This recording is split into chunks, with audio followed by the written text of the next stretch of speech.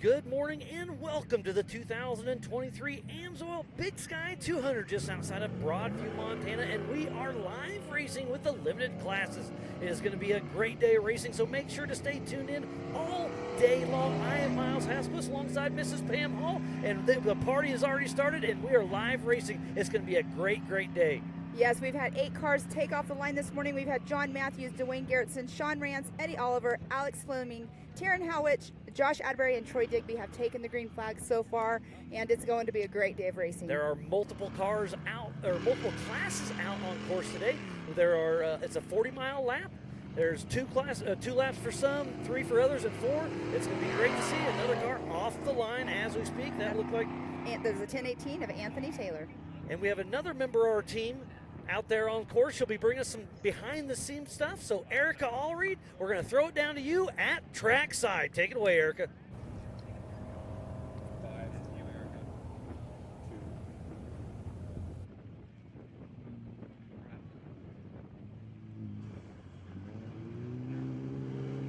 2. To catch up with some of the drivers earlier, and they said it is absolutely crucial that they do not overdrive their cars, because if there's anything that we learned from yesterday's racing, it's that this course can be incredibly deceiving and can eat up cars if drivers are not careful and cautious, guys. Thank you, Erica. It sounds like Matthew Weiss, number 55, just took off. Yes, and Jesse Bennett took off right before him, but we are live racing. It's a great day out here so far. It's a little bit chilly this morning, but you can see that amazing start line right there. There's Troy Digby right there making his way through. This track is so much fun. Troy came all the way from Louisiana to come race with us this weekend. And he sold his co-driver seat for gas money to come up here and go racing. Exactly. That was super cool. Drivers do that sometimes, and it helps out with the race program. So these 1600s that'll be starting at the back of the pack do 2 laps. The stock and 46 do 3 laps. All other classes do 4 laps today. So the first of the Yellowstone Off-Road Racing Series is the 844 of Shelby McDonald, with Allie McDonald riding shotgun in that old school Bronco out of Flowey, Montana, with Inland Truck Parts, ProFab Motorsports, Electric City Brake, and McDonald Farms.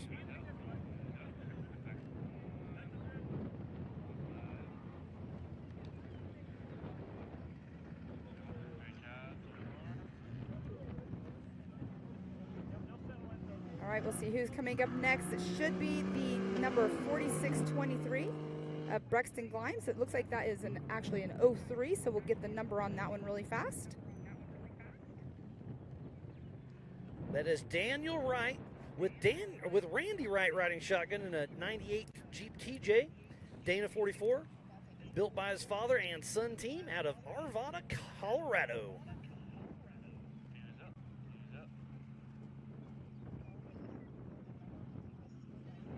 There's the Rocky Mountain Speed and Fat Jump. That's Matthew Weiss floating over that jump. Yesterday we were seeing the UTVs. They were driving so fast down that. They were definitely hauling the Mel over it. Later on we'll be seeing the 4400s doing the same thing as well. We are right now about 12 cars off the line so far this morning for our 4500 Yukon Gear and Axle Modified class and our 4600 Spider Track Stock class. Yeah, multiple classes racing this morning. That looks like it's the 4623 of John Williams, and it is. John Williams out of Murray, Utah, with Active Air out on course. And like you said, Pam, we have multiple classes out on course. We have the 4500 Yukon Gear and Axle Modified class, the 4600 Spider Track Stock class with Ultra4USA, and then the Yellowstone Off-Road has their comp, their stock, and their 1600 buggies. Combining the classes with their series and our series, it's been awesome out here this weekend. So many people have been having so much fun out there, and that will be the 870, which will be also in our class. That is Zach Albert with Elise Herman riding shotgun in a 1988 Chevrolet Blazer out of Blunt, South Dakota, with Pierre Sports Center, Blackhawk Marine, and his dad helping him get through this racetrack.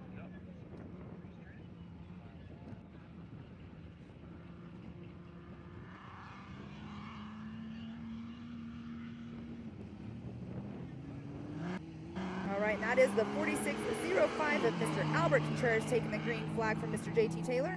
He is one of our MAO ambassadors with his son Tristan riding shotgun out of Compton, California with Jeep Thrills Off-Road. He's in a Jeep JL factory engine and transmission, Atlas, King Shocks, Raceline wheels, Mickey Thompson, and Mastercraft.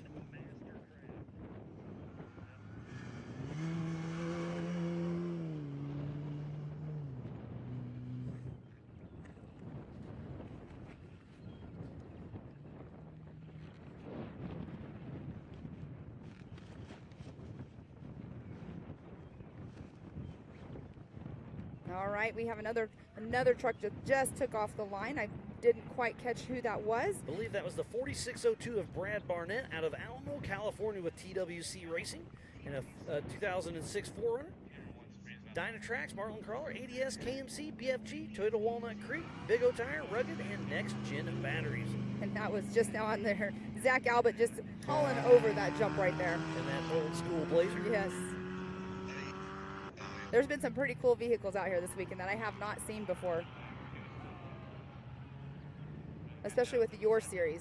Yeah, that old Dodge Ram. Because remember, we've teamed up with Yellowstone Off-Road Racing and Ultra4USA for the 2023 Amsoil Big Sky 200.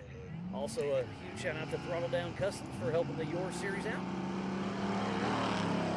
That is the 816 of Charlie Shaw that just took the green flag. With Arlo Shaw riding shotgun in a Chevrolet 1500 out of Billings, Montana with Big Sky Off-Road, Inland Truck Parts, Junk in the Yard Racing, Big T's Barbecue.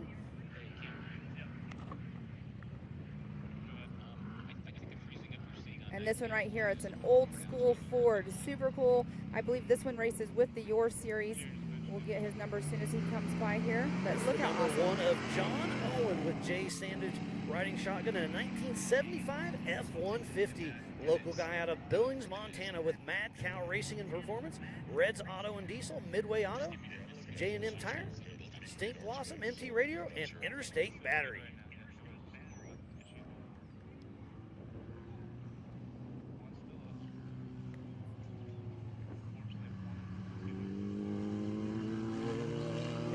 It's going to be interesting to see how that shakes out. There's a great shot of John Rance and that brand new Bronco with Andrew Anderson riding shotgun out of Farmington, New Mexico with Mud Nut Racing. I don't know which one, there's no sticker on it.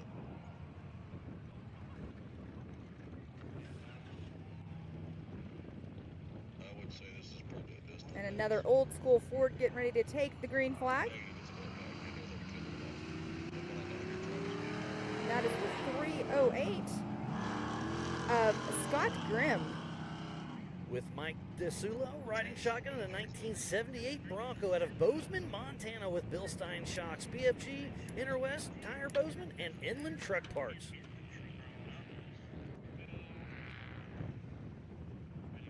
Hey, never mind, it's maybe because I'm only wearing one ear. Looks like we have another old school Bronco getting ready to come on up here. And that is the 100 of Eric Hahn in a 1969 Bronco out of Wickenburg, Arizona with Queen Creek Off-Road, Rock Howard Off-Road, and Color Tire. Part of the truck sportsman class with the Yellowstone Off-Road Series.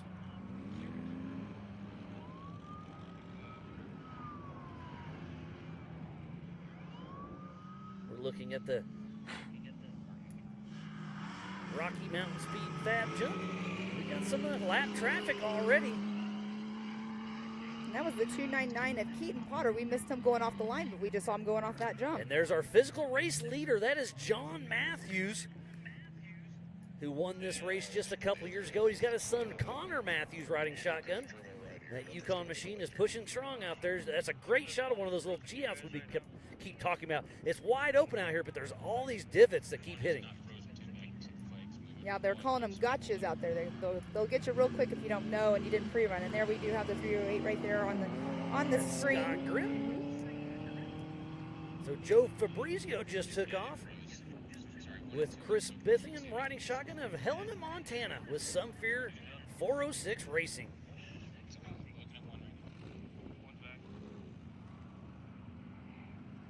There's Dwayne Garrettson, the Ricky Bobby of Ultra 4, number 26. He's got his buddy Jeremy Tipton riding shotgun with him. Come get you some off-road. And there we have the 46 of Gory Parks just took the green flag. With Kenny Todd riding shotgun in a 1994 Jeep XJ up from Canada with Dozer Constructions.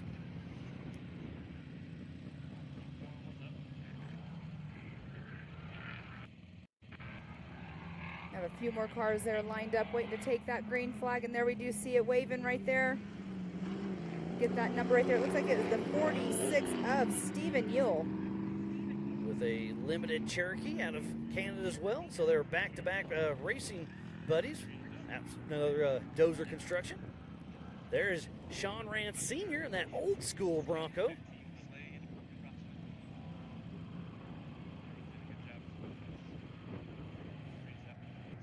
That corner right there is just getting more and more banked, more and more worn in. And we have another one taking the green flag. That's an old school Toyota right there. The 4599 of Joe Mecher. Joe Smash Miker with Nate Carlson riding shotgun out of Arvada, Colorado with J Mach 1 in a 1987 Toyota. Diamond Axles, Rat Flow Maxes, Pro Comp Optima, and Yoda Gems.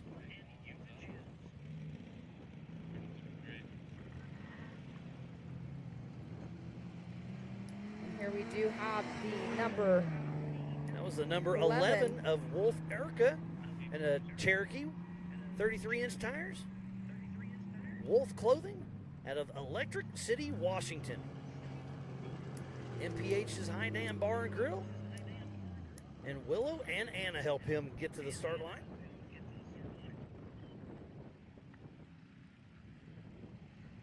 All right, and there we do have Mr. Mick Henson in the 4619 taking the green flag. Fresh off his win from Rush, Kentucky with Chris Armstrong riding shotgun out of Tahlequah, Oklahoma with Rusty Nail Racing. He's in a 1985 Toyota SR5 DOA racing engine, Diamond Axles, Warren Factor 55, and a Yukon. You can already see right there, there's dust out there, but we do have a breeze. It just has switched directions today. And there's a great shot right there. I can't make out that number. I believe that's Eddie. Eddie Oliver with Fueled Racing. I love that little section. We keep talking about how it's smooth and fast looking, but there's a lot of gotcha. There's Joe Mecher making it up and over the Rocky Mountains, speed and fab. Jump.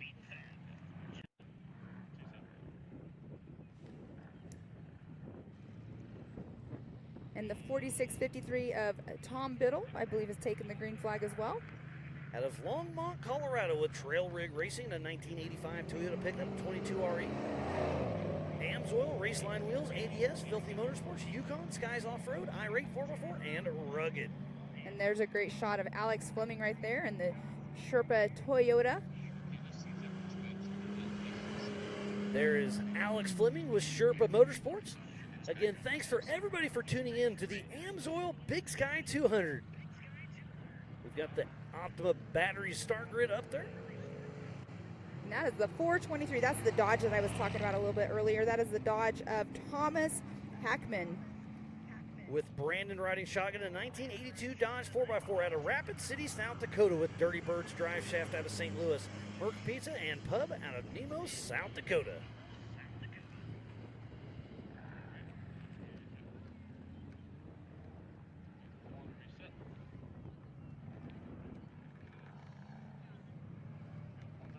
What a great morning it has been. We've got an old thing taking off right now. That is the 511 of Lyle Hogue. With Larry Hogue riding shotgun in a 1973 VW Thing out of Mandan, North Dakota.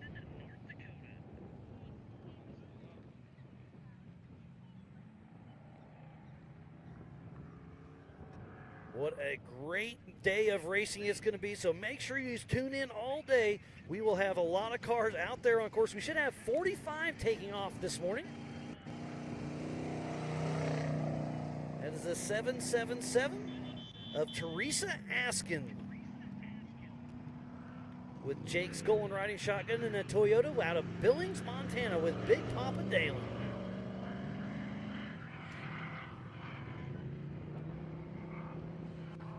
We have multiple classes racing at the same time with Ultra4USA and Yellowstone Off-Road Racing. There's 5 different classes racing all at the same time. That is the 43X in the stock class of Caden Nunn. With Valentine Nooks riding shotgun in a 1969 F100 out of Shepherd, Montana with Dark Horse Customs, Divine Realty, Pressure Washing, Mad Cow Racing and Performance, Mom and Dad. Helping them all get out there. There's Troy Digby, as we were just talking about him a little bit ago. We've got multiple stick cameras, multiple drones, trying to give you the most coverage we can out here on this 10,000-acre ranch. Thanks to Warren Ketchum for letting us come out here and play on your ranch. And that is the 4653 of Tom Biddle. I thought he took off the line earlier, but there he is just now taking the green flag. And there's the VW thing, still trucking along. Lyle Hogue making it up and over the Rocky Mountain Speed and Fab jump. There's a great video I saw that was shared yesterday of Paul Wolf hitting this jump and completely skying out, getting right around 100 feet jump, I believe. And that was in his Can-Am. Can you imagine what they're going to do today in the 4400 Unlimited class? They're going to be going well over, probably about 90 miles an hour, possibly 89 miles per hour taking that jump.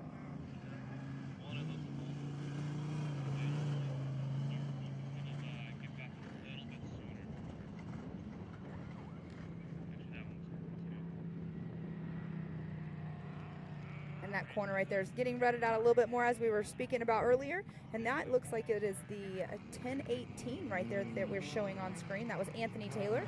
And here's a 1600 car taking off the line.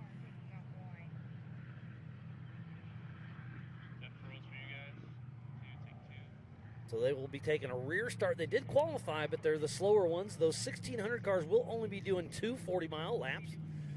The stock classes will be doing 3 laps, and then the modified classes will be doing 4 laps. And also with the 1600s, we were talking about it yesterday, they are the only ones that do have an alternate line on the race course. It's one area where you definitely need to make sure you have four-wheel drive, and obviously they are not four-wheel drive vehicles. To take the left-hand turn, they'll be going straight on after they come out of a fast area.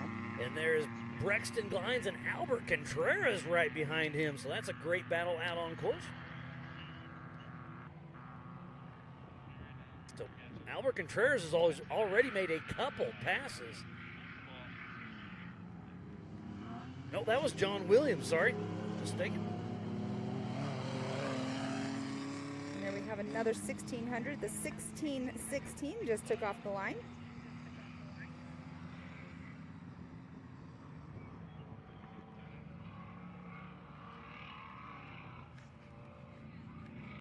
That is Matt Rowe and Andy Rowe out of Valley City, North Dakota.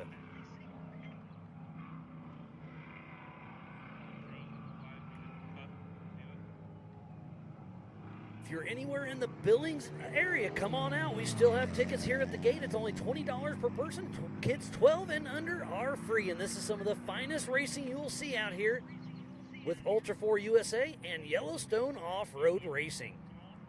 We have the 4500 Yukon Gear and Axle Modified class with John Matthews, physical leader, out front, and then the 4600 Spider Track stock class with Alex Fleming out front. There's another 1600 car running strong.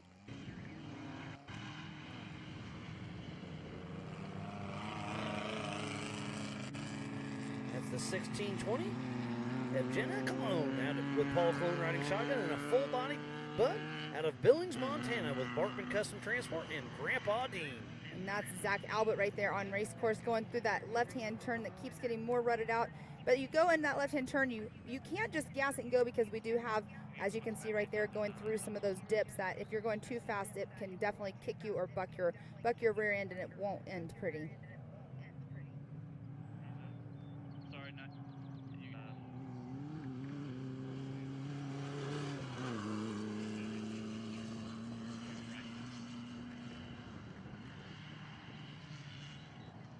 If you are just tuning in, this is the 2023 Amsoil Big Sky 200 at just outside of Broadview, Montana, and a beautiful private 10,000-acre ranch owned by Warren Ketchum, located just north of Billings, just outside of Broadview, Montana.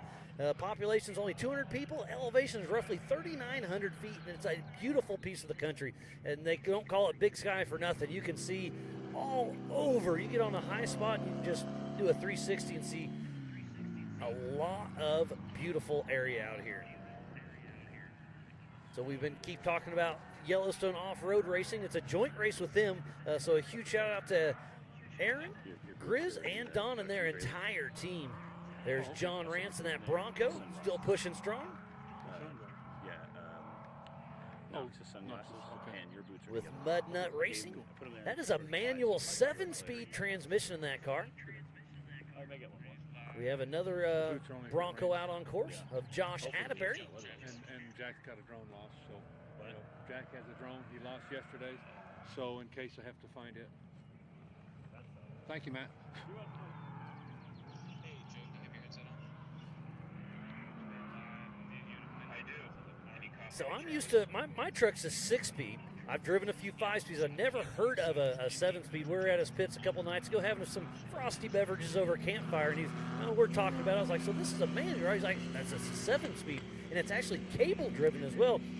So during qualifying, he had an issue with that. He was, ramming through the gears, and he missed a gear, and he overrevved it. It went into limp mode during qualifying. So it just goes to show you, you just can't mash the gas and let it happen. You have to be a little smooth. And he laughed about it and said, yeah, I missed a shift. It cost me some time in qualifying. But they did take off in 30-second increments. This race is on adjusted time.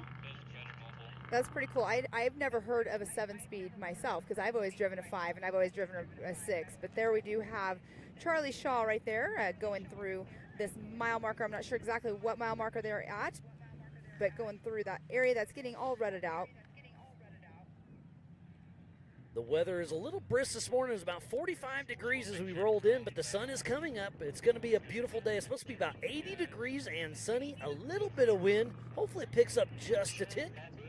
And Because go ahead. the wind is a racer's friend. Did I hear rumor that we might have storms later on? There's a 30% chance of rain, so you never know. We're up here to Montana, and it can change in a heartbeat, that's for sure. But right now, it is absolutely gorgeous. As Charlie Shaw just went through one of those really deep ditches out there that you have to make sure you check up on. He's going through another one right now. It's really cool to be able to see the terrain that they're going through. The way the camera angles are, it's really showing the direction of the course and the terrain that they are going through. The dips, they'll be going through the rocks. We do have those ledges later on. The Scotts Bluff and everything is pretty cool out here. All the different areas that they're going through. And you wouldn't know it just by looking. We were talking about this yesterday. If you're standing on the bluff over here watching the race, it looks like it's just rolling hills out there, but there are some beautiful canyons that they actually have that we don't see from up here, but they enter them into the race course, and it's absolutely gorgeous. Yeah, it's amazing the different terrain we actually do have out here. Like you're saying, if you just get up on a bluff and look out, it just looks like rolling hills forever, but you can see right there's a G out. He had to completely slow down to 5 miles an hour, but later on this afternoon with the unlimited suspension, they'll be cruising through this section at 60 plus miles an hour. It just goes to show you the differences between these comp mods and the pro stocks, and the 4600 Spider Track stock class, the 4500 Yukon gear and axle modified cars.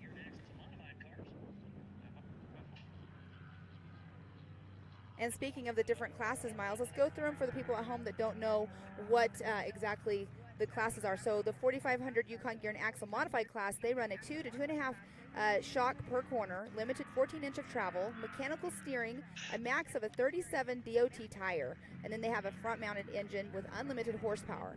And then the 4600 Spider Track stock class has to have a stock OEM frame. Wheelbase must stay within 3 inches. Factory engine, but may be replaced with anything with the same year, make, and model.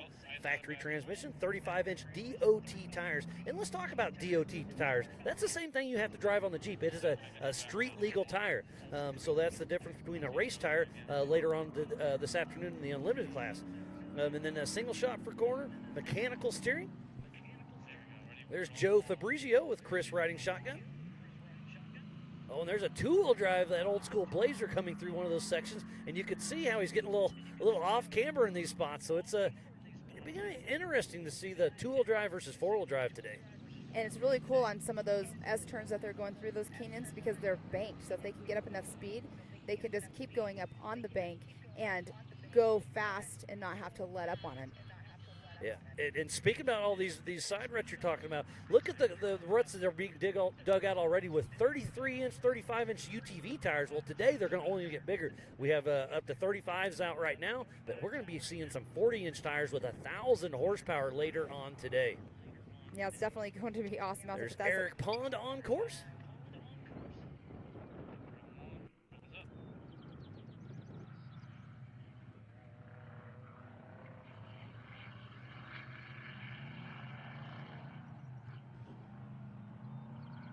That is Brad Barnett as we speak with TWC Racing in that Toyota 4Runner. Another little step down.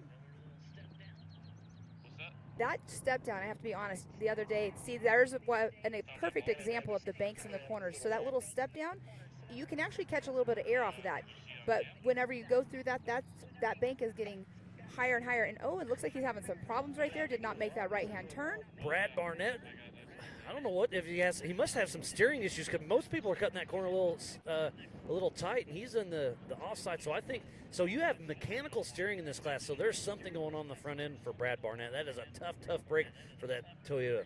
There's Mick Henson with Rusty Nail Racing. So attrition is already starting to set in. The stock class cars will be doing 3 laps, 40 miles per lap. So 120 miles for the stock classes. The 1600 will be doing 2 laps.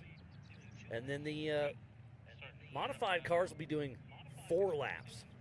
At 1 p.m. we'll kick off the Unlimited. They'll be doing 5 laps.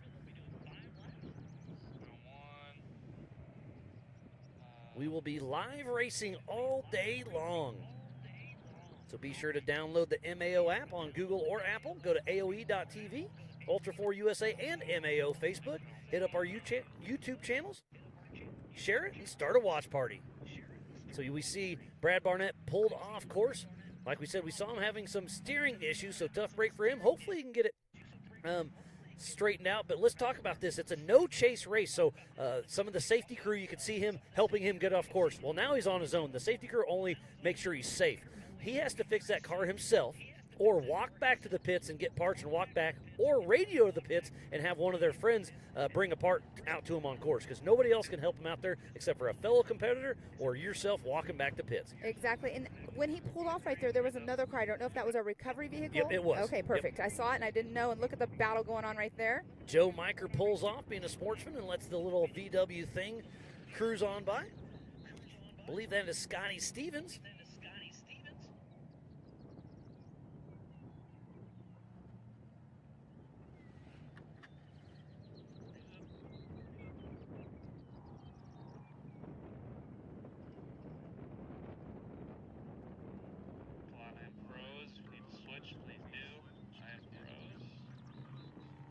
We have a remote pit at 26, race mile 26, and then we have obviously the Amsoil hot pits here just after the race line finish line.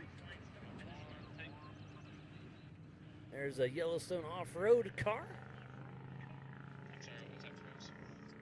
And you can see definitely how tight that turn is, but look at how rutted out it's getting. We keep saying that, and it's going to get worse and worse throughout the day. But that is that little canyon right there that has the fun bank that a lot of people are saying how fun that is, and you can see it getting worn in. But you do have a lot of those little gotchas going on, but you can get into the high speed right here, and then you have to let up again because you can see that you're going to drop into basically a wash right there. This is super tight and technical for being so wide open and beautiful out here. So Brad Barnett still pulled off. And that's one of those old F100s coming through. And there's a gate. So this is a working ranch. So the cows are out here. We've got them put up in a pen right now. But there's a lot of gates out here you have to slow down for. They are marked on the GPS. Most everybody out here is running a GPS. There's the one in the center is a recovery vehicle. Yeah, I was a little nervous there for a minute, but there we have Mick Henson out in front. He's making a little bit of distance there, but coming off his win from Rush, like you were saying, and it's exciting to see him out here all the way in Montana.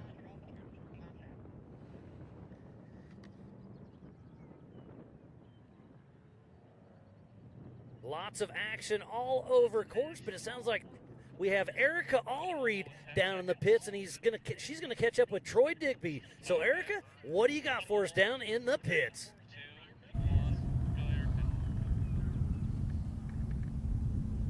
10, 5, 2, 1, go. Thanks, guys. Coming off a tough finish in our previous round, Troy Digby said that he is looking for some redemption and a podium finish here today. He said that they swapped in a new engine specifically for this race in hopes that they worked out all of the bugs. He said that he wants to show and prove what that Jeep is capable of doing here today, and I think he's in a good position to do so.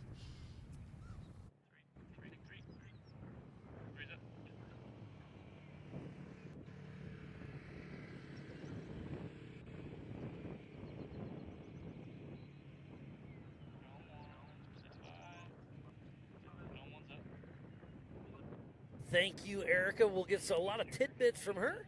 She's going to catch up with whoever she can out on course as she sees fit. So lots of attrition setting in already, lots of racing. We have 45 cars that took the green light. We'll see how many can keep on keeping on. If you're just tuning in, this is the Amsoil Big Sky 200 with Ultra4USA and the Throttle Down Customs Big Sky 200 for Yellowstone off-road racing. We have 5 different classes racing at the same time. For your timing, go to yorr.livemotorsports.com. If you want to go to the Ultra 4 timing, go to live.ultra4racing.com for that. For the same timing we have here at the Amsoil broadcast desk.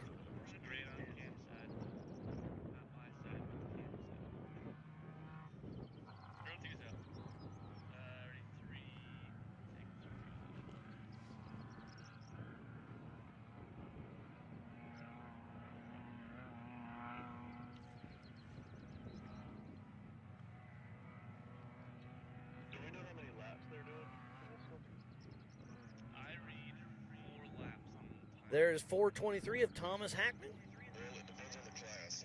One class. Lots of racing. And look how dug out those are getting. So he comes in that super big berm and just takes a little bicycle. That's Brad Barnett pulling further off course. So he definitely has an issue. Tough break for him. We'll see if we can get it figured out. There's some part of our camera crew out there bringing you some of the best racing action we can. And look at the scenery there, Pam. That's one of those valleys you were talking about. It's absolutely beautiful. Yeah, it's absolutely beautiful out here, like you just said. I was really amazed going out on the race course because I only did first 27 miles day 1. Day 2, I did the whole entire course, and seeing what is out there even farther is absolutely beautiful. But right now we have shadows because the sun's not all the way up. It's still early.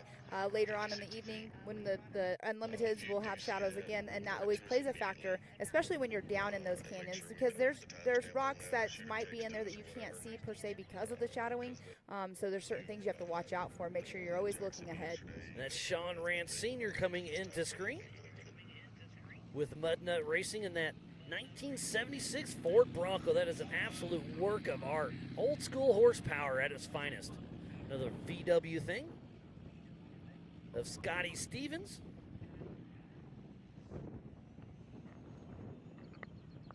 Remember, we have 2-wheel drive vehicles like this on screen and then 4-wheel drives as well. So it's pretty interesting to see this.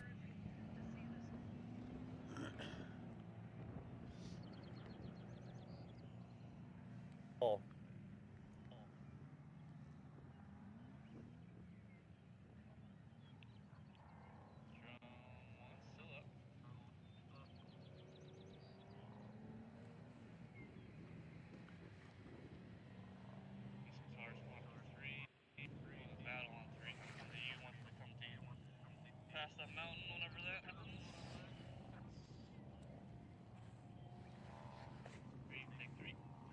There's a 1600 car.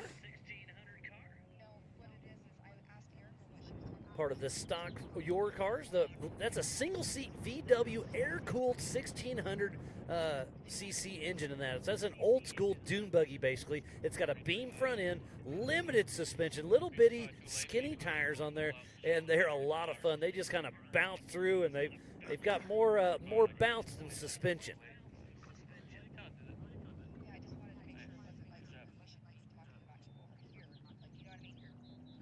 Thank you again to Speed Sport, our official broadcast partner.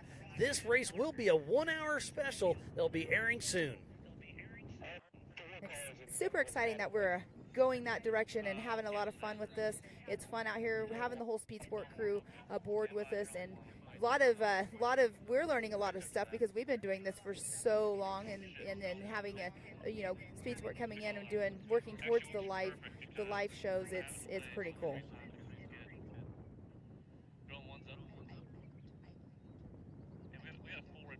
Miles, look at the 4-car battle going through that canyon right there. And the other day we were talking about in the drivers meeting, Grizz and them were saying, be patient. You'll get an area where you'll be able to pass. But right now there's 4 cars. Mick Henson is one of them. The Thing is in there. 4 cars going through that canyon. And remember, they took off in 30-second increments. So there he goes. So that's a class act right there. Mick Henson goes for the pass. Now is it going to be that little Toyota only has a 22 RE 4-cylinder in it, and the big old 4 behind him's got horsepower. So are they going to be able to catch him or not? And the little Jeep there only let Mick by. Does he know he doesn't know there's a whole bunch of there. And there is action all over the course, but lots of racing yet to come. We have one of our own, Erica Allred, down there catching up with one of our unlimited racers, Bailey Campbell, down in the pits. Erica, take it away. Stand by. Go, Erica. Yeah. 5, 2, 1, go. Thanks, guys. Joining me is 4,400 Unlimited driver Bailey Campbell.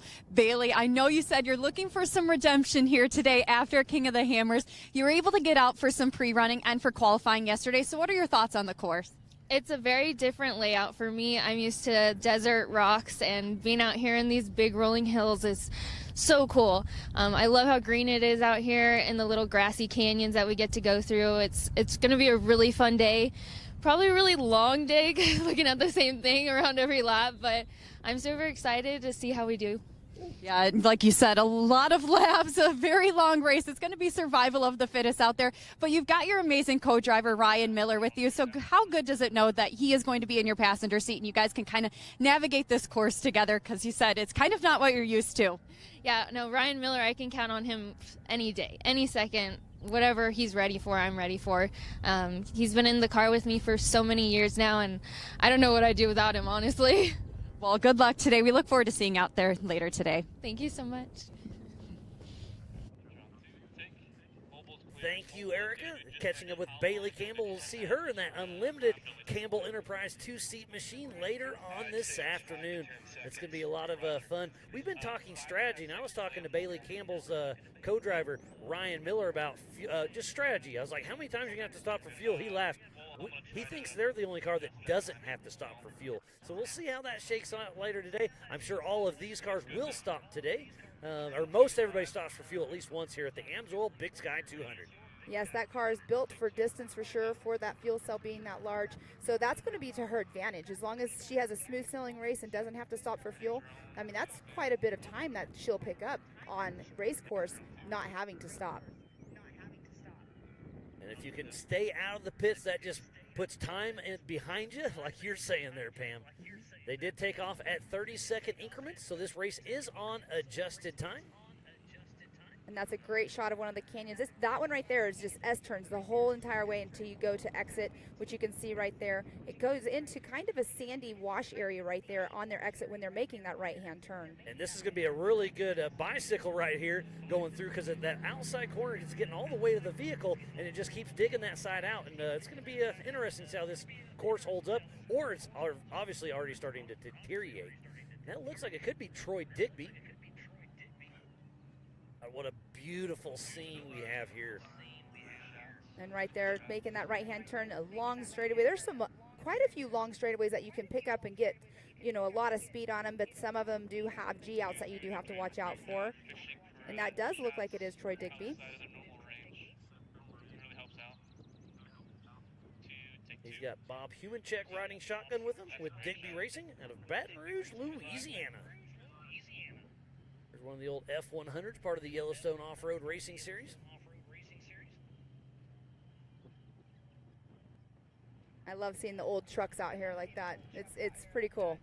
And Mick Henson, though, I have to say he's my favorite. He's my favorite stock class because that old Toyota, it just keeps on trucking. Yeah, it's got all the body damage on it. It's been beaten and battered, but he keeps trucking along with it. He works on Toyotas at home, so he always has spare parts to keep it rolling. And that's a great shot right there. We can see different sides of the race course. Look at how many different shots we have from that drone. We have one on the right-hand side going down into a canyon, right here down in the bottom middle, and then we have one at the top. Super cool to see all the different areas just from that one drone footage. And that kind of gives you a little depth perception on how spread out this track really is. Right now, this car is going to take a right and head up Scotts Bluff. That's where we were showing yesterday with the UTVs. And towards the top, there's a shelf rock that's really starting to get exposed. So you have to hit the gas hard at the bottom, but then check up to the top, because I think you could really damage the front end or break a wheel. Right now is where he's hitting. You have to check up a little bit. You can and see then, it. yep. Sorry. Oh, You all can see it good. kick it up.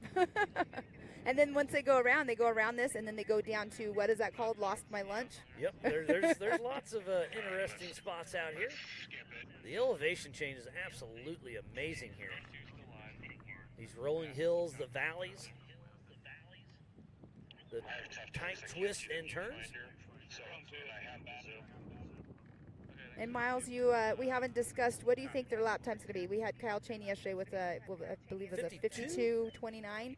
These guys, I'm going to say these guys. I'm going to guess before you, because I'm going to be completely wrong. I'm going to be like hour 30. Oh no, we'll be an hour. I'm going to say an hour 7 for Okay. some of the 4,500 cars. Okay. I believe so. I say shy of 100 or an hour and 10 minutes for the fast guys. Dwayne Garrettson, John Matthews. We got a couple really fast 4,500 cars out there. Sean Rance Sr.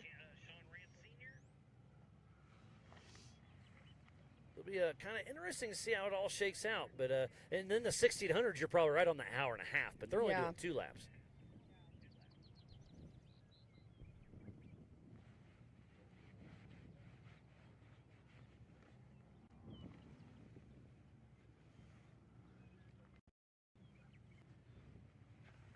This is a joint race with Yellowstone Off-Road Racing here at the Old Cow Pine Motor Speedway here in Yellowstone County, just outside of Broadview, Montana.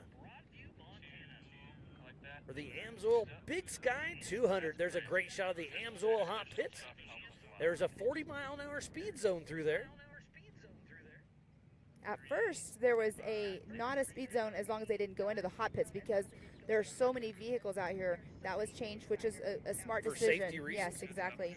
Because it's always safety first. But right here we have this old school bug. Getting a little bit sideways. He's a little bit out of the line, but he's trying to not be in that dip. Yeah, and the ruts, because the yep. ruts, what it is, it's going to scrape the whole entire bottom belly of his car.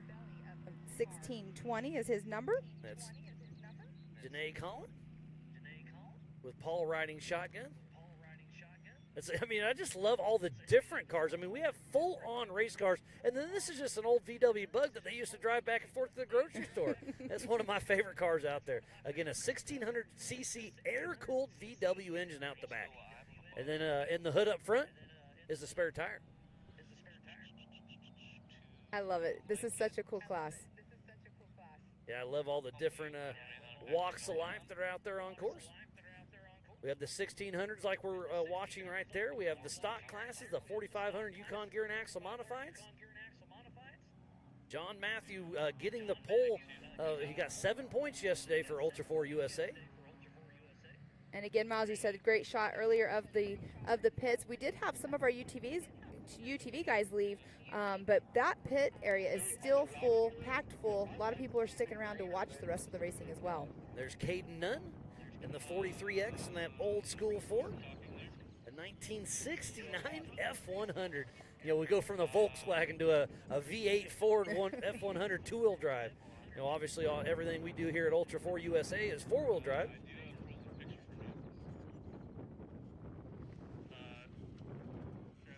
And I've got a visual on Brad Barnett has pulled off the race course. So he had an issue out there with his steering, it looked like. Maybe we can see if Eric can catch up with him later on. But Brad Barnett is out of the race. Tough break. Hate seeing that.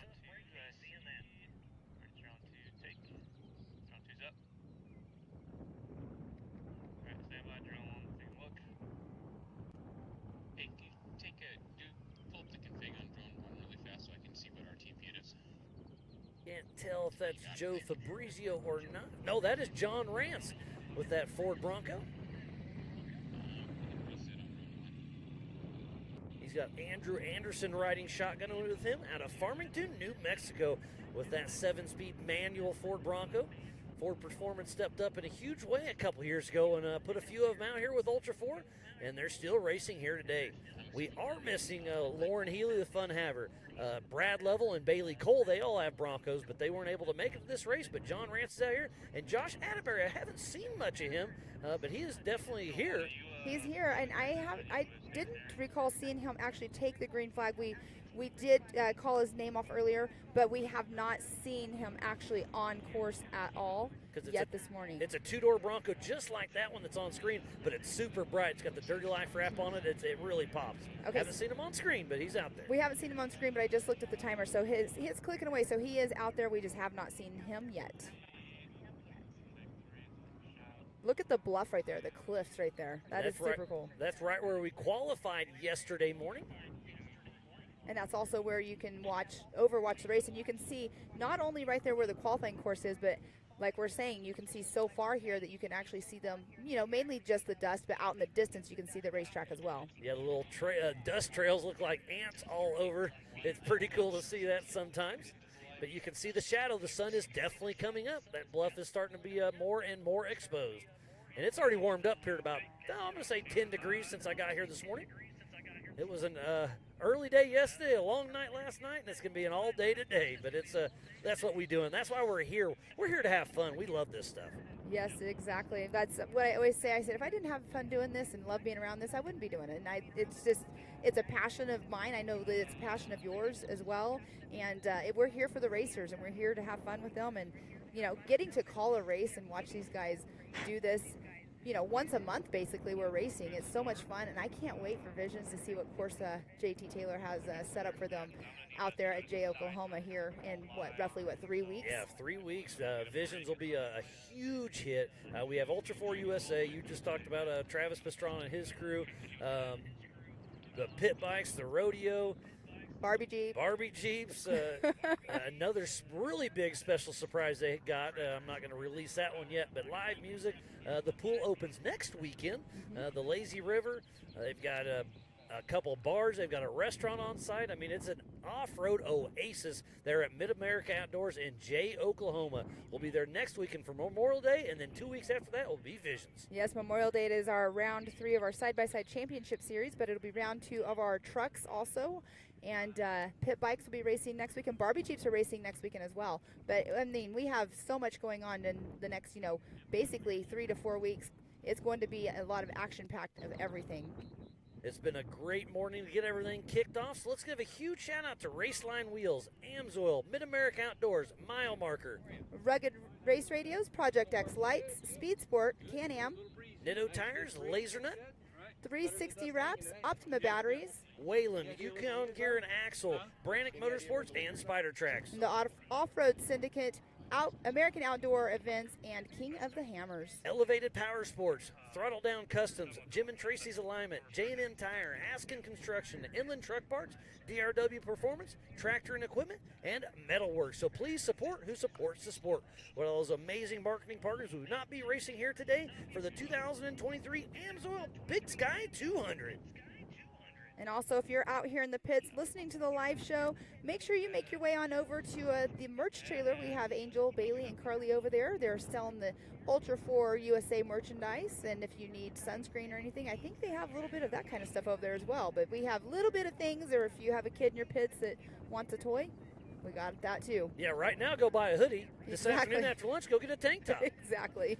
I'm getting a little chatter through my Rugged Race Radios. Number 777 of Teresa Aikens is out of the race, so tough break for her.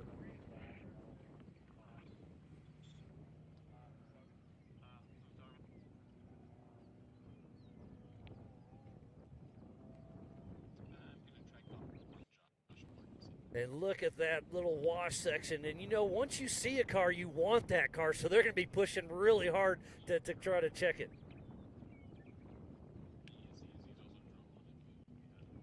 And it's called chasing the dust. So once you Yep. see that dust, what do? You throttle down as much as you And can. that can get you in Yes, it trouble can. from time to time, and the dust is going to be thick. Right now, I do think the dew was out here overnight when I was walking through the grass. Shoes got a little bit of wet, so that helped with the course just a tick. But I think as the day goes on, the sun comes up, it's going to be dustier and dustier. And as the afternoon goes on, they're going to get faster and faster. Exactly. Faster and faster, more ruts, more sand, more dust, more fun for those guys because right now they're out in the pits. We do have some teams that are racing later on that are out in the pits helping other teams that are out on race course right now. We were talking with Jaron Gunter yesterday. He actually is racing later on this afternoon, but he's out pitting right now for another team. And what it is, you might come to a race with a skeleton crew and you might need some help. So you team up with another team when they're not in the race at the same time usually. And it's all about teamwork with everybody out here. And it's one big family in this off-road community.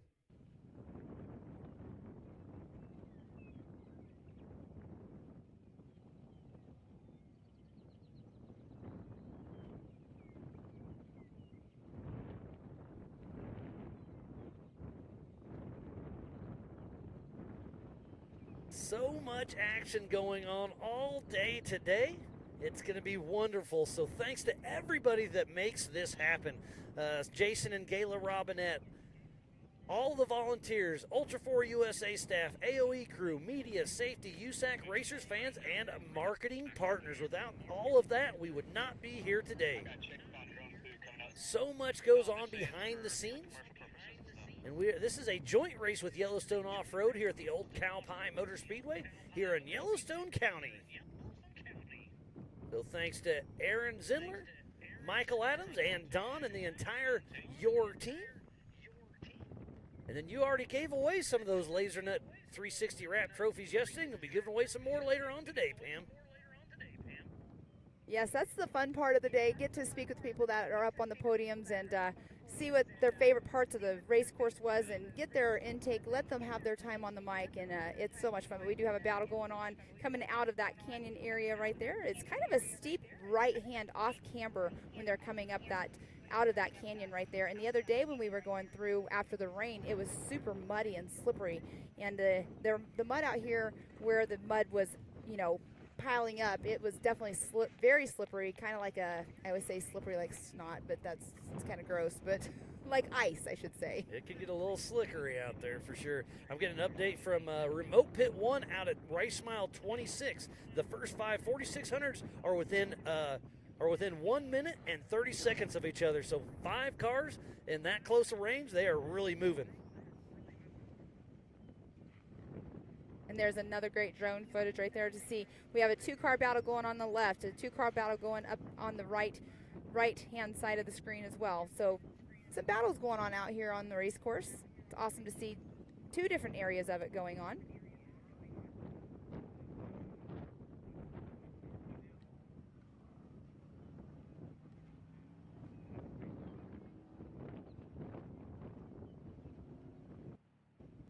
You got another pass going on, and this is a great scene. You can see 3 different areas of the track. You got a pass that happened in the bottom screen on the right.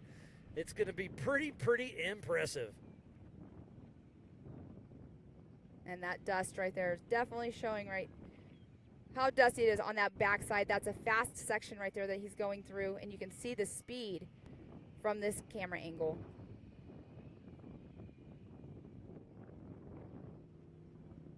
And getting an update from Mr. J.T. Taylor, our race director, John Matthews is coming into the hayfield in first place with a big gap between him and second. So John Matthews, who has won this race before, has a commanding lead right now.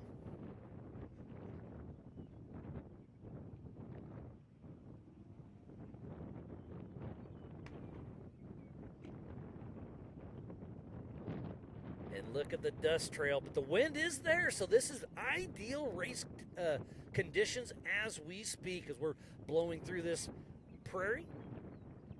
See the ruts on that corner getting blown out. They're cutting the corner just a little bit. This is a private ranch, so you have to stay within 20 feet each side of center line of course, so it's, basically stay on course other than a pass. And these corners, if the rut is getting a little bad, obviously you can cut the corner a little bit, but stay within that 20-foot mark and keep this place nice. Because, again, a special thanks to Warren Ketchum for letting us come out here and play on his 10,000-acre ranch out in the middle of nowhere outside of Broadview, Montana. Right, and when you're out on private land or any land, it's all about respecting the land as well. So keeping within that certain distance. It's basically, a car and a half length out is roughly that they can go. Yeah, try to keep everything running smooth. Exactly.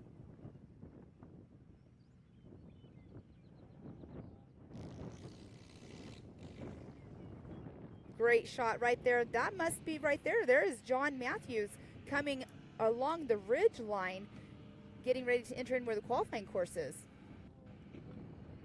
There's our physical race leader, John Matthews, and his son, Connor Matthews, coming through. And he's coming right in that qualifying section. So he'll be hitting the Yukon launch here very soon. So John Matthews physically out front. That car looks like it's in great, great shape. So he started first off the line this morning, has stayed out front, and he is hauling the Mel, launching off the Yukon launch just now. He'll take this left-hand sweeper. John Matthews out of Auburn, Washington with Off-Track Motorsports. Really pushing strong. I love the headlights on the front of that. He keeps them on. Even during the daylight, you can kind of tell them apart as it hits the Brannick bump. But that Yukon machine showing off that Comp Cam's horsepower. You went right there where I was getting ready to go with the headlights, and that's how exactly, it's good that some people do run a certain marker on their car that makes us exactly see who they are. We've already paid out quite a bit of money yesterday. We're going to give out $56,000 out here in Broadview, Montana to all of our Ultra4 USA racers. We got the fastest lap that Kyle Chaney took yesterday with that 52. Who's going to take it today? I don't know. We were talking about that last night, and I'm just wondering if it's going to hold because he is super fast. I mean, he definitely shows that. But at Rush, Kentucky, he had the fastest lap out at Rush, Kentucky. So of the whole entire weekend. So it's like, is he going to hold it here again in Montana? And our physical race leader, John Matthews, crossing the race line wheel, start finish, heading out for lap 2 of 4. The car still looks great. He's heading towards the Amsoil hot pits. We'll see if he stops or not. Looks like that's Mick Henson in the center of your screen coming through that little valley.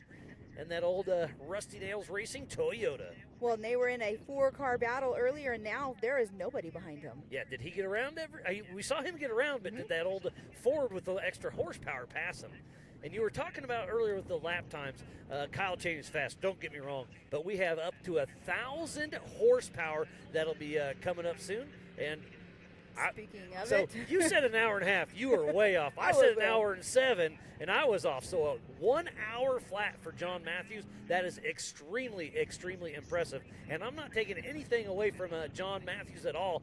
But I think we're going to be right around that. Kyle Chaney's fast time, it's going to be hard to beat. It is going to be hard to beat for sure. And when I was thinking the hour and a half, I wasn't even thinking about the 4500s having the extra horsepower and everything.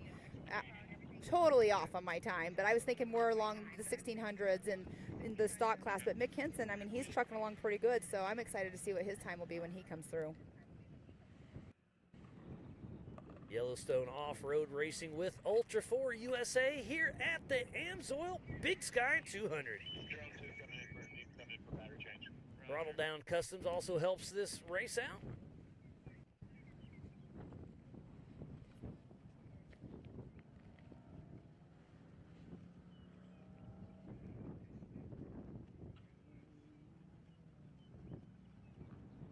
There's another great shot of number 2. That could be Dwayne Garrettson coming to screen. So that shows you what kind of lead John Matthews has. We're coming in towards that bottom of the ridge into qualifying. That flag right in the center of the screen is where they cut the course short for qualifying yesterday morning. Kind of give you a little reference of where they are on course. And look at that. It's off camber, lots of little, it's not whoops, it's just kind of a non-rhythm section. I call them floaters. Those are kind of like floaters because they have the horsepower. And Dwayne Garrettson started in that second position. I believe that will be him. But they're like floater whoops. So they're not the kind that are going to kick your rear end around, but you can keep up your speed quite a bit on those kind of that kind of whoop section. That is not That Dwayne is Garrettson. not. That is Sean Rance Sr. in that old school Bronco. So did the camera miss Dwayne, or did Dwayne have an issue? I'm not sure. We'll keep an eye on our timing. Yeah, we have not seen Dwayne Garrettson come through the start finish. So, and I don't hear that motor power, but I do hear some that probably will be Sean Rance, which started in that number 3 position this morning. And Sean Rance going through that long left-hand sweeper, getting ready to go over the Brannick bump. So we have Sean Rance out on course and his son John Rance out on course. We got old school Bronco and new school Bronco. I love seeing that. And they bring their whole family out here in the pits. They're having fun. They are actually teaming up with the Campbells. So Ryan Miller and Bailey Campbell are pitting for the Rance. And then later on today, the Rance are going to be pitting for the Campbells. And it's just another great thing about Ultra4 USA and Yellowstone Off-Road that in the Amsoil hot pits is going to be busy today, and everybody's going to be all hands on deck. And I'm getting radio on a little chatter through my rugged race radio. John Matthews is in the Amsoil hot pits as we speak. You can barely see him at the far end, but John Matthews is in the pits. When he came through, he was hauling, so hopefully it's just for fuel. But man, if that's still him, he's been there longer than I anticipated. Yeah, that is unfortunate. Maybe he's just doing a walk around, but when he was coming through, he looked really good. But look, Sean Rance is coming through the finish line right now, getting lap number 2. So will he stop, or is he going to keep on going? And Pam, that is Sean Rance, so we do not see Dwayne Garrettson on our timer. So where is Dwayne Garrettson? That is definitely not him as well, coming through in that physical 3rd spot. Is that Eddie Oliver? Yeah, good call. He's a new racer at Ultra4, so I got to do a little more homework and start remembering who's who on this. But Miles, John Matthews in the pits right now with a 1 minute, 10 second lap. Sean Rance is in there. He had a 1:03.17, but does Sean stop or not? And that was Taryn Howlwich, another new racer for the 4500 Yukon Garrett Axle Modified class. So where's Alex Fleming? Where's Eddie Oliver? Where is Dwayne Garrettson? We did see Dwayne earlier on today. So second place is now physical out front. So Sean Rance gets around John Matthews. So Sean's going into the pits, but John is back on course. You can see his red lights on the race course. So I'm wondering what's going on, why they're stopping. So maybe we can get Erica over there. Very, very possible for fuel. We'll see what's happening. They're checking tires, making sure everything's going on. You know, sometimes they come through just to do a little walk around, but they're super close in time right there. But Taryn Howlwich just came through, and he clicked off a 1:03.04, so he has uncorrected time in that second position over Sean Rance. And John Matthews, as you can see him hitting the Rocky Mountain Speed and Fab launch. So he is physically out front once again. And John Rance is right behind him, so on adjusted time, I think Sean Rance does have him. Wow, that was a great shot. So John Matthews had the fastest lap, but he was in the pits longer. So now on adjusted time, it is Sean Rance, even though it's not showing on the timer, but you can physically see it out there. They took off in 30-second increments, and Sean Rance took off a minute behind John Matthews. So if he can see him, he's got him on time. What a great race. It's fun to see how the drama plays out there in the Amsoil hot pits. Red headlights, I believe, is one. This is Cam 4, I got a battle. There is Taryn coming through, blowing by the Amsoil hot pits. So I don't think Taryn stopped at all. And if Taryn didn't stop at all, he's actually right now on corrected time in that second position. There is Brexton Glines and Alex Fleming. Those are both 4600 Spider Track stock class cars. So Brexton Glines getting around Alex Fleming, who is the leader in the 4600 Spider Track stock class. Remember, there's 5 different races going on at the same time, so we are going to do our absolute best to keep you honest, but it's going to be a tough one to call, but it's going to be a great one to watch. Look at the dust. It is definitely starting to set in. The wind is blowing. You can see the flags moving just a little bit, but look out there on course. The course is starting to turn into talcum powder in some of those spots. Yeah, it's like more of a silty, and that right there is not fun to be driving through. But hopefully the wind will pick up just a little bit for these drivers so they can pick up their speed a little bit more and go faster. But right there, you have 3 cars basically within that dust area, and it is not fun and hard to see for sure whenever you're stuck behind somebody in dust. And that is coming into the qualifier from yesterday. This is the bottom of the bluff, and this is where you kind of drive into this ranch. On the top of that, there's a nice little road. What a great race we have on our hands. They took off. We had a lot. How many cars we got out there, Pam? I believe we have, 45 cars out on course? We have 20 Ultra 4 cars out on course, and we have 23 46 cars out on course. There's Albert Contreras trying to chase down some dust. Albert Contreras came all the way from Compton, California with Jeep Thrills Off-Road. He always brings his whole family out and having a great time racing with Ultra4USA. Albert Contreras is one of our new Mid-America Outdoors ambassadors. And look at the rocks. From the high and wide, you can't see it, but this gives you a perfect example of what Pam and I keep talking about. It's just beautiful. You're in these little valleys. There's rocks. When we were marking course, we kicked up some deer, some antelope, seen a couple rattlesnakes, some bunnies. I mean, there's a lot of stuff out here. Yeah, it's definitely beautiful. We were out other day getting some footage for the live show as well, and there was a pack of about 8, I think it was 8 or 9 antelope. It was super cool. But look at Albert Contreras right now. He's on the tail, but there's nowhere he could pass because that was actually in a canyon. So if he can stay on his bumper, get into an open area and get past him, that's the 1018 of Anthony Taylor that is in front of Albert Contreras. Anthony Ice Cream Taylor with Jeremy Hicks riding shotgun. Oh, and there we are. That's Josh Atterbury. Yes. We've talked about him. I haven't seen him till just now, but he just crossed the race line wheels. Start finish heading out for lap 2 but of 3. But he does have a great pace at a 106.54, so he's not doing too shabby. We just haven't seen him on screen yet until just now. So let's talk about that, Pam. John Matthews in a 4500 Yukon Gear and Axle modified class with more shocks, more suspension, and Josh Atterbury's in that 4600 Spider Track stock class. So stock 4-cylinder versus high horsepower V8. He's only 6 minutes off. Josh Atterbury has a great race under his belt right now.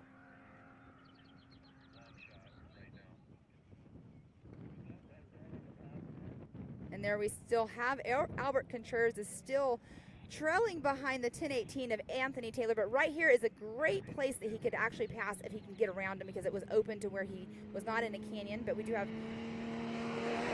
didn't catch that number, that just went through, but we're back on the battle right there. But Albert is in that dust. You cannot see very well in the dust, but he's trying to keep as close as he can to the bumper because that's what you can do. It makes you be able to see out front farther ahead the closer you stay to the car in front of you. And Albert Contreras is all over Anthony Taylor. Anthony Taylor part of the 4500 class, and Albert Contreras in the stock class. So Albert Contreras has a great race. He gives him the horn, a little too, and class active Anthony Taylor lets him go. And Albert Contreras on the gas. Back to Josh Atterbury coming over the Rocky Mountain Speed and Fab launch.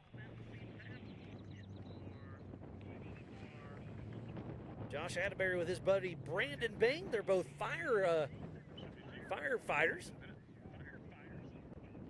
They were able to get enough time off to come out here and play. I believe that's one of the Your Series cars. Speaking about that, there's one of the 1600 bugs. We love those things. That looked like Jake McFarland with Luke Stewart riding shotgun. Heading through one of the little gate sections.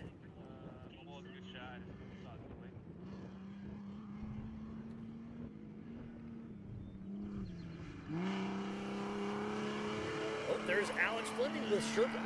That is a V8 Toyota with IFS. Both of the new Broncos are running IFS. You have to have factory suspension in the stock class. So everybody else in the Jeeps have to have the solid axle machine.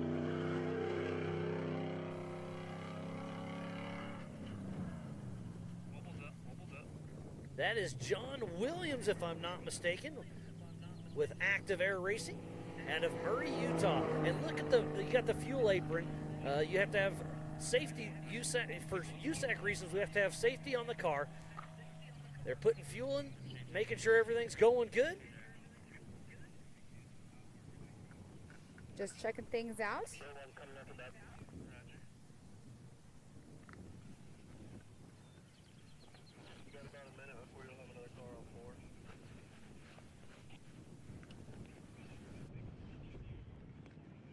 And I'm just getting a word per Facebook. Dwayne Garrettson is out of the car with an oil leak, so hopefully he can get it going. I hate to hear that. Dwayne Garrettson is always a fun one to have out there on course and fast. So we'll see how it shakes out. Hopefully he can get it figured out and get back and going.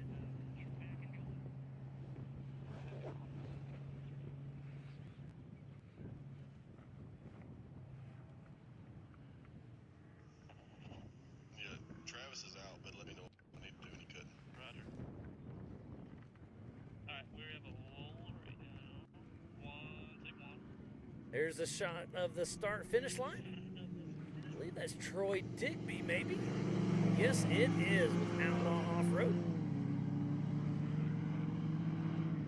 And Miles, let's just kind of go through our lineup here. We have had 9 cars come through the start-finish line. We have John Matthews in that number 1 spot, Taryn Hallwich in the 2nd, Sean Rance in 3rd, John Williams 4th, Brexton Glines 5th, Josh Atterbury 6th, Jesse Bennett 7th, and Alex Fleming 8th, Troy Digby 9th. And that's all part of Ultra4USA. I don't think we've had any of your competitors. Oh, yes, we did. Daniel Wright just now crossed the line in the Cop Mod class.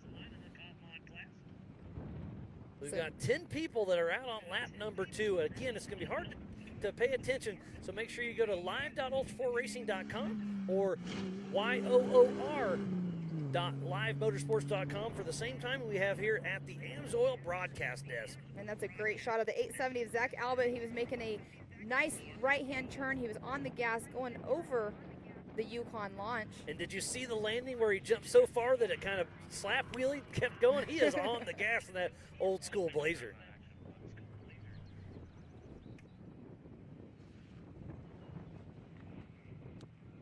And there it is again. He is giving it all the beans right there. So after they do that Brannick bump, they do come up into a right-hand tight turn. They go through a straightaway. They make another left-hand sweeper up into the start-finish line after they make a nice little hill climb. And then hopefully a lot of these guys don't have to stop, but some of these guys we've already seen stopping in the Amsoil hot pits. But having 10 cars, 10 cars that have came through and they're already out on lap 2 is pretty awesome this morning, with the fastest lap time still out there with the 1 minute and 1 minute and 10 second lap. And Pam, a little update from the Amsoil hot pits. Speaking of John Matthews with the fastest lap, the reason he was in the pit for so long is he had a cooler fan turn off, and he was, the transmission overheated, so that's why he was in the Amsoil hot pits for so long. So great to see him back moving again and crossing the race line wheel start finish line. That's the 870 of Zach Albert. Part of the Yellowstone Off-Road Racing Series.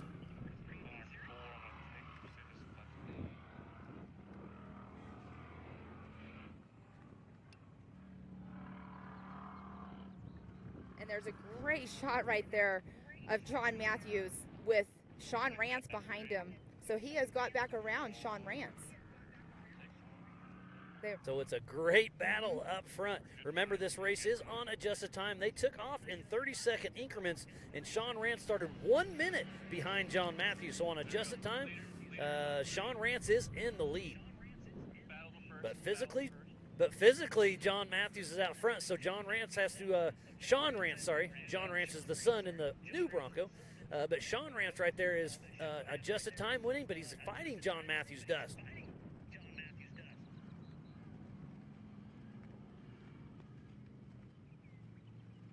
What an amazing battle out front we have right now. Like I said, the Amsoil hot pits, John Matthews was in there for an extended period of time. I hope we didn't hurt his transmission, because every time you get a transmission hot and it pukes out that fluid, that means it's mad at you. So you got to think about that when you're in these straights, because if you're just all over the throttle, you're working your transmission harder. So do you kind of lay it off and let the transmission cool? Have you already done the damage? That's kind of, you have to watch those gauges, and that's where his son Connor is coming into play right now. They're probably driving not by how fast we can go, how fast can we go with keeping that transmission temperature down. Exactly. And with Sean Rance stopping in the pits too, it'd be interesting to find out why he stopped as well. His was a quick in and out, so I assume it was a splash and go. I was talking strategy with some of them. They were going to stop it at lap number 1 and do a splash, see how much they take, and then they'll do the calculations to see, do I need to stop one more time, 2 more times? Do I need to stop every lap, or can I make it the rest of the race? That is a great way of doing it, though, because lap 1, you know, you're pushing hard on lap 1 to try to stay out of that dust, but to go through, like you just said, the strategy of finding out how much fuel they took on lap 1, knowing that they're pushing it so hard.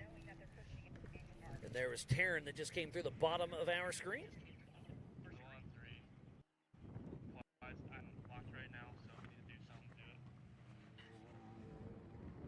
If you are just tuning in, we thoroughly appreciate each and every one of you.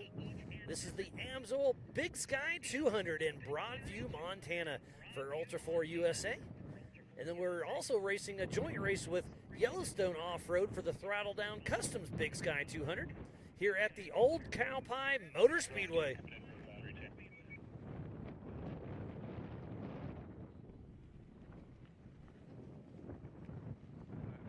So there's Taryn still tearing it up.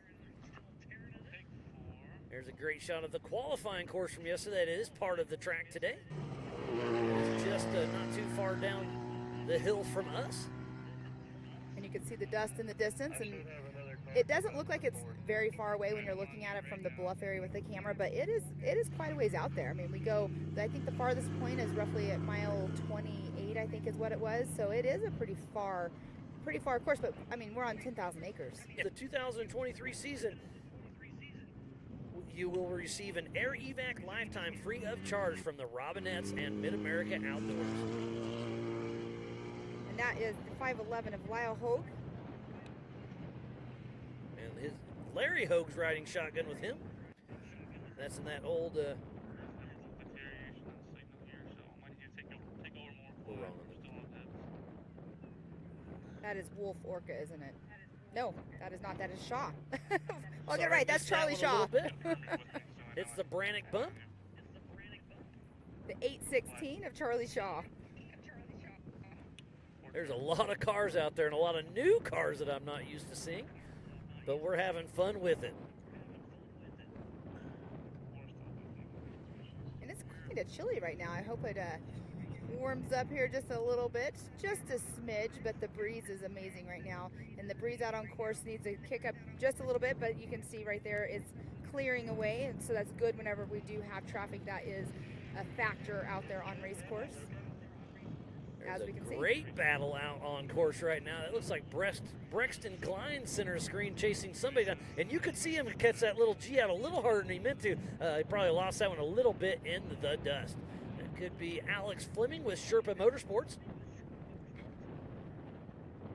with Will Oliver riding shotgun out of Colorado in that 2004 Toyota 4Runner. I think this is the most horsepower in the 4600 Spider Track stock class, because that came with a V8 from the factory, so he can run it.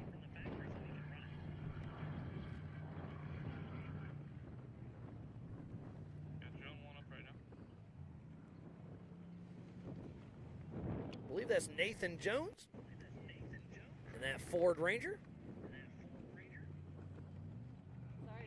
Sorry if that came across my camera. And it sounds like Dwayne Garrettson is back out on course. He lost some very precious time, had that oil leak, but whatever it was, he was able to either jerry-rig it or fix it and back on course. I wonder if he's going to limp it to remote pit 1 or bring it back into Amsoil hot pits, or did he fix it good enough to keep on rolling? Lots of chatter on the rugged race radios for race-offs today. They are pushing these cars extremely hard. Hey, they talked back to me. Nathan Jones out of Bonners Ferry, Idaho, with Northwoods Performance. And there is John Williams with Active Air, the number 4623. There's Josh Atterbury. There's that new Ford Bronco. That right rear looks a little funny. It looks like it's just a color disperse, so he may have just clipped the rock or something. I don't think it's flat, but it looked a little funny as it went by. But the Dirty Life race wheels looks like they're holding up strong. I love the wrap on that car, Pam. I was getting ready to go there with it. I love that it has like the brighter colors on it because it stands out there, but it looks really, really sharp and everything. But yeah, I think you're right. Probably maybe you could have clipped a rock or something and made it dusty because it did look a little funny there for a little bit. Back on screen with Joe Miker in that old Toyota. Look at the rock croppings. This place is beautiful. Is that Dwayne Garrettson we were just talking about? Yes, it is. So I heard it on the radio. Now I see it on camera. Dwayne Garrettson back moving, and he is really moving. Him and Jeremy Tipton were out of the car, fixed whatever issue it was. Hopefully they're able to keep on going the rest of the course. Now we're back with a Yellowstone car, and this is back into the qualifying course. And that looks 293. 299 of Keaton Potter. Man, I need my glasses on, Miles. It's all good. He's got Ray Smith riding shotgun in that 96 Cherokee out of Lewistown, Montana.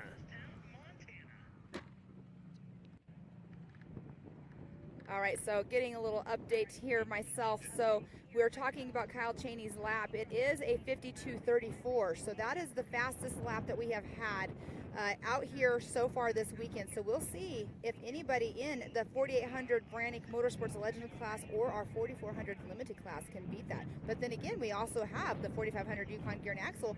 I mean, the fastest lap is an hour flat, but it's going to be interesting to see if anybody can beat Kyle Cheney. But don't forget, we still have a few of those unlimited TT trucks from Yellowstone Off-Road out there as well. So it's going to be interesting to see that at 1 p.m. Unlimited racing at its finest.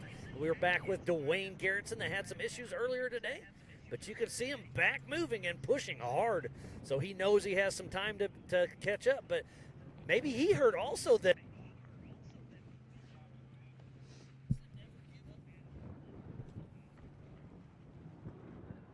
and that is Dwayne Garrettson right there on screen.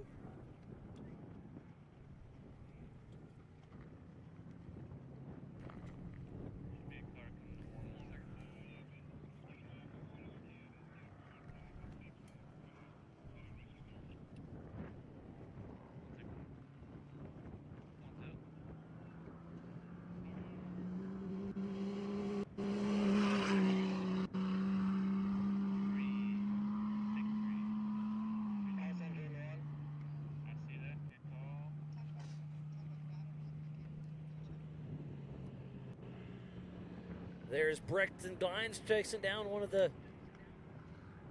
Yellowstone Off-Road Cherokees.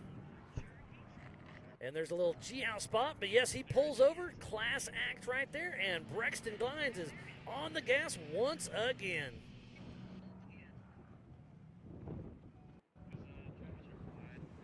What a great race we have on our hands as we speak. Lots of action all over the race course.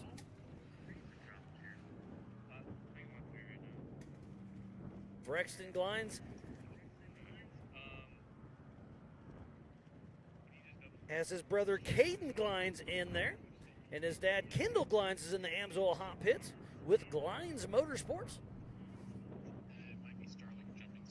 There's the number 3 of Daniel Wright with Randy Wright riding shotgun in that 98 Jeep TJ, part of the Yellowstone Off-Road Racing Series.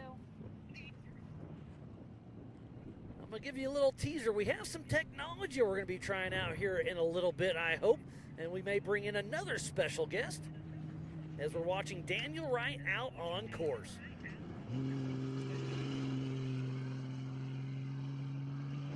The wind is definitely blowing here. We do have a car stopped.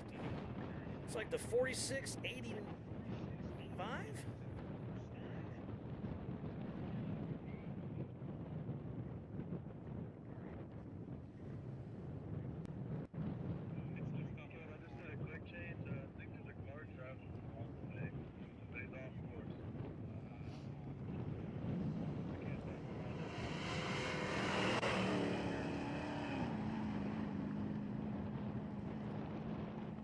That looked like John Owen in that 1975 F-150. And right there, you're seeing Mick Henson. He's going up a fairly steep hill. He'll be going into left hand, but you can definitely see the ruts right there that he just turned left into. So Mick Henson trucking along, and there's the 308 in that Ford. That was Scott Grimm moving into physical 5th, but 4th in his class. And there's a 4695 who we just saw pull off the side. We thought we were letting him go for a pass, but it looks like he's having an issue getting out his tool bag. And then we're back right now to Mick Henson. So the 4695 is Jesse Bennett. You see driver and co-driver out of the car. Not sure what's going on with GBM Racing, but we'll hope to get that figured out shortly.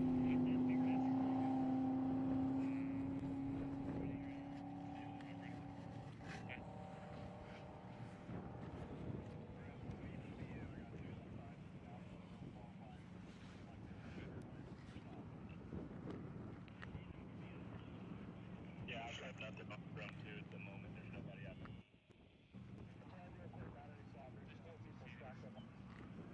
Okay.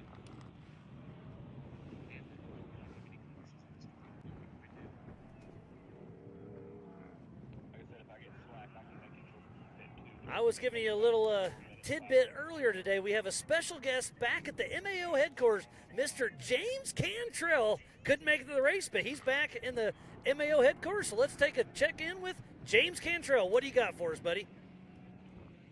Hey, Pam and Miles, it's James out here. We're hanging out here at the Mid-America Outdoors in Jay, Oklahoma, checking out everything they were getting ready for the MOA Short Course Series Memorial Day weekend. Been enjoying watching all the action out in Montana. Wish I was there racing with you all, but I'm out here checking everything out. We've all had some great racing going on. It's pretty awesome yesterday watching Kyle Chaney take the win in dominant fashion. The weather up there has been beautiful. They've been dealing with a lot of rain out here, but they're still making progress getting the track done. Looks like you got a good race going this morning with John Matthews out front. Really excited to watch the 4400 race later this afternoon, starting off at 1 p.m. Mountain Standard Time. So we'll get back to you all, and I'll check back with you all in a little bit. Well, thank you, James. How cool is that? He's at Mid-America Outdoors at our headquarters, keeping up with all the action and checking out the track, and we'll see him at Visions. But we had such a fun time with him hopping on the booth with us in Rush, Kentucky. Thanks for all your help doing that, and thanks for being with us there at the headquarters, buddy. We'll check in with you here in a little bit. Yeah. And, James, I'm going to put you on the spot. Later when you come back, who's your pick to win the 4400 class? We'll get that from you here in just a little bit. And it's just eating out of that. He's not actually out here racing, and that's the racer mentality. He said he wished he was out here racing, but it's hard to watch a race when you're normally in the races. Yeah, no, I know. We were talking to Tom Liu yesterday about that. Like, he kind of got out of it a little bit, but he just couldn't get he's got a car, but he came out here with Jaron Guntner, and now he's out here, and he's it just can't, loves doing it, but he just can't. Being here makes him want to do it. So there's something. Okay, we have a co-driver out of the car. So that is either a driver or co-driver out of the car and walking back. Remember, this is a no-chase race. So he is out of the car.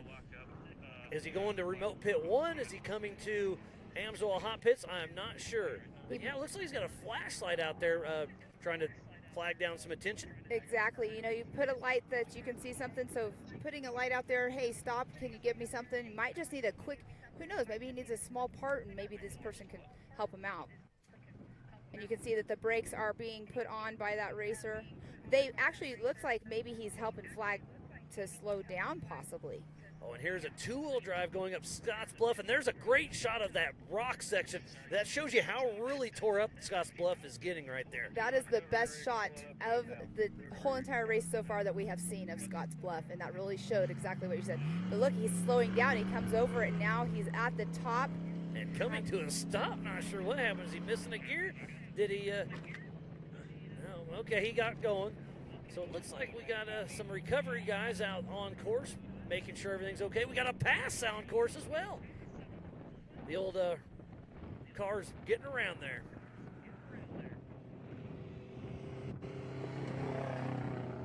There is Mick Henson, if I'm not mistaken.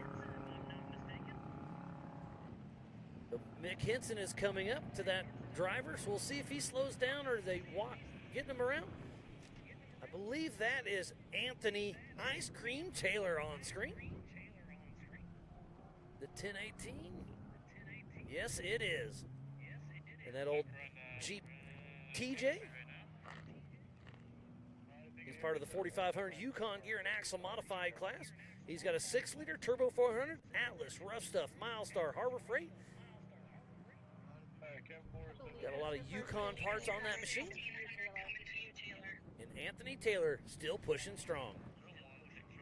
So we should be seeing the leaders probably in around 25 minutes or so coming through if they are sticking to their original lap time on lap 1. But there's John Rance right there coming through in the 431 of the newer Bronco. It's pretty cool. I love seeing the older Bronco out here, the newer Bronco out here, a couple newer Broncos out here. And it's great that John Rance on screen now is in the new Bronco. His dad, Sean Rance, that's maybe on a just time leading this race in the old school Bronco. So they've been Ford through and through for a very long time. There's two of the 1600 cars part of the Yellowstone Off-Road Racing Series. Great to see both of them out here pushing strong.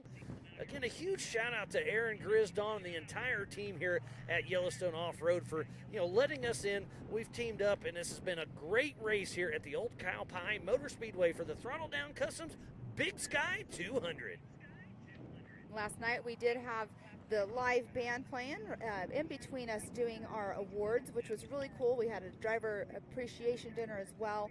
A large crowd, the fire was going, there was cornhole being played. It was a great night last night out here at the Big Sky 200. It was a late night. We had, raced till 9 o'clock, then did awards, then we had to cut some checks. The party was going, the fire was lit, but we had to sneak out before the party was over to get a little bit of cat nap before we came back out here and racing. But it's just a lot of fun out here with the whole vibe with Ultra4USA and Yellowstone Off-Road Racing has been absolutely amazing. There's Jesse Bennett still on the side of the course. You can see him under the front. So as you work on the engine, the transmission, the front diff, is it a drive line? I mean, we just don't know. But a lot of these guys do carry a lot of extra parts to keep them running. So Jesse Bennett is under the car with tools, working away. Back to another 1600 class bug. The 1600 classes are only doing 2 laps. Both your and Ultra 4 stock classes are doing 3 laps, and then the modified classes are doing 4 laps. There is Mick Henson getting ready to hit the Yukon launch. This is part of the qualifying course from yesterday. You can see it's almost getting blue-green right there. Here's some horsepower in the background. Mick Henson has Chris Armstrong riding shotgun.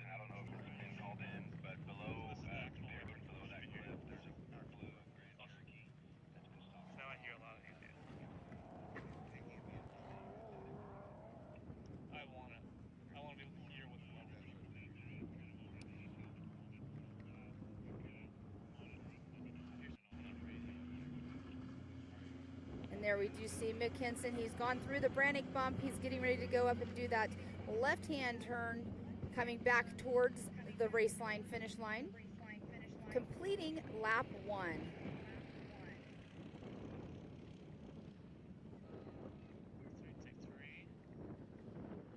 There's Shaw Racing, pushing strong on that 2-wheel drive. That's Charlie Shaw and Arlo Shaw. And that 03 Chevy 1500 out of Billings, Montana. What a great race we have on our hands. This is only race 1 of the day. Be sure to tune in later on today at 1 p.m. Mountain Standard Time for the Unlimited race. That's going to be one to watch. But we will be live racing all day here on AOE.TV and Speedsport.tv.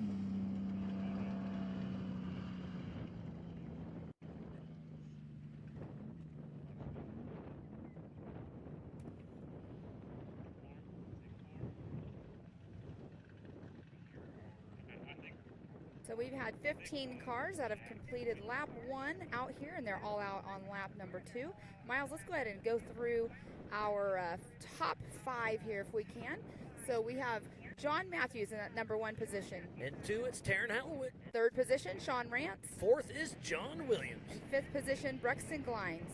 And 6th is Josh Atterbury. 7th, Jesse Bennett. 8th is Alex Fleming. 9th, Sean Rance. 10th is John Digby. 10th is Troy Digby. And then 11th position is Anthony Taylor. And 12th is Joe Miker. 13th, Mick Henson. 14th, Dwayne Garrettson. And then in that 15th position, Eddie Oliver. So those are all on adjusted time as they came through lap 1, but we know that things have been shaken up because we've been watching it on camera. Things are getting shaken up out on race course. And again, that was overall. That was not broke down Correct. per class, but you can always go to live.ultra4racing.com for our live timing that we have here at the Amsoil broadcast desk. It's a great shot of the race line start finish. Right at the Can-Am, and the Your flag is right where our timing loop is. Just to the left of the Ultra 4 flag, and you see it flying pretty good right now.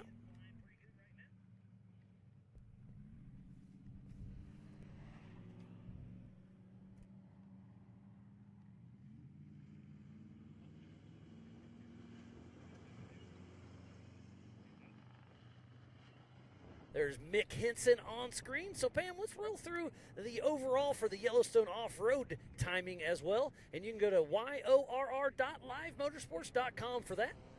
So, in that first spot is Daniel Wright. And second, Zach Oblett. Third, Charlie Shaw. And 4th, Keaton Potter. 5th, Eric Pond. 6th, Scott Grimm. 7th is Nathan Jones. 8th, John Owen. 9th is Matt Rowe. 10th, Shelby McDonald. 11th, Wolf Orca. 12th, Matthew Weiss. So we have some cars that have not came through. So we're going through our timing and making sure we can get everything that we can. But that is the 4:23 right now, going through the race line, start finish line. Pretty awesome of Thomas Hackman completing lap number 1, and his lap time was an hour 23:51.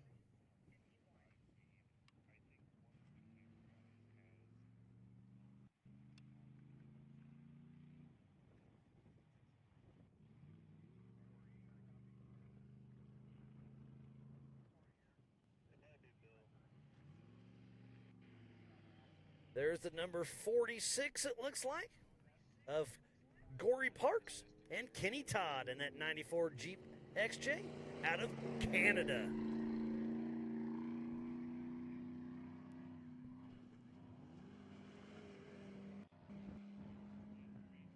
But physically out front is still John Matthews. But I think on adjusted time, Sean Rance is going to have him next time around because they had a little bit of issues in the Amsoil hot pits. We'll see how it all shakes out, but what an exciting race we have on our hands out front with the 4500 Yukon Gear and Axle Modified class.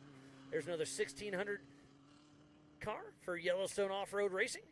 And the 1600 cars are only doing 2 laps. The 4600 stock class and the Your stock class, they're doing 3 laps. And then the other classes will be doing, the 4500 will be doing 4 laps out there. So that'll be a total of 160 miles for our other classes. That looked like it was Keaton Potter that just went through with Ray Smith riding shotgun out of Lewistown, Montana in his 96 Cherokee.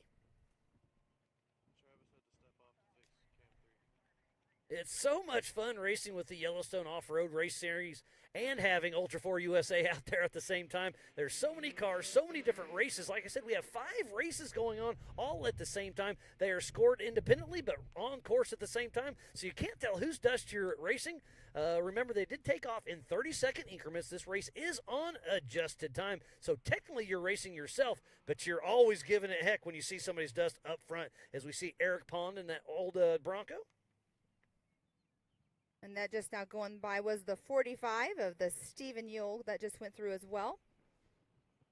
And at 1 p.m., we kick off the unlimited class, the 4400 and 4800 Brannick Motorsports class with the Pro of the Your. That'll be 5 laps, 200 miles, 40 miles apiece. This is going to be a heck of a show later on today. But speaking about a show, here's one right here at the race line start finish.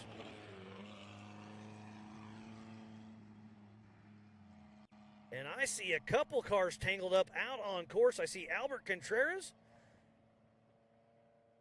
And Joe Fabrizio got tangled up out on course, so tough break for them. I hope they can get recovered, but Albert Contreras and Joe Fabrizio got tangled up on course, and they're having some issues.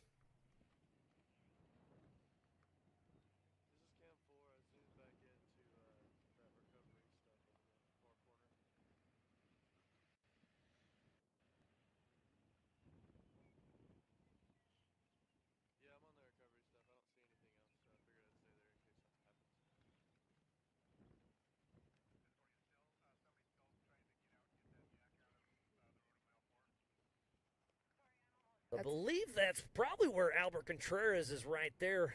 I see Joe Fabrizio and Albert Contreras got a little bit tangled up. That's very, very unfortunate. That must be earlier when we were seeing the guy with the flashlight trying to, warn people, hey, there's something going on right there.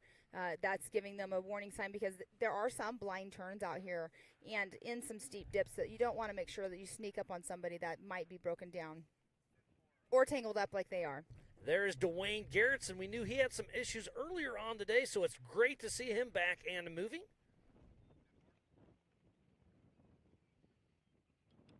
So Dwayne Garrettson and Jeremy Tipton with Come Get You Some Off-Road. Had that oil leak issue earlier on today, but they are still moving here at the Old Cow Pie Motor Speedway.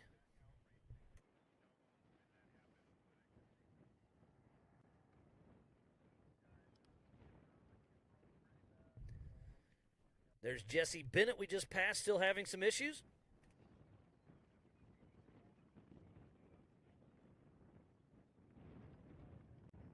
Dwayne Garrettson, the Ricky Bobby of Ultra4 USA. There's the 844 of Shelby McDonald with Allie McDonald riding shotgun, and the old school Bronco out of Flowy, Montana. I love seeing the old sheet metal out here with Yellowstone off-road racing. I mean, we have John Rance that's had that Bronco for a long time, but then come out here and see multiple old-school Broncos. I love it. Yeah, it is pretty cool. And there we do see that Ford right there. That is the 43 right there that we're seeing go through that tight left-hand turn. That is Caden Nunn and a 69 F100, speaking about some old-school steel. Actually, and he pulled over.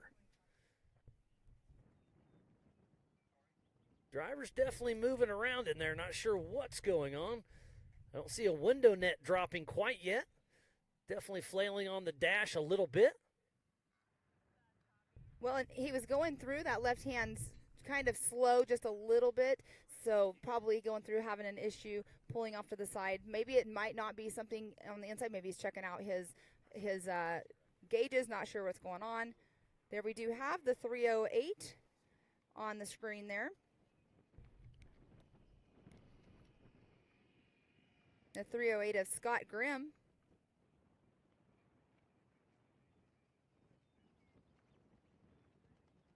Scott Grimm is a 78 Bronco out of Bozeman, Montana.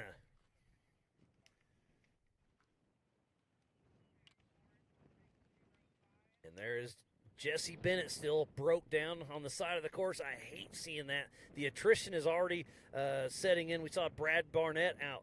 We saw Jesse Bennett pulled over. Dwayne Garrettson had issues back on course. John Matthews, our physical leader, had issues but got back on course either. The attrition's definitely going to sit in. We had over 50% of the UTV field finish yesterday. What do we have, 35, I believe? We had quite a bit. Scott Grimm is out of the dark horse right there. Got the hood off, looking at the engine.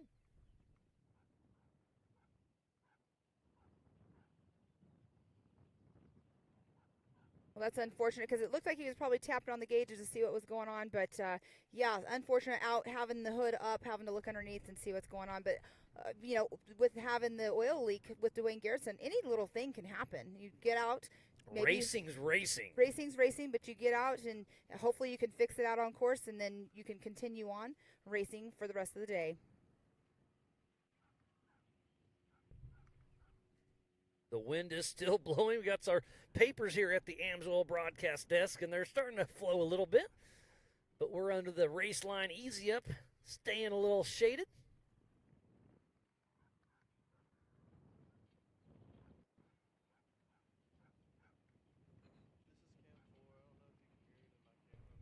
So right here, I believe this is where Albert Contreras and Joe Fabrizio, and we got a little spy pic from one of our recovery crew out there. We're going to try to throw it up, and there it is. That is Joe Fabrizio on top of Albert Contreras. I did get confirmation. It sounds like everybody's okay, but they are doing a recovery.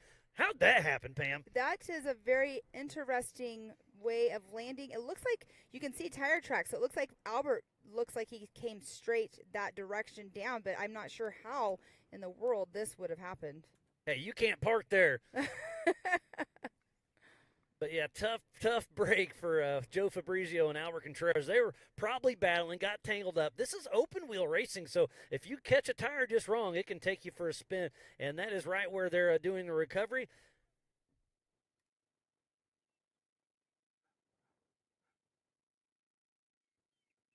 But yes, there is confirmation. Joe Fabrizio and Albert Contreras are okay, as we see Josh Atterbury coming up Scotts Bluff.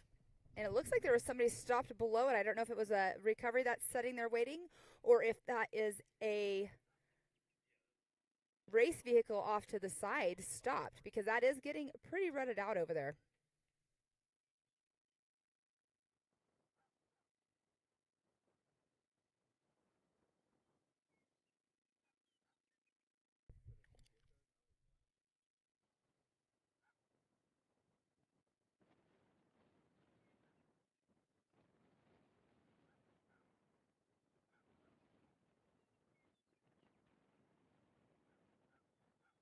So John Matthews has made it through remote pit 1 on the gas.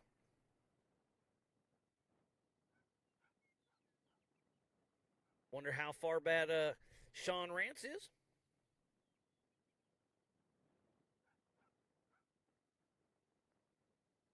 There's Josh Atterbury in that 2021 Ford Bronco. He's running an automatic transmission in that one with a little 4-cylinder turbo. And they were kind of bragging that they think they can make it the whole race on a 1 tank of fuel. I was chatting with, well, you were there with us when we were talking with Ryan Miller and John Rance and Atterbury. And Miller was saying he thinks he can make it in the big Campbell car, 200 miles. And Josh Atterbury just kind of like smashed. He's like, well, you get like 3.5 miles a gallon. I'm getting 7. Well, and while you guys were talking, I was actually talking with Bailey Campbell, and she was like, she said if she comes in for her last lap and her fuel gauge says 30%, she's not stopping. Yeah, I mean, at least 30%. Yeah, 30% or more, and just keep on rocking. There's Joe Miker. I missed the first car.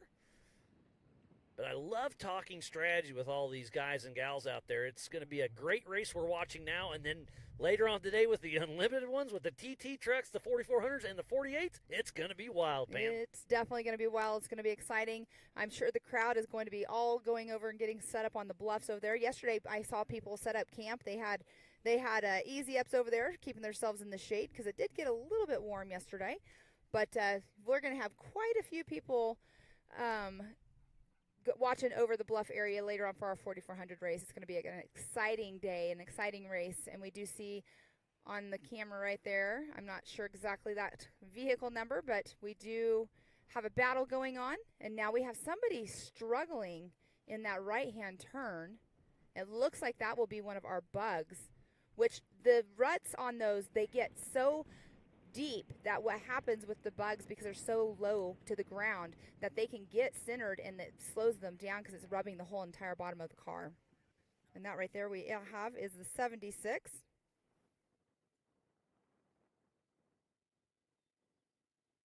And we did see the bugs earlier on the camera as well. They were trying to stay out of the ruts. They were trying to stay on the high end of it, so they weren't getting stopped or getting slowed down or getting stuck on those ruts. And we do see that right there is lost my lunch. And there's the bug now that was struggling just a little bit in that right-hand turn. Now they're pulled over on course. Don't see much movement yet. Yeah, the co-driver is getting out of the car. They did. They just pulled over. They were struggling just a little bit, and I thought it was maybe because the ruts were so deep. But it looks like they're popping the hood on the rear end for the engine to. Because this is it's a rear engine, exactly. 1600cc air cooled on these 1600 cars. And that's the 1144 of Jake McFarland. Now he's over there chatting with the driver, so I kind of assume they're going to help each other out.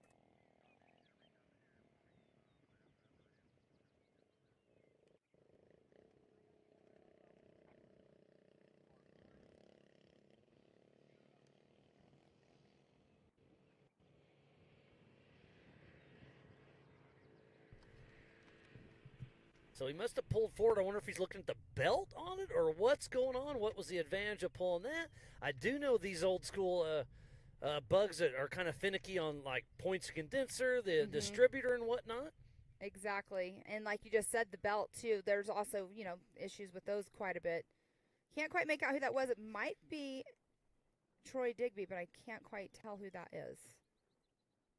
No, that is not Troy Digby.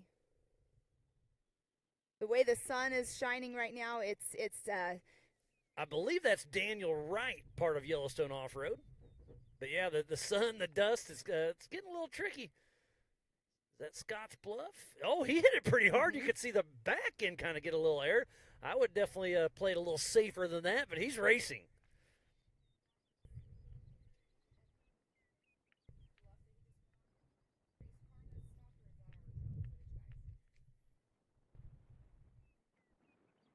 If you are just tuning in, thank you for the Amsoil Big Sky 200, just outside of Broadview, Montana, at the Old Cow Pie Motor Speedway for Ultra4 USA and Yellowstone Off-Road Racing. Thanks again to Throttle Down Customs. And speaking about Throttle Down Customs, he has a unlimited truck. Rowdy will be in a Class 1 car later on today, and he is going to be absolutely sending it. It looks like it could be John Rance coming into screen. Yes, it is. That's the old school buggy.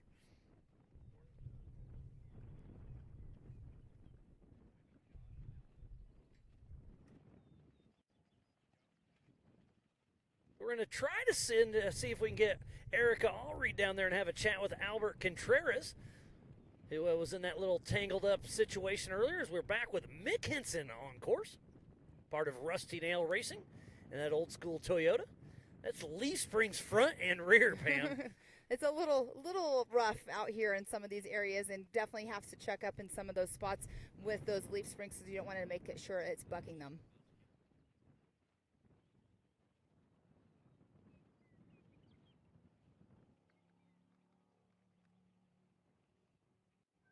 So I'm getting a little chatter on my rugged race radios. We're about 15 minutes out from the 4600 Spider Track stock class white flag. It seems like it went by really fast. Yeah, it's been a great morning of racing, but remember we have 5 different classes. The 1600 bugs, you were saying, it's only 2 laps. The stock classes for us and your do 3 laps, and then the limited cars, the 4500 Yukon Gear and Axle modified class, and the comps do 4 laps. So there's different lap counts, different classes. We'll do our best, but so far so good. And what a great day of racing we are having. And right there, that's a very fast section, as you can see. You can see that they're kicking up the dust a little bit more, but it's awesome to see this drone footage to see where they can have those fast sections and also the technical. But it looks like he made a right-hand turn right there, going down into the area. This is, I can't quite make out the number of this car, but they're kind of going a little bit slower than you would think they should be going in this area. It's rutted out a little bit of rough right there in some dips, but it looks like he might be struggling to be going right now.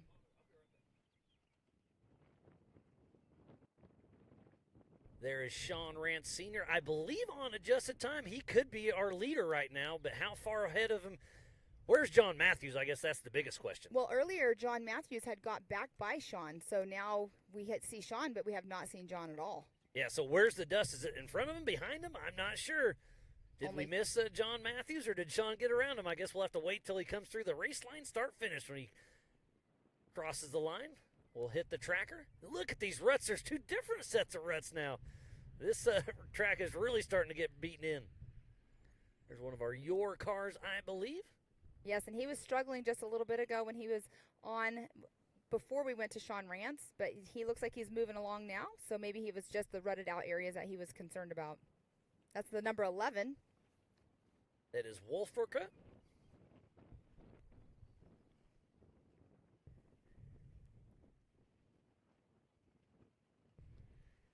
There's another wide open section. That is Sean Rance once again. That drone's chasing him. And that 1976 Ford Bronco. That is a great shot. That drone has been following for quite a while. Sean Rance in a 1976 Ford Bronco Jesse Haynes fabrication chassis, Richard Performance 455 small block, ATI Turbo 400, Hero T-Case, Rough Stuff, Mega High Nines, RCV, King, ADS, Radflow, Milestar, and Raceline wheels.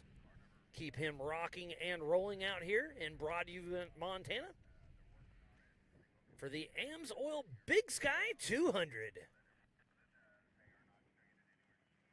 This is a fun little zigzag, and look how off camera that is just for a minute. So another funny thing we haven't really talked about is groundhogs. They're out here, or prairie dogs, prairie dogs. And we were marking course the first day we were here, and JT and I were in the fast sections. He was driving, we're cruising along, and all of a sudden there was a mound just fresh, and we hit that, and we got a little sideways, but kept her under control, but built it right in the center of the track. It was wild. Yeah, but there are a ton of groundhogs out here. Definitely saw quite a few of the mounds out there, and we were out there the other day, and there was one that was actually out at distance. And we've seen a bunch of them. They'll start chirping at you. We were, taking a water break when we were marking course, and you see them just starting to, pop up. Ellen, starting to chirp at us. I'd rather see the prairie dogs than the snakes. The snakes are definitely something. I have not seen one out here this weekend, but I know quite a few of you guys have, and a lot of the racers have seen them as well. But I would rather see those prairie dogs than those snakes. Absolutely. I about had a snake in my boot after that one. There's some of our camera crew out there. There's that old Ram Charger. I believe that's the 423. Yes, it's Thomas Hackman. Out of Rapid City, South Dakota.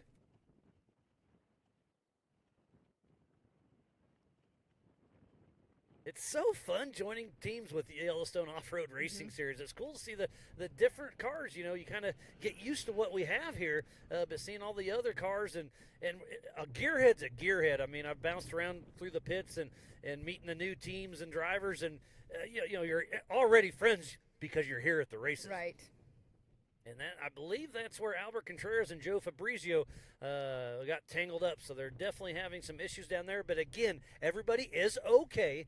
But we showed you that picture earlier on, and it's just unfortunate. I mean, That's incidents happen, but the most important thing is that everybody is okay. You can see that the person that was flagging people down, they're still there. What they're doing is they're just making sure that when the cars are coming through, it's safety. Even though that you might have been the one that was involved in that incident, you don't want somebody else to come up on you and have the same incident, or you might need to flag them to go around you because you have to, because if they're on course area, they have to go around them. Yeah, we saw him earlier with that flashlight, and he was just exactly what you're saying, just kind of saying, hey, pay attention, we got some issues up here. There's Jesse Bennett. He's still underneath the front end of the car working on it. That's the never give up attitude. He's got the tool bag trying to make it happen. I really hope they can get going. You can hear it in the mic. The wind just picked up a little bit. Yes, it did. We had a little dust devil come through yesterday afternoon. I'm hoping that doesn't repeat. Yeah, that was not fun. Everything, all of our papers started going everywhere. Our awning decided it wanted to buckle up just a little bit, and we're holding on to the easy ups that are around us. It's we have our own little race over here just to keep our desk in order. That is no doubt for sure, but I wouldn't want to be anywhere else. There's another 1600 Volkswagen Bug. Almost looks like a Class 5 car. It's the 574, I believe is what that number is on front of there. That is Mark Keene and Ray Casier in that Baja Bug. Out of Colbert, Washington, with Hook's air-cooled VW out of Spokane. And you can just see right there, they can't move super fast, even on the fast sections. They're still going slow because these guys, their suspension, they don't have any suspension on it. So if they're going fast at a faster speed and they come into one of those G-outs or one of those gotchas, that's definitely not going to be pretty. Their suspensions are back sometimes. Right. Those guys are some of the toughest in the sport. I love the Class 11 racing.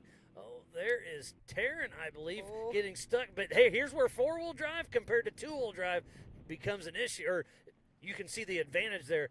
But that's how deep these ruts are getting. You can see that Class 1600 Bug getting stuck in those huge ruts. but I believe that's Taryn that went right around him. Oh, but you see that left rear flat tire now. I think he got the back of that bug and popped the tire. So a little bit of rubbing racing that cost him a flat. He does have a spare on the back. Is he going to pull over and change it? How far is he from a remote pit 1? The Amsoil hot pits. Oh, that is tough break. And now did he do any damage to that bug? Obviously, that was completely unintentional. Right. He was trying to go around him, but those ruts were deep. So that really cost him a tire. Yeah, exactly. With what you're just now saying, I'm going to feed off of that. So he was trying to go around him, but those ruts are so deep. What will happen is it can still kick your car down into the ruts.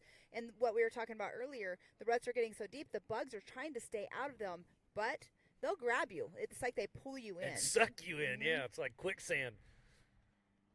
So that's unfortunate. I mean, right now, this is where they're going. If what they'll do is, if they're close enough to the pits, they'll wait and they'll just change the tire once they get there. But there's the 574 coming through the race line, start finish line. So Mark King grabbing, I believe he's going to be on the white flag for him because those cars are only doing 2 laps.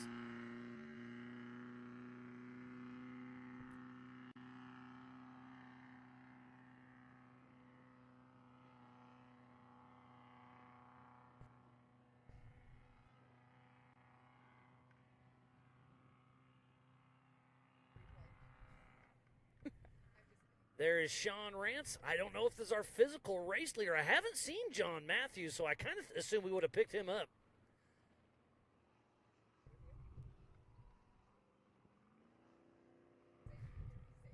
Sean Rance hitting the Yukon, launched that 76 Ford Bronco with that Ford horsepower showing out just a little bit. Well, we know right now that he's very close to coming in to the race line, start finish line. We have not seen Dwayne Garrettson in front of him unless we have not, we've missed him. But Sean Rance right now out front as we see it, but we'll see here in just a moment as he crosses the race line, start finish line. Getting a little updates from the Amsoil hot pits. Number 46, Gory Parks was there for a little bit. Just left the hot pits with front brakes only. They were able to cap the rear brakes, but he is back out on course. So Gory Parks. And there's Sean Rance. He was up there in the screen. But there's Josh Atterbury right now going through one of those beautiful canyons. Miles, we keep talking about the rocks and everything. And something else that I was noticing, the rock formations, it's like they're shell rocks. There's different styles layers of rocks, yes. And then some of them, it looks like they're gigantic anthills, but they're rocks. I love the different terrain out there. As we're watching Josh Atterbury, I believe he is our leader in the 4600 Spider Track stock class. And he will be coming into town and grabbing the white flag here very shortly. So on course, it is Sean Rance. Where is John Matthews? John Rance just crossed the race line, start finish, heading out for his 3rd lap of 4. And he picked up time from his first time around. That was just now his fastest lap at a 1:02.20. John Matthews still has the fastest lap of this race, but Sean Rance has definitely picked up his time. Out at remote pit 1, Sherpa Motorsports 1 minute 46 behind John Williams and 10 seconds behind Sherpa. And keeps flashing back and forth because there's a battle going on here. John Matthews was on screen for just a second, but there's Sherpa right there. So that's John Williams, Alex Flemings, and Brexton Glines right there on course in the 4600 Spider Track stock class. A great battle out on course of this 40-mile course, and they're right there together. Yeah, such a great battle right there. Look at the ruts that they're going through. It's kicking them up. But here we go. Alex Fleming's pulling off, being the gentleman that he is, letting by the car that's behind him just because it is obviously faster in a different class. Well, those are both 4600 cars. Oh, that's true. And I had a fun chat with Brexton and Kendall Glines earlier, and they had to put a new engine in that car last week. They started up, loaded the trailer, and had issues. There's John Matthews. So physical in second and on adjusted time. So John Matthews had an issue.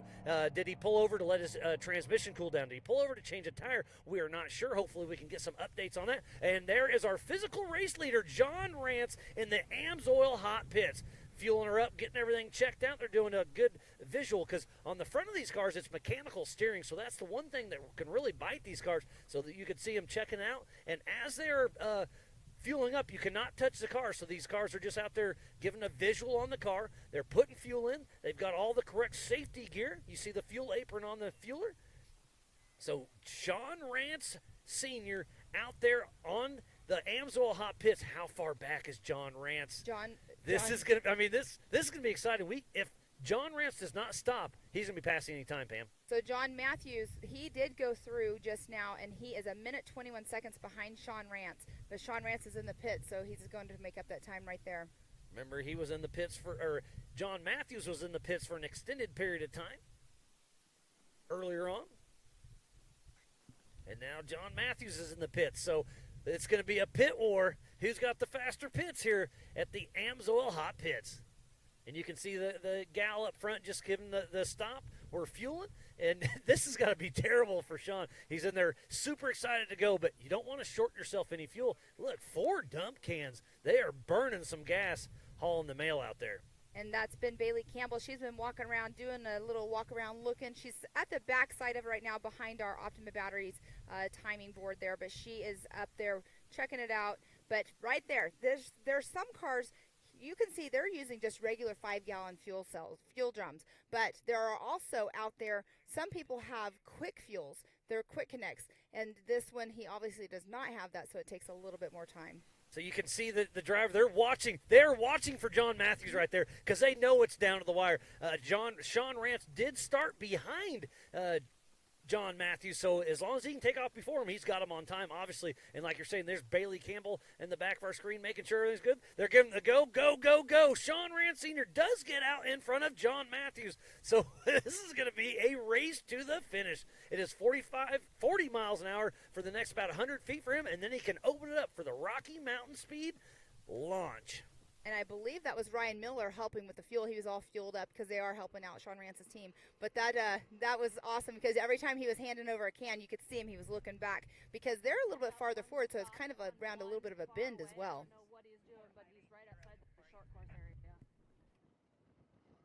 There's the old F100 out there pushing strong.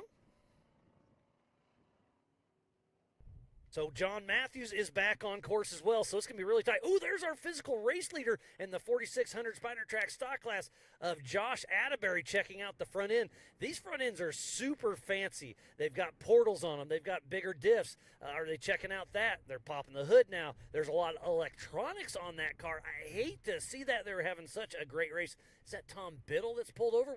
We just saw Brexton Glines cruise by, but that looks like it could be Tom Biddle. There is starting to be, the attrition is definitely settling in. And that is just outside the qualifying course. So Josh Atterbury has his co-driver Brandon out of the car. Oh, Josh Atterbury's taking the helmet off. This is not good for the Bronco machine.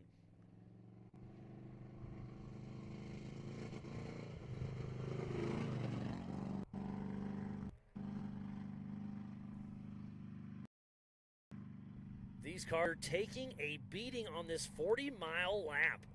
Multiple lap, depends on which class you're in. The 1600's running 2, stock classes are running 3, and the modified and comps are running 4 laps. There is Taryn still with a left rear flat tire. Yeah, still has it. So like we were saying earlier, it's all about strategy. Is it quicker to just stay on that flat tire, get to the hot pits? But he is going over the Yukon launch, so he's super close to Amsoil. He's about a mile out from the Amsoil hot pits, maybe a mile and a half. So it probably is better safe to just roll in slow than get out, because then you have to go back to the pits anyways and get a new spare. So, I mean, that's strategy. What do you do?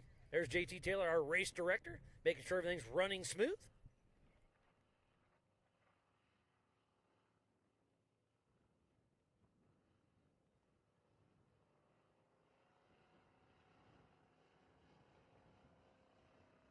And there we have a bug going through a canyon. This is where earlier it's super, super deep. And so hopefully they don't have any issues and get stuck on these ruts. And he's just trucking right on through there.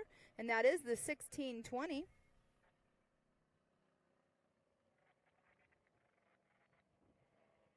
That is Jane Cologne. And that 1600. I love those bugs. Those are so cool to see. Is that the one that got hit in the right rear? It looks like it's bent a little bit, where Taryn could have clipped just a little bit. I'm pretty sure that was it. The same kind of paint scheme on it. So I think, You're right on that one, Miles. On the Rugged Race Radios, getting some input from Race Ops. It looks like Nathan Carlson, the 45.99 has rolled at race mile 19. But everybody is okay.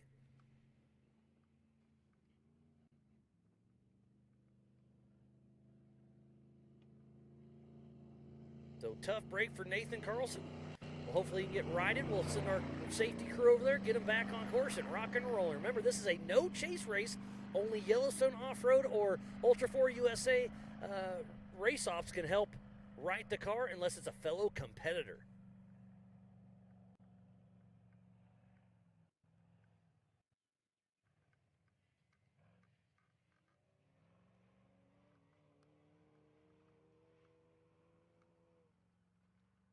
Trying to keep up with everything out on course. There's a lot going on there, Pam. Yes, there is all kinds of action going on all over. Getting updates through the radios, our phones. People are giving us all kinds of information. Pam, do you smell that? I smell burnt rubber. That is Taryn that just passed us with that flat tire. He's been running on that flat tire for so long. I know he's getting close. And Taryn was sitting in that number 2 position earlier, but he is now in that 3rd spot. About 6 minutes behind the leader, so that's actually or behind second place. That's actually not too bad for running on a flat tire, and also 7 minutes 21 seconds behind first place. Josh Atterbury still pulled over, and look at the helmets on top. We talked about that yesterday, so I'll cover that again. When you're pulled over on the side of the course, and if you're out of the car, everything's okay. Put your helmet on top. That indicates a visual to the other drivers that hey, that car's okay, because everybody wants to kind of self-police and make sure everybody's doing okay, so you don't have to slow down and check on them if you see the helmet on top as a visual. Exactly. And the 1620, I don't have that name on my list, but he's definitely struggling going through these ruts. He's trying to keep, half of his car on the high end because these ruts are so deep for their cars because they're so low to the ground. White flag out. That's the Cologne car. Oh, that was John Williams. And I believe we're going to have a camera at... I think we have the camera and Erica Allreed at his pit, so when he pulls into the Amsoil Hot Pits, hopefully we can throw it down to Erica Allreed and check out John Williams' pit stop in that Active Air machine out of Murray, Utah.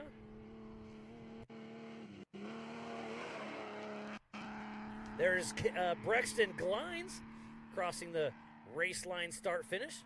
And Brexton just went through sitting in that number 4 spot on corrected time. His lap time was a 1:05.17, so he's picking it up. And the white flag was out for him, right? They're racing 3 laps. They finished number 2, if I'm not mistaken. Right, correct. There's Alex Fleming pulled over. We saw him pull over for a little bit ago, but he's still on the side of the course. So Sherpa Motorsports and that Toyota 4Runner with that V8 is pulled over. We see Josh Atterbury pulled over. So the attrition is absolutely starting to bite these cars. And we were talking about that with Aaron and Grizz and everybody that has raced here before. It's amazing to see how many cars actually break down on race course. But it sounds like we're at the Amsoil Hot Pits and John Williams pits. We'll send it down to Erica Allreed and check it out. So, Erica, take it away. You're there with John Williams. 3, 2, 1, go. Guys, right now we're in front of John Williams' pits. He's asked his team to not hold him up for very long, just 5 gallons and go. But as he pulled in, they realized that he has a low tire. So I'm curious to see if they're going to change it or if they're just going to let it run, because he's up in this race right now and could be contending for this podium. Thank you, Erica, for that update. Going there back out on course. It looked like there may have been another car right behind him. We'll see. Remember, it is 40 miles an hour through the pits. And there's some dust being made coming into the qualifying area. Oh, that was Brexton Glines right behind him. That may be our new leader in the 46. Oh, that's Albert Contreras. We saw him. He was the one that was parked on. So we'll get a shot of Albert Contreras, and hopefully Eric can catch up with him and see what exactly happened, because all we could see was they were tangled up. So the Amsoil hot pits are definitely hot right now. Lots of action going on. It's super exciting to see that. It's unfortunate for the racers that they're going through the hot pits, but it's awesome to see that we're getting so much action from pit reporting down there from Erica. I'm not going to lie. I'm kind of jealous of Erica right now. I love being in the hot pits, being in the drama. You can see the cars. You read the face of the driver, and we do have a recovery crew. That's Grizz, Michael Adams himself towing out. That's Joe Fabrizio. That's the other car that was parked on top of Contreras. So Joe Fabrizio is out of the race. Albert Contreras is in the Amsoil hot pits. And we do know that we have our camera down there, so we'll be able to check him out. So there's Albert Contreras as we speak in the Amsoil hot pits. Hopefully they can, whatever happened, we'll get an update from them hopefully here in just a little bit. They're checking the car out. Look how muddy it is. So he may have been stuck as well. Yeah, where it looked like he went down, the grass looked like it was kind of like a marshy area. So maybe Erica can go over and to get the information, because obviously our camera guy is over there as well. So it'd be kind of cool to see if the pit crew can give us a little update. So is that some bovine waste, or is that a little bit of mud, or a little bit of both? And that right there is Scotts Bluff having a little bit of issues going up it. Then that's that spot right there, like you're saying, Pam. That's that hard rock that's starting to get more and more ate out. And you can see the divot right there. Once they get up over that lip, what they've been doing probably is spinning their tires a little bit. It's just going to get worse and worse throughout the day. Especially here in a little bit when we get unlimited tires, unlimited horsepower. So Albert Contreras is out of the Amsoil hot pit. There's Lee O'Donnell, 23, our USAC representative. Make sure everything's going smooth. That's Eddie Oliver, I believe. So Eddie Oliver made it up Scotts Bluff. What happened with the truck that just backed down? He's got to go back down. Now he's got to get his momentum going again, because it's very steep right there. You can't tell by the camera angle from the drone. And don't forget, that truck that was stuck was only two-wheel drive.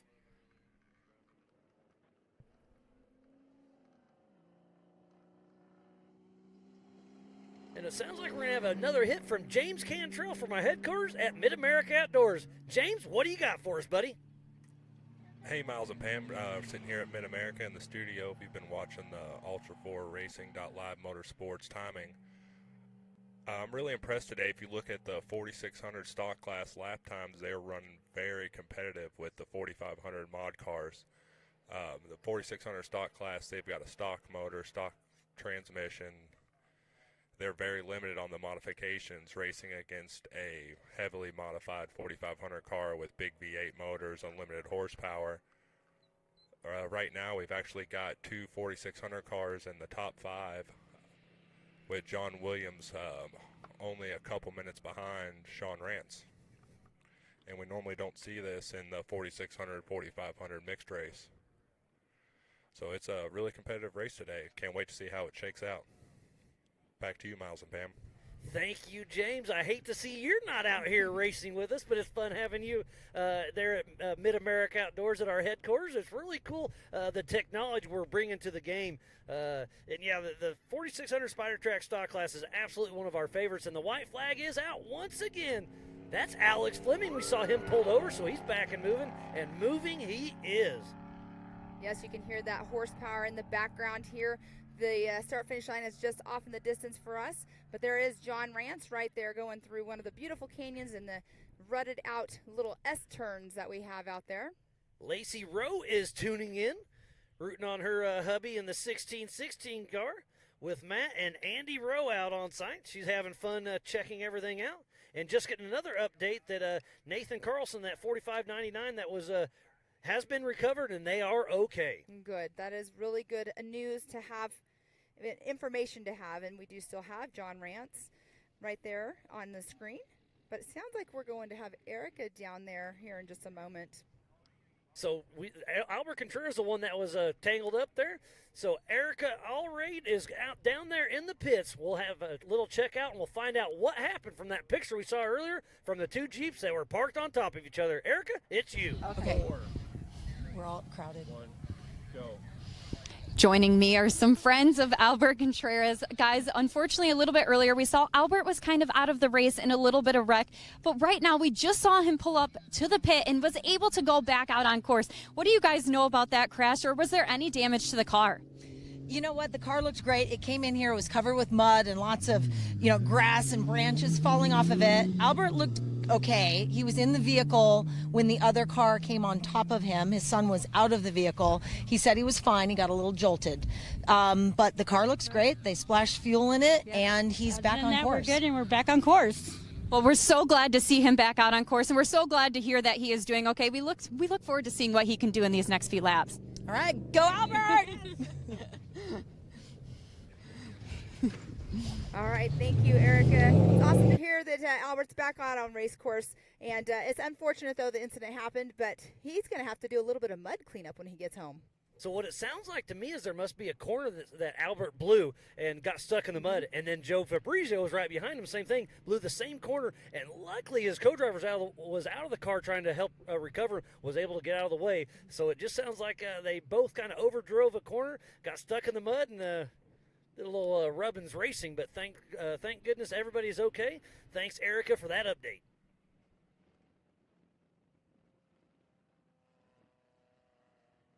And we do see the 1620 still trucking along.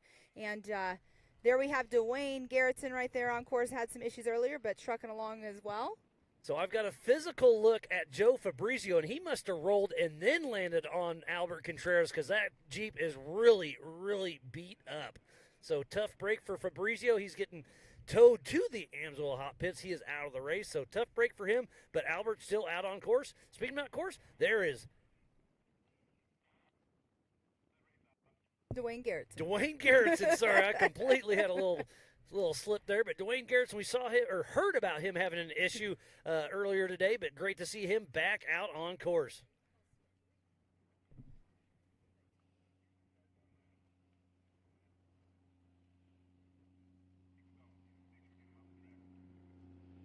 But Dwayne Garrettson trucking along, like you said earlier, definitely awesome to see him going, because having the oil line issue earlier, I mean, that can take you out of the race, but here he is. He's trucking along.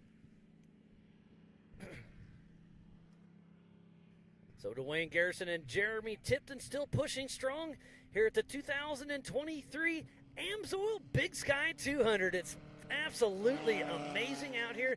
I mean, look at the view we have behind us. It's just great. The wind is blowing just a little bit. The sun is out, but I'm having fun. We have the view. We have character out here with us this weekend. There's stuff all over this race course, and we've added some right here behind us, a little bit of character to our live feed today. It's been awesome, though. It's been awesome. The weather is amazing right now. I'm loving having the shade on us, but with that cool breeze. I still have my jacket on. You still have your sweatshirt on, but it's going to warm up just a little bit more. But Dwayne Garrettson right there on course, going through some of those areas that have those whoops and the tight rights that he has coming up. There's actually a 90-degree turn right there. You could see there's a cone that we put our course markers on, and that one had going directly right, and that means it is a 90 right. You might want to check up just a little bit. And that's going to be in your notes from pre-running. But Dwayne Garrettson, number 26, out of Alma, Arkansas, with Jeremy Tipton riding shotgun with Come Get You Some Off-Road. He's in Jimmy's 4x4 Bronco, Limitless Performance LS 6-liter, Turbo 400, Atlas, Spider Tracks, Brannick, Yukon, Yokohama, Raceline Wheels, Brannick Motorsports, Limitless Performance, and Extreme Diesel help him race out here with us at Ultra4USA. And Miles, we missed Brexton Glines coming through the race line start finish. He's actually sitting in that 4th position right now, 2nd in the stock class, but sitting 4th overall unofficially on corrected time. So that's pretty awesome for Brexton Glines at the 46.89. And there's Dwayne Garrison. You can see how tight those turns are. We were talking about that with the 4400 cars, because the wider stance, the bigger car, is going to be super tight for them later on in the race whenever we see them out there. Some of the tight canyons that they have to go through. And we were discussing with Grizz actually the other day. We were out watching the pre-running going on, and we had to see somebody back up because there's a couple turns out there that are pretty tight for these longer vehicles to go through. But it's an awesome race course out here. But that's just part of racing. Exactly. It's great. And there's another one of those outcrops. And right there, if you went too far left, you could clip that wall and smoke your front end.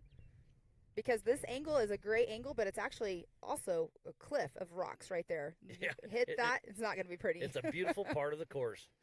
But yeah, we're trying to keep everything going on safe on this race. And speaking about safety, USAC is here on site. Leo Donald 23 is making sure everything's going on. And one of our other USAC partners, Drew Schultz, is having a layover on his way to another race. He's tuning in, so miss seeing you around, buddy. But thanks for keeping everybody safe on your end as well. USAC's been around for a very, very long time. That's our sanctioning body. They run safety, scoring, and timing. It's been a great partnership with them. And look at the dust. So right there is the qualifying course, but the top, they got to go about another 1.5 miles around before they come into this section.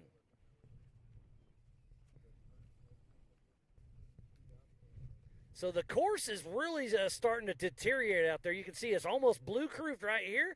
But you saw the ruts earlier, but it sounds like Erica Allreach down there in the Amsoil hot pits and going to give us an update on the turn down there. Erica, take it away.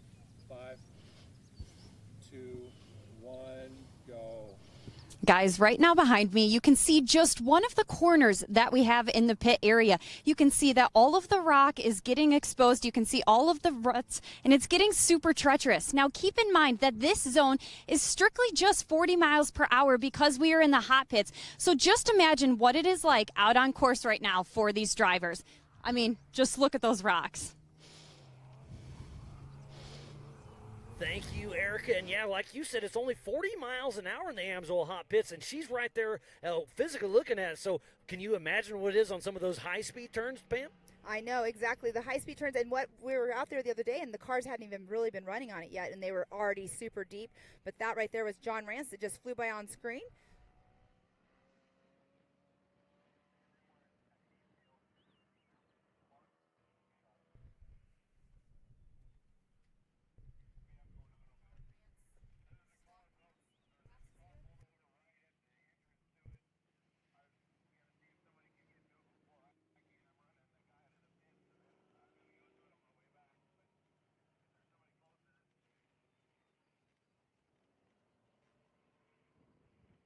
There's Anthony.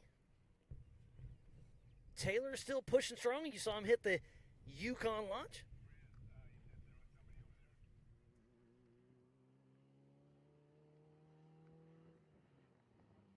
White flag is out for John Rance. So one more 40-mile loop for John Rance, and he'll be getting the checkered flag there at the race line start-finish.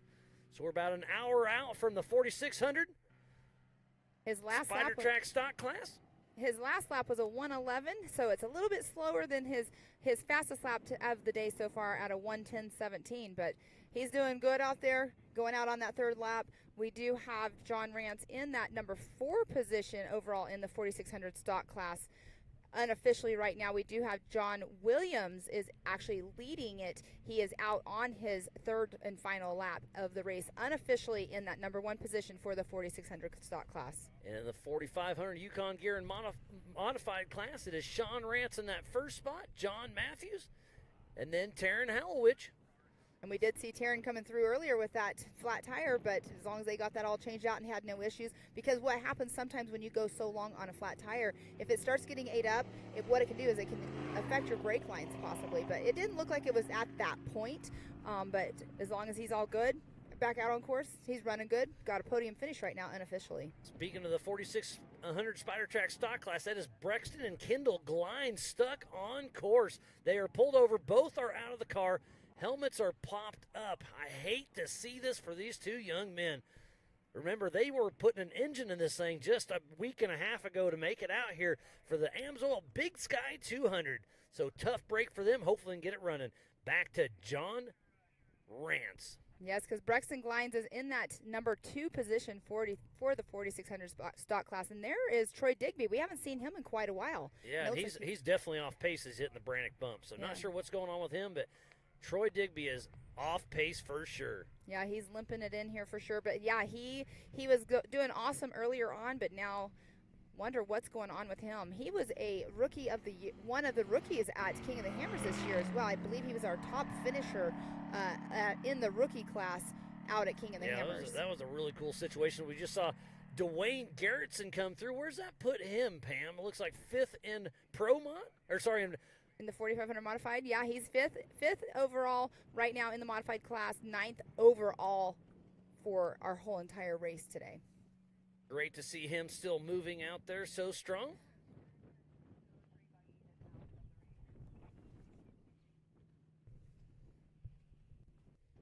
We still have a lot of action out on course.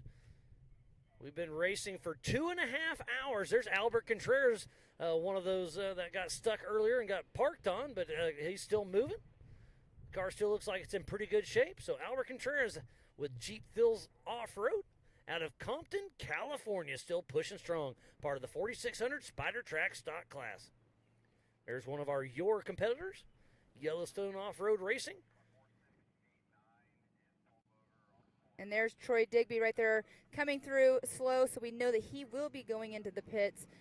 Hopefully it's just a minor issue, but he is running a new motor, as Erica was talking about earlier. He's coming in, trying to step up his game, wants to finish strong, so hopefully it's nothing wrong with the motor and something minor might be going on. But that is the 816 right now going over the Yukon launch. That is Charlie and Arlo Shaw out of Billings, Montana, still pushing strong.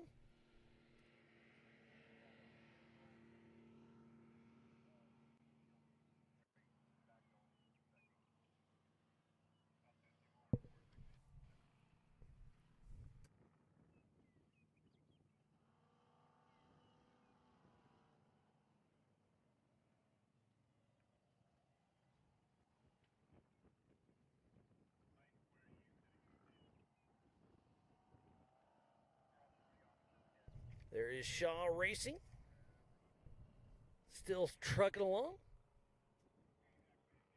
We got some there is Brexton Glines, still with the hood open. So with the hood open at the back of the car, they're probably getting some tools trying to figure out what they can do to keep it running. This course is really starting to take its toll on the competitors and the cars themselves. We had the Drivers Appreciation Dinner last night, so I was chatting with a few of the racers, and they were super excited to be out here racing. Had a good chat with Levi Shirley last night for a bit. He'll be racing later on today in the 4400 Unlimited class at 1 p.m. Mountain Standard Time. So we've got a great race on our hands right now, but the Unlimited race kicks off here at 1 p.m. Mountain Standard Time, so make sure you do not miss that. Tell your friends and family, set an alarm, get some snacks and some beverages ready. We will be racing wide open later on this afternoon. The biggest and baddest names in our sport. You saw a thumbs up from the Glines, giving one of their fellow competitors of Alex Fleming with Sherpa Motorsports. We saw him pulled over earlier as well, but obviously he got it back going. That is the one vehicle in the 4600 Spider Track stock class that has a V8.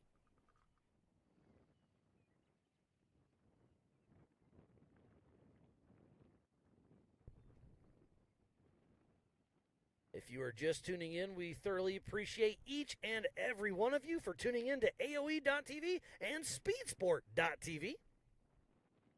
This is the 2023 Amsoil Big Sky 200.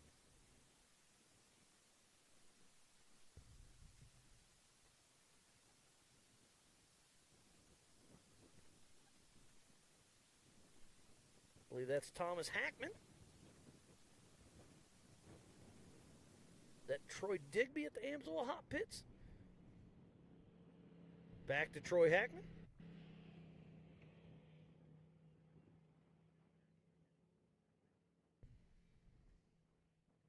I love that spot on the Scotts Bluff. That is a four-wheel drive, so we had a little bit easier way up. He's actually one of my favorite looking vehicles out here this weekend. It's super cool, super heavy. Those older Ram SUVs, as I'm calling it, very heavy metal, but it's super cool to see him out here racing. But yeah, Hackman's still pushing strong.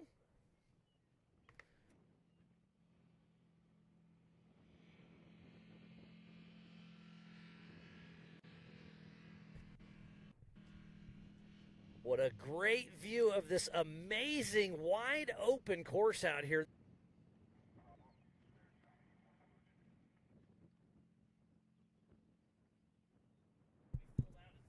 As it warms up a little bit. But the dust is coming in. The dust is blowing. The wind's up. I think we have perfect race conditions today. They did take off in 30-second increments at 7 a.m. this morning. There is Taryn. We saw them with the flat left rear tire, so they got it switched out and back on course. And obviously, if they stepped for a tire, I'm sure they topped off with fuel. And that's where Erica Allreed was just a little bit ago, and you can see how dug out that is. So he was in there for quite a bit, so hopefully there wasn't any other issues with his car, but he is running in that third position.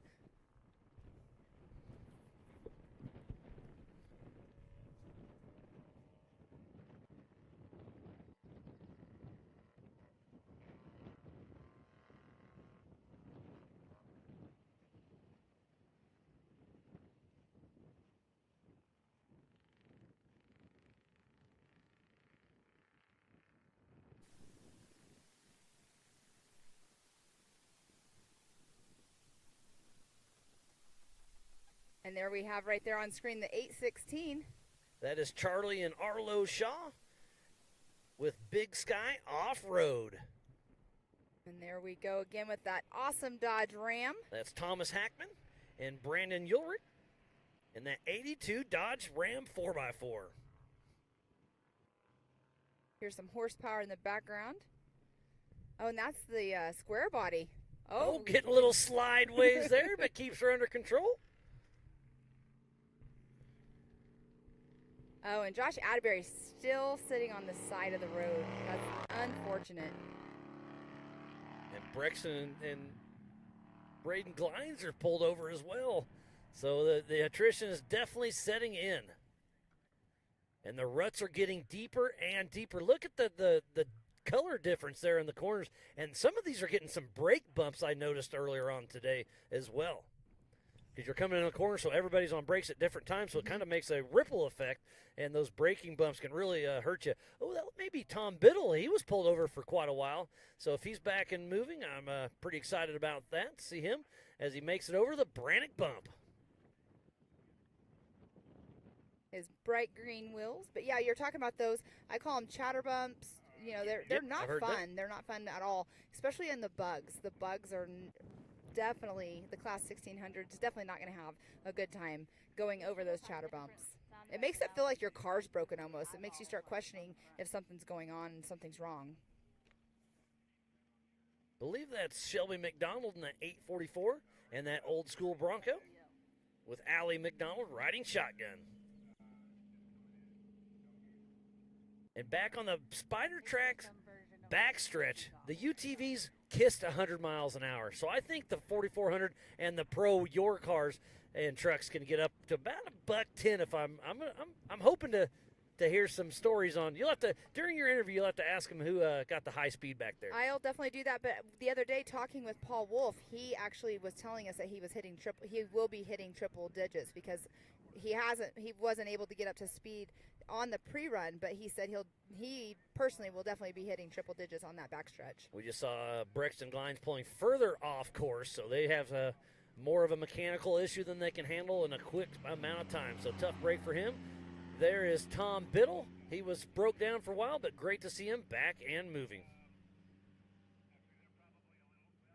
There's Keaton Potter, I believe, up and over the Yukon launch.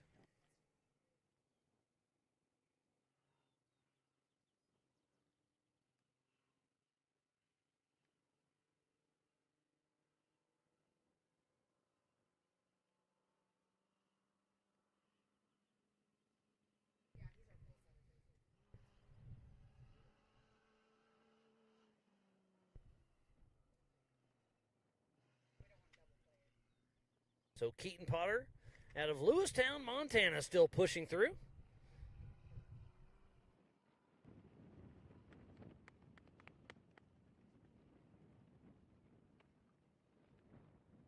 Alpine Motor Speedway just outside of Broadview, Montana in Yellowstone County. And there's a 1600 right now.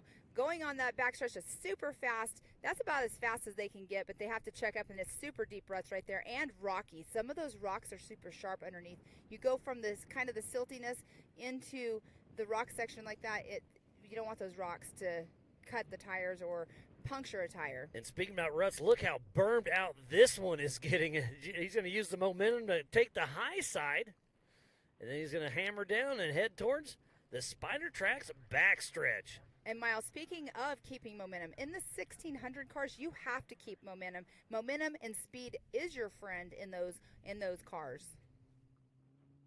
Here's Keaton Potter making another lap, getting the white flag at the race line start finish for Keaton Potter and Ray Smith with Potter Auto Body. There's JT Taylor, our race director, making sure everything's going smooth. And that is the 100 right there. Of Eric Pond out of Wickenburg, Arizona, part of the Truck Sportsman. And that 69 Bronco. Back to another 1600 car. The wind is blowing. It is absolutely perfect race conditions.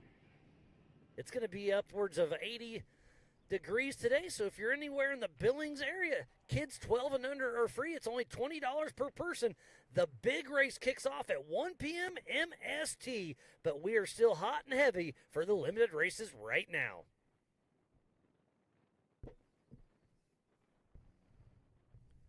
There's part of our camera crew, one of our drone pilots, getting everything lined out.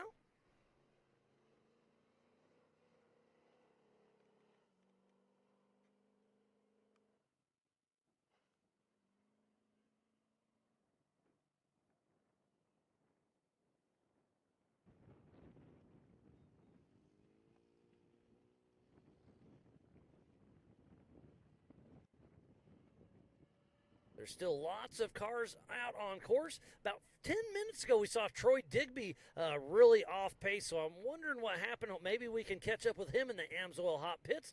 He was moving, but he was way, way off pace. Well, let's hope that we don't get to catch up with him and we can catch up with this crew and whatever was going on maybe got fixed.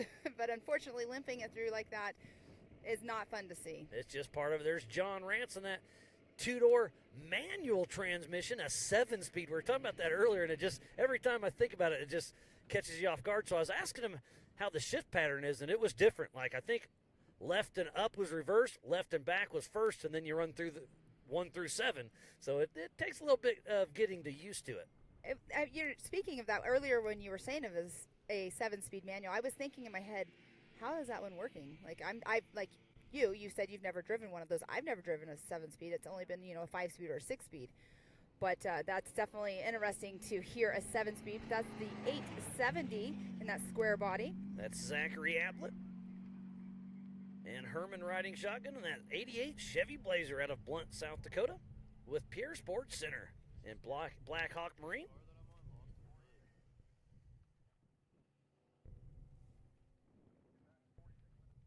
And Miles, I love that we have a breeze today, but I am a little bummed that it switched directions today. Because the dust, whenever the drivers are coming through, is actually coming this way. But there's the old Bronco right there of the 844 that we see going over the Brannick bump, trekking along.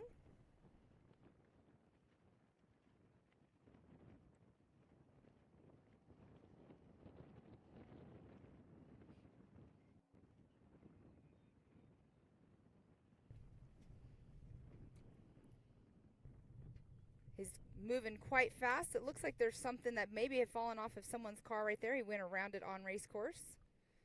People losing some body parts, but we do see Josh Atterbury right there. It's so unfortunate he's still stuck on the side of the road there in his Dirty Life Wheels Bronco. And this is a beautiful area, the Class 1600 going down into that canyon. Making up some time. He's trucking along super fast.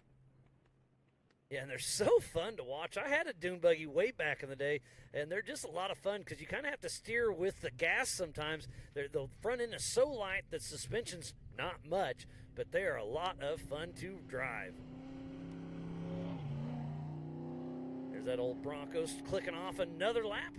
They're at the race line, start finish.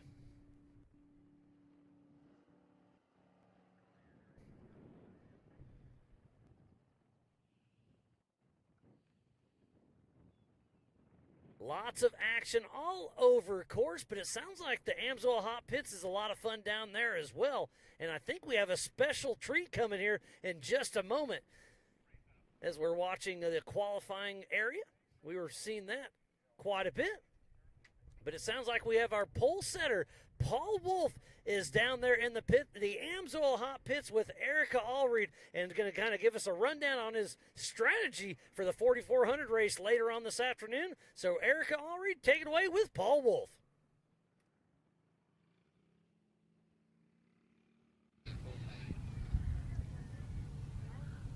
Go. Joining me is 4900 and 4400 driver Paul Wolf. Paul, yesterday you had a good run going, but unfortunately a heartbreaker for you as you had a mechanical. So can you give us some more insight as to what happened with the car? Yeah, we ended up having a wheel bearing failure. It's just one of these problems with a long endurance race. It's hard on parts. A little bit is my fault as a driver. I set the car up. I was unfamiliar with the track. I've never raced here, so I set it up to do more kind of desert style, more ruts and stuff, and it ended up kind of flattening out into a short course. So I had to corner a lot more with the car, and I was really just loading the wheel bearings real hard, trying to keep the car up front, and eventually had one give up on me. But part of racing. Absolutely it is. And we were talking strategy earlier, and you said that you weren't sure if you were going to go guns a-blazing out of the gate or kind of keep it conservative first and foremost, and then at the end start to pick up speed. So after yesterday's events, what kind of strategy are you choosing for this afternoon?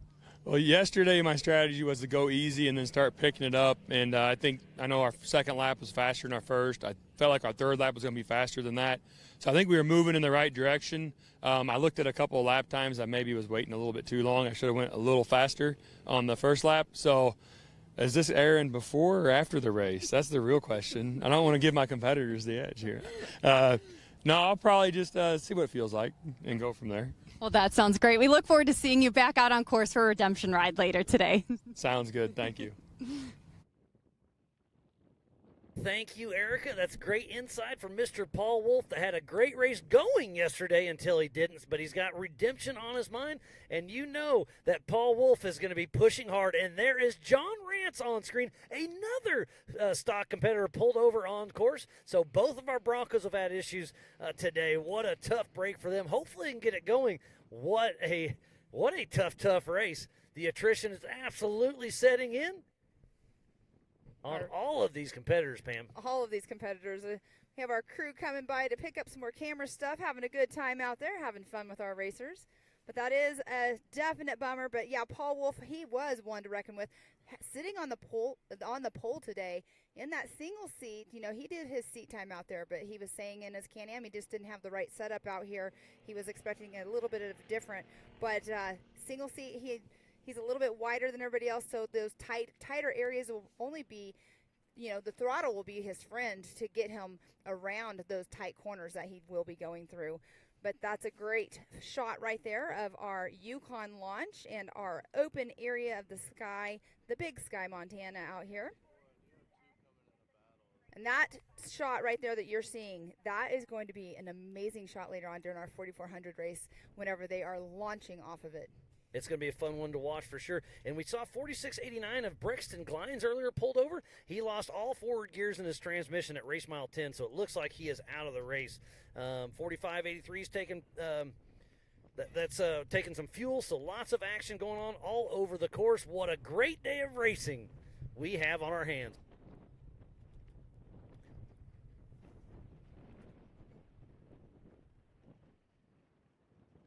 What a wonderful day of racing we have, but it's not over yet. So we're going to step away, take a quick break, and be right back after this.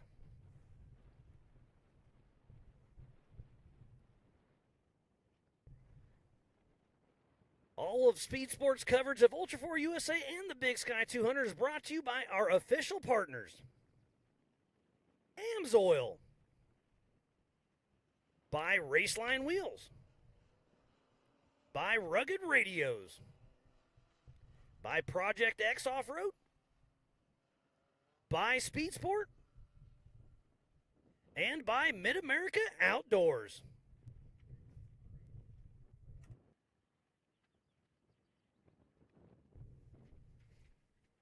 And look at the battle going on. We have a 1600 getting ready to pass one of our trucks on race course. That's super cool to see. They are going over that Brannick bump area. I thought the pass was going to be going on, but it looks like he backed off just a little bit. I'm not sure if that is a single seat 1600 or a two-seater or not, but how super cool is that they're running so close on race course. And that's right behind that Ford Ranger. That's Nathan and Darian Jones getting chased down by that 1600.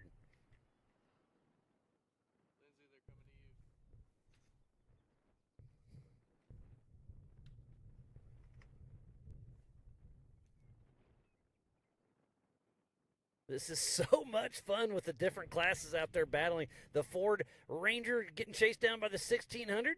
We'll see if he can get a pass. I wish we could see the number on that 1600 so we know who it is, because they've been going through quite quickly through all of the whoop sections, all of the sand wash where there are the deep ruts. They've been trucking along quite fast.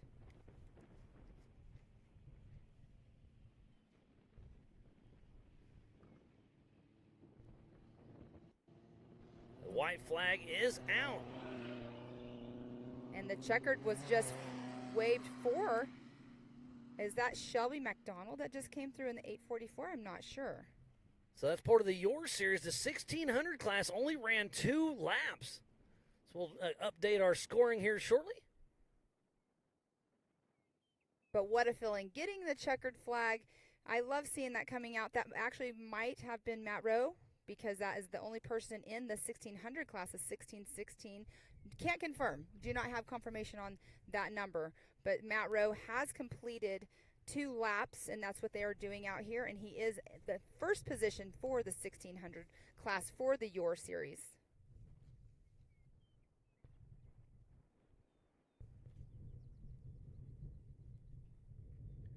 Getting an update that Josh Atterbury is out of the race at Dead Cow Corner. Had such a great race going, but he is out of the race. Brexton Glines was pulled over. We just saw John Rance pulled over. So the 46 Spider Track stock class is anybody's game.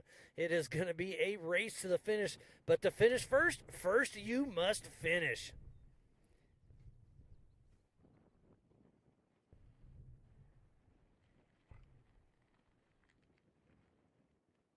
Lots of attrition starting to set in. We had a great little chat with Paul Wolf about having his little issue with the Can-Am, but he's got redemption on his mind. We'll see him racing later on today at 1 p.m. for the 4400 Unlimited class with the Your Pro trucks as well. Mountain Standard Time. This is the limited races. Is that Troy Digby? Yes, so Troy Digby is back out on course. We saw him limping along, but apparently pulled into the Amsoil hot pits, got whatever issue addressed, and went back out for another lap. So hopefully Troy can keep on keeping on. Well, hopefully, like we were saying earlier, it was just something minor, but he is back out on course. But he did have that motor change before this race, so it's super awesome to see that he's back moving again. Troy Digby has Bob Humancheck riding shotgun with him out of Baton Rouge, Louisiana.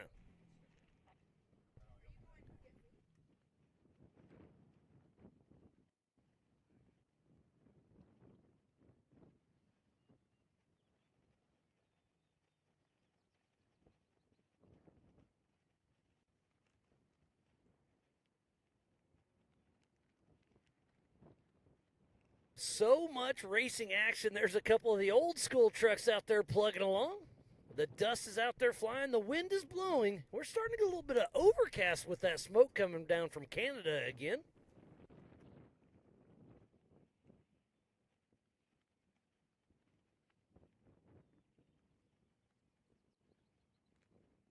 But speaking about Canada, we have so many of our Canadian racers down here racing with us this week. I know we have 5+ racing in Ultra4 USA, and I think they had about the same racing with the Yellowstone Off-Road racing, eh?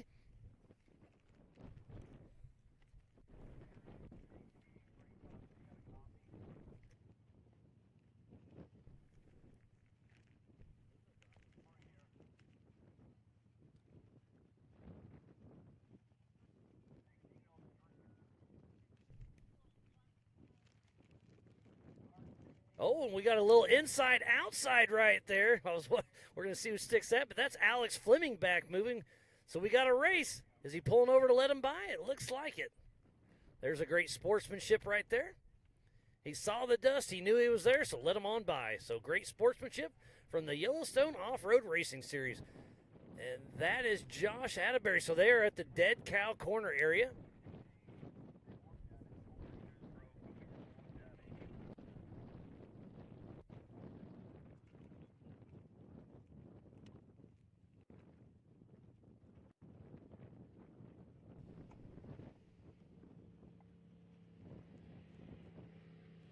So the course changes from year to year, but back in 2019, Jason Blanton had the fastest lap of 48 minutes. And then yesterday it was Kyle Chaney with that 52.34. We'll see if that can get beat this afternoon. And we're back riding with Alex Fleming with Sherpa Motorsports. You know who's going to be trying to beat that time today? Who isn't going to be All trying of to them. beat that? Yeah, exactly. I mean, Bailey Campbell, Paul Horschel, Cody Addington, and the list goes on. Poole will be racing. Rowdy, part of the Yellowstone Off-Road Racing. They got a couple of their heavy hitters here as well, so it'll be interesting to see how we compare with Yellowstone Off-Road Racing and Ultra4 USA. And that's such a great shot right there up from above. All of the different lines that are out there, and it's amazing to see this course. But right there, that's one of our super fast areas. It's super. That's where we're talking about. They're probably going to be getting up into like the triple digits. That's right there at the Spider Tracks backstretch. So they'll be hauling the mail.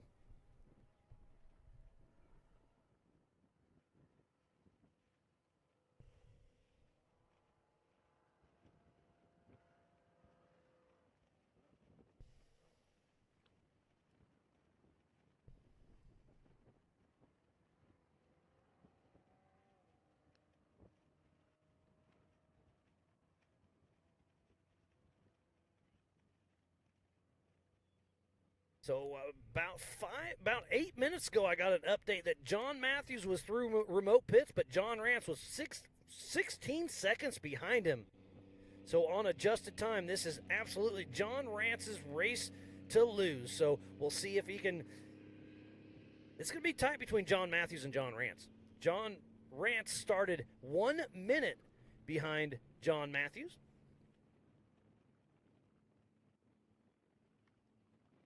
And there we do have Mick Henson on screen. We haven't seen him in quite a while, but he's trucking along by that bluff area. And these guys are back moving again. The 46, I'm not sure what that number was on that teal-colored Jeep Cherokee. They just now came through. They're moving along again. Jesse Bennett from earlier that was pulled over for a while? Yes, it is. Nice. It is. So he's moving again, and we have Mick Henson again on screen on the qualifying area, getting ready to go through the Brannick bump. The wind's picking up just a little bit. Be good for the racers because this is going to get dustier when we get these faster cars out there. Mick Henson getting ready to hit the Brannick bump. The Brannick Motorsports Legends class will be racing with the unlimited cars later on today as well. So we'll have the 4800 Brannick Motorsports Legends class, the 4400 Unlimited with Ultra4 USA, and then the Pro and Pro Unlimited with Yellowstone Off-Road. So we'll have 4 races going on later on.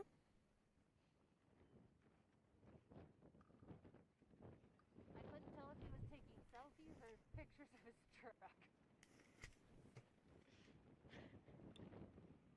And there we have Alex Fleming right there moving along, going up that Scotts Bluff right there. Yep, and you can see it checked up for that top little rock section.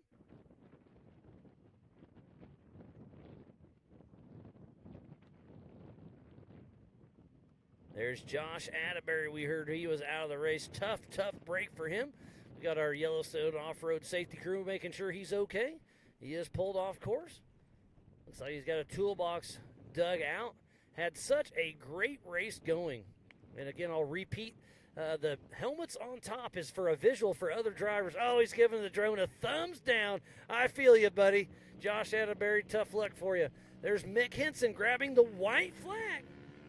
But back to the helmets to finish my thought is that if you're having issues on course, if you put your helmet on top, that gives the other drivers a visual awareness that you are okay, because they're all here to help each other. Nobody wants to anybody get hurt out here. So you're going to check on your fellow competitor, but that's going to cost you time. So if you know you're okay, put the helmet on top, and they're going to blow right on by and probably give you a thumbs up.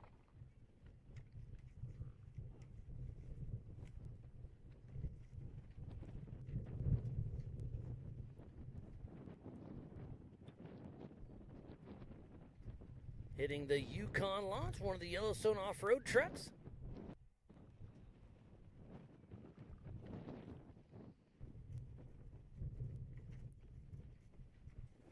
So it was the 4695 of Jesse Bennett. They are in the Amsoil hot pits as we speak getting fuel, so I'm not sure what happened with them, but they are back and moving, and they are in the Amsoil hot pits to keep on for another lap. And we have 3 people going through this little short course area where we were doing the qualifying the other day. Awesome to see lots of action coming through to the race line, start finish line.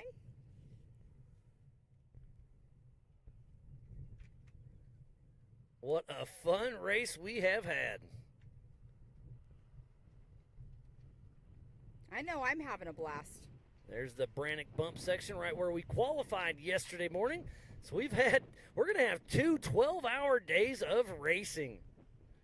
I can't think of anything else I would rather be doing here at the Amsoil Big Sky 200, just outside of Broadview, Montana at the Old Cow Pie Motor Speedway. This is a joint race with Yellowstone Off-Road for the Throttle Down Customs Big Sky 200. Oh, and it looks like we're going to see a pass happen in here momentarily, possibly. Looks like he was setting them up for the inside-outside, but had to check up. Not enough room in that corner. But he's got to know he's there. And there we go. There you can see him pull off. Pulls over, sportsmanship at its finest. And I believe that's John Owen in that 1975 F-150 out of Billings, Montana, making the pass. Mick Henson is in the Amsoil hot pits getting fuel now.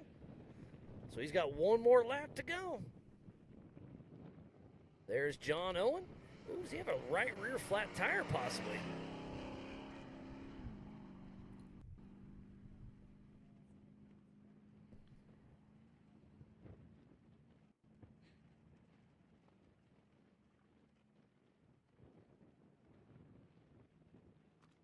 Mick Henson in and out of the pit super quick and easy.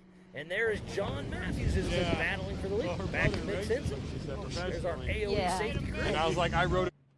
So Mick Henson in and out of the Amsoil hot pits quick. There is John Matthews. Where is Sean Rance? Who's in front of who? They've been battling back and forth. But remember, on adjusted time, John Matthews has to beat Sean Rance by 1 minute. This race is on adjusted time.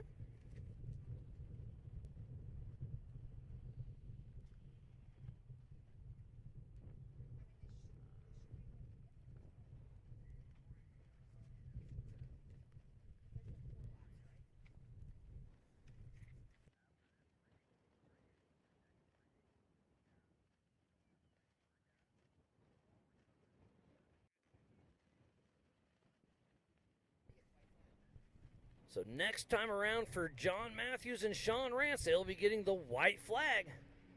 One more lap to go for those 4,500 Yukon Gear and Axle Modified class. They had 4 laps. Stock classes had 3 laps, and the 1,600 buggies had 2 laps. Did we ever find out who that 1,600 bug was? I did not, but we do have Matt Rowe, who has completed all of his laps. So that could have possibly been Matt Rowe that came through. On timing, that's what it's showing. Right, exactly. So getting that checker flag. So Matt Rowe and the number 1616. What a great race for him. There's Eddie Oliver on screen. Back to Thomas Hackman and Brandon Ulrich in that old school Dodge Ram. In the short course area. Thanks again to everybody that makes this possible. Jason and Gayla Robinette, all the volunteers, Ultra4 USA staff, the AOE crew, media, safety, USAC racers, fans, marketing partners, Yellowstone Off-Road Racing with Aaron, Grizz, and Don. And then later on, we'll be giving away those trophies. So thanks to Cody Wagner with LaserNet and those 360 wrap trophies.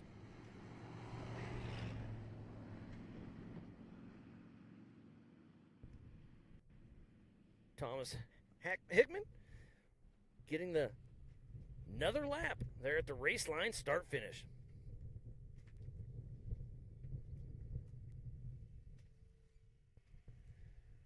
This is a 10,000-acre private ranch owned by Warren Ketchum, located north of Billings, just outside of Broadview, Montana. Population's only 212 people out here, and the elevation is roughly 3,900 feet.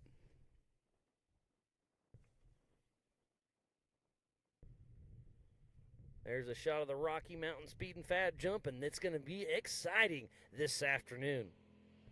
That's going to be a great camera to watch later on today. We saw Paul Wolf sending it there yesterday in his Can-Am. We can only imagine what he will be doing in his single-seat UFO 4400 Unlimited car later on this afternoon. He's going to send it, and it's going to be, I mean, all of them are going to be sending it, but I can't wait to see that camera angle this afternoon. So let's go over the classes one more time. The 4500 Yukon Gear and Axle Modified class has an orange number plate. You can have 2.5 shocks per corner, limited to 14 inches of travel, mechanical steering, maximum of a 37-inch DOT tire, mounted a front-mounted engine, but unlimited horsepower. And then the 4600 Spider Track stock class, they run a blue number plate. They have a stock OEM frame. Wheelbase must stay within 3 inches, the factory engine, but they may replace it with any available engine in the same make, model, and year of the vehicle. The factory transmission, a 35-inch DOT tire, single 2.5-inch shock per corner unless the dual from the factory limited to 14-inch of travel. Factory style suspension like leaf springs, coil springs, mechanical steering, and grassroots racing at its finest. Yeah, that's both of our classes here in the Ultra4 USA race, but this is a joint race with Yellowstone Off-Road, but we're going to step away from the action, and we'll have some more racing after this.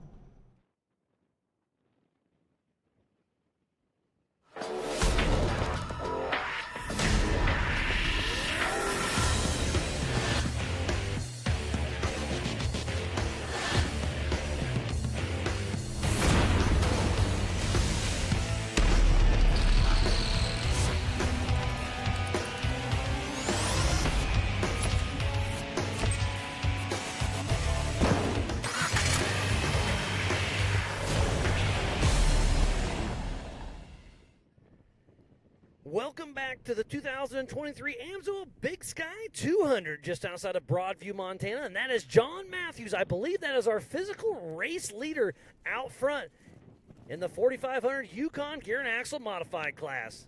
What a great, great race we have on our hands now. So if he's coming through, Sean Rance came through last time in front of him, so I wonder where Sean Rance is at.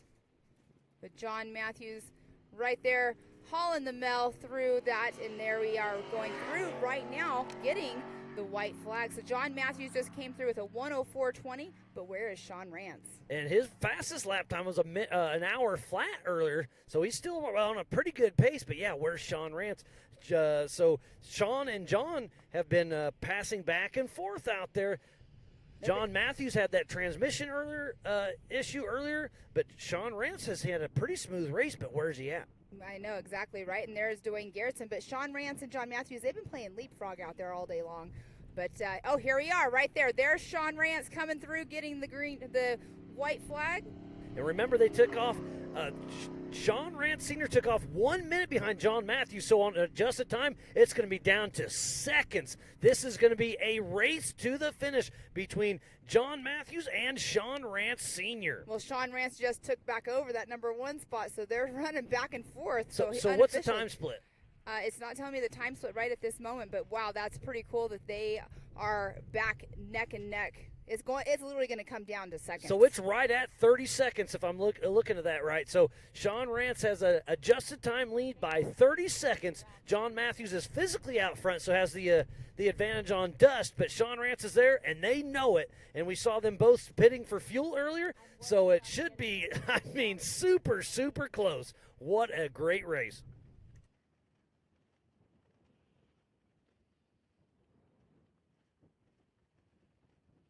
I can't wait to see how this race shakes out in the 4500 Yukon Gear and Axle Modified class.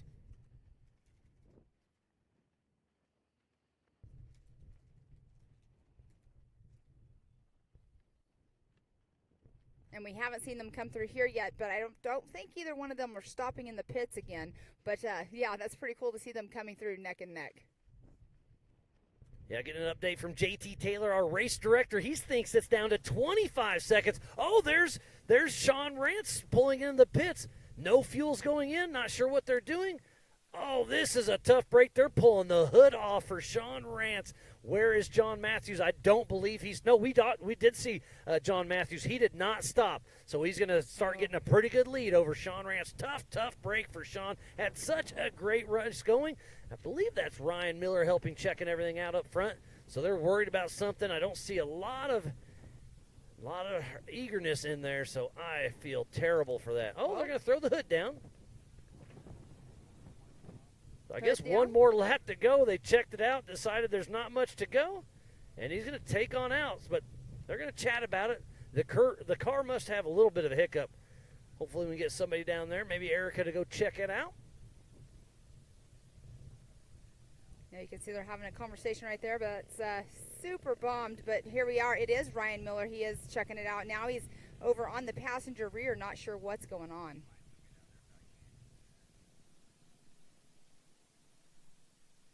Well, there he goes. Off he goes. So got the clear from Ryan Miller, and back on race course goes Sean Rance. So he had it by 25 seconds. He was in there for over a minute. So now I'm going to give it to John Matthews by probably 45 seconds on adjusted time. That's my personal guess. Only time will tell.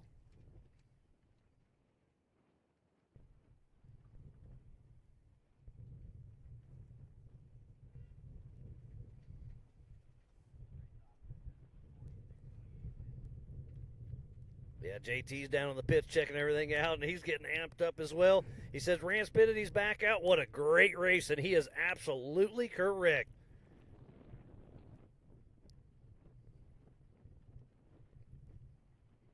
Thanks to everybody for tuning in. This has been so much fun. I hope you all are having as much fun as we are. So don't forget, the race is not over now, but the big race kicks off at 1 p.m. Mountain Standard Time with the 4400 Limited, the 4800 Brannick Motorsports, and the Yellowstone Off-Road Pro and Pro Unlimited. As we see Alex Fleming going through one of those cool little valleys.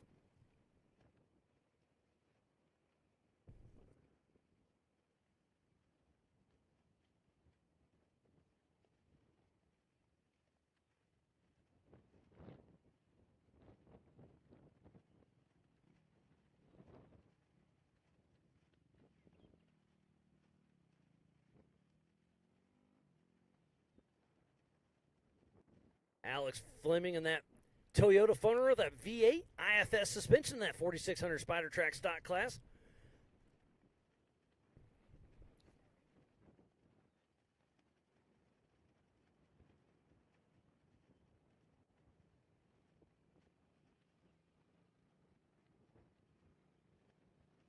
So Alex Fleming still plugging along. But, man, what a race we have on our hands. The white flag is out for the 4600 Spider Track stock class and now the 4500 Yukon Gear and Axle modified class. We just saw John Matthews come through first, and then Sean Rance going to the pits. Matthews has got the little lead on him, so on adjusted time, I think John Matthews is going to be in that. But, Pam, can you catch us up on the 4600 Spider Track stock class? Yes, so we have John Williams in that number 1 spot, sitting there with a 1:04 was his last lap time. And then in second position in the 4600 stock class is Brexton Glines. But we saw Brexton pull over with a transmission hurt, so I think he's out. Exactly. And then Alex Fleming, which we see right now on course, is moving along in that third position. So what a great race. And we saw Sean Rance down in the pits. We saw him pulled over. They had the hood over, looked at something, put it down, talked to him, and then went to the passenger right to check it out. But I think we're going to have Erica Allreed down in the Amsoil hot pits and have a chat with hopefully Ryan Miller and the Rance crew. So we'll see what Erica has to say and get a catch up with Sean Rance Sr.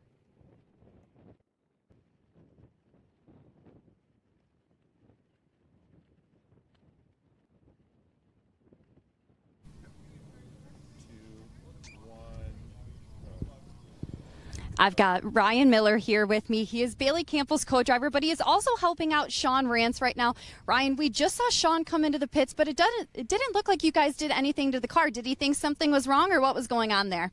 Yeah, he thought something was wrong with the belt system on the car. It turns out they think they're losing the alternator, and they're about 2 minutes behind the leader. It's a battle for first right now between those two, and they decided to go for it. So they decided to go for it, but you also were giving him some tips. You guys shut off radio communication and anything to save power. So what else did you tell him before you guys got off comms? We just told them where they were on course, and that the lead car actually sounded like it wasn't running on all 8 cylinders. And if they wanted to go for it, but try to turn off everything electrical to save battery power to make this last lap. Well, I'm curious to see how this all plays out. Hopefully Sean can hang on to this. Thank you, Erica. And that's Ryan Miller. That's Bailey Campbell's co-driver that was giving us a little update. So that's interesting.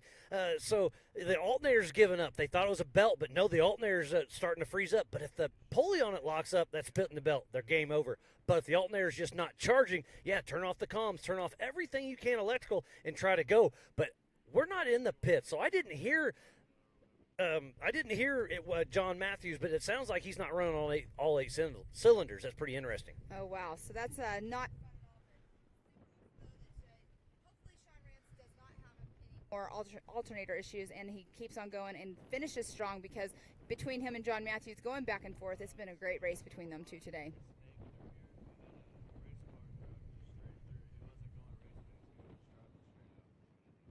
And you can see Alex Fleming right there going over a little bit of a bump down into a canyon with all those ruts that we keep seeing and talking about.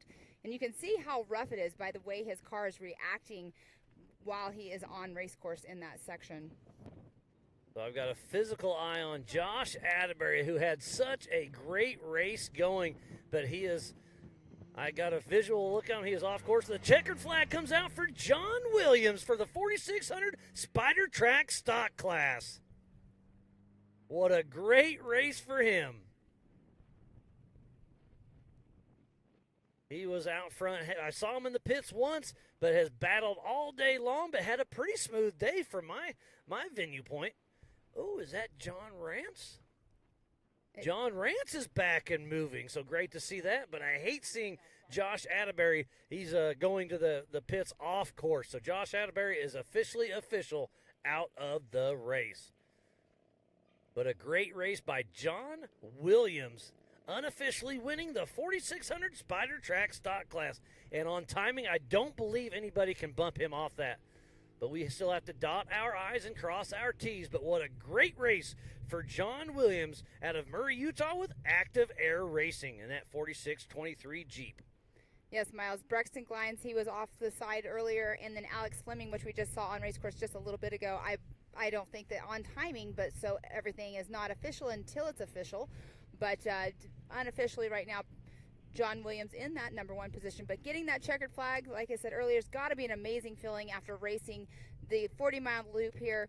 It's a tough 40-mile loop, and it doesn't seem like it just by looking at it, but it is. It's hurting a lot of cars out there. Oh, absolutely. And John Williams started behind Alex Fleming, so on adjust time, there's no way he's got him. So if it all shakes out this way, it's unofficial. John Williams just won the 4600 Spider Track Stock Class.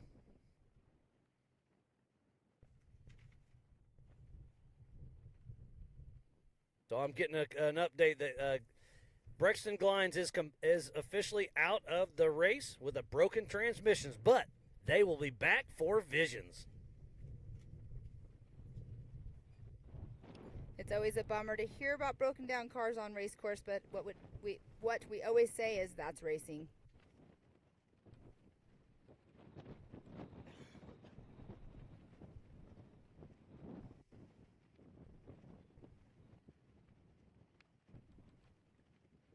There's a high and wide.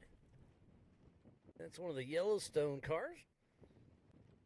Not quite up to date with them, but it's been great racing with them for sure.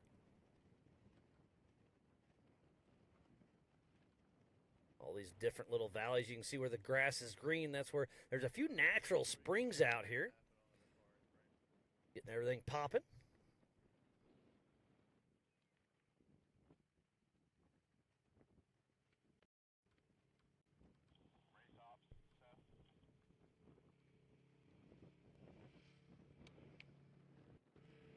He's coming down Lost My Lunch as we speak. It's been a great day of racing here at the Amsoil Big Sky 200 in Broadview, Montana, with a joint race with Yellowstone Off-Road for the Throttle Down Customs Big Sky 200. Lots of action today and more action yet to come. Don't forget, 1 p.m. Mountain Standard Time, we kick off the Unlimited race, and it's going to be one heck of a show. This race is far from over yet.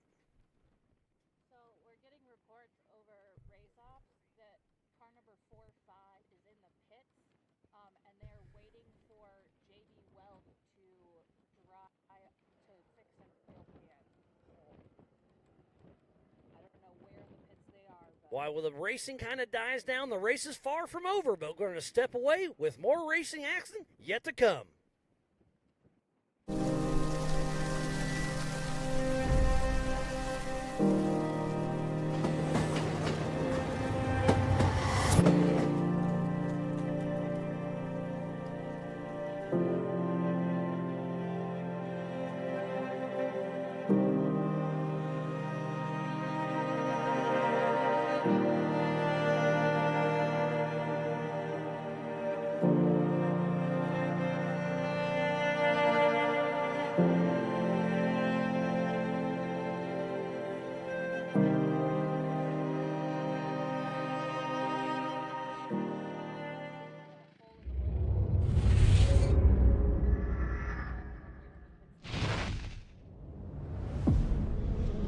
No matter what, it's never an easy event, and it never will be, and that's what makes King of the Hammers King of the Hammers. Tire choice is everything. I mean, to have a tire that's reliable and consistent and drives well out in the desert, but yet when we get to these crazy rock sections, still has grip and performs, and we can hit these sharp, jagged edge rocks and not have a problem, is what we need. And the Rockzilla is definitely our second to none when it comes to the UTV tires. And it just speaks traction. It's got big lugs hanging off the side. It's got big lugs down the side of the sidewall of the tire. If you're gonna look for something that makes traction and is gonna grip in rocks and dirt and everything, you look at a Rockzilla and go, man, that thing looks like it's gonna do the job right there.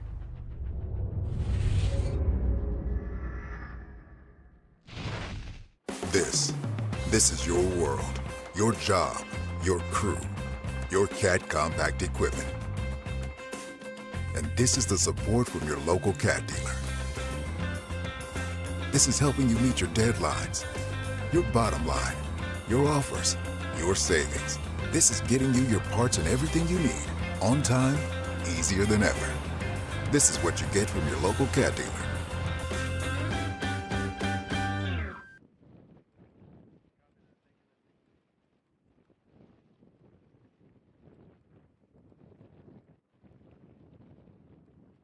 Welcome back to the 2023 Amsoil Big Sky 200. And I got a little update from the Amsoil Hot Pits. Number 45 of Stephen Yule had a hole in his oil pan, so they patched it up with JB Weld and send it back out. I love the never die attitude. Drained the oil out, put some JB Weld on there, patched her up, and is heading back out for another lap. So Stephen Yule with 45, I like your style, buddy.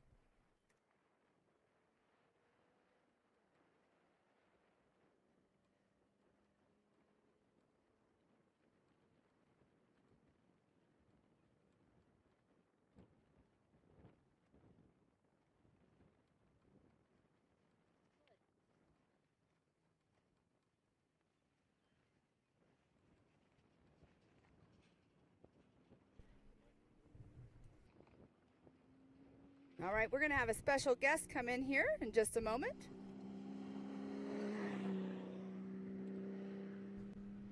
All right, Joshua Smith, you're over here with us, over here in the Amsoil booth.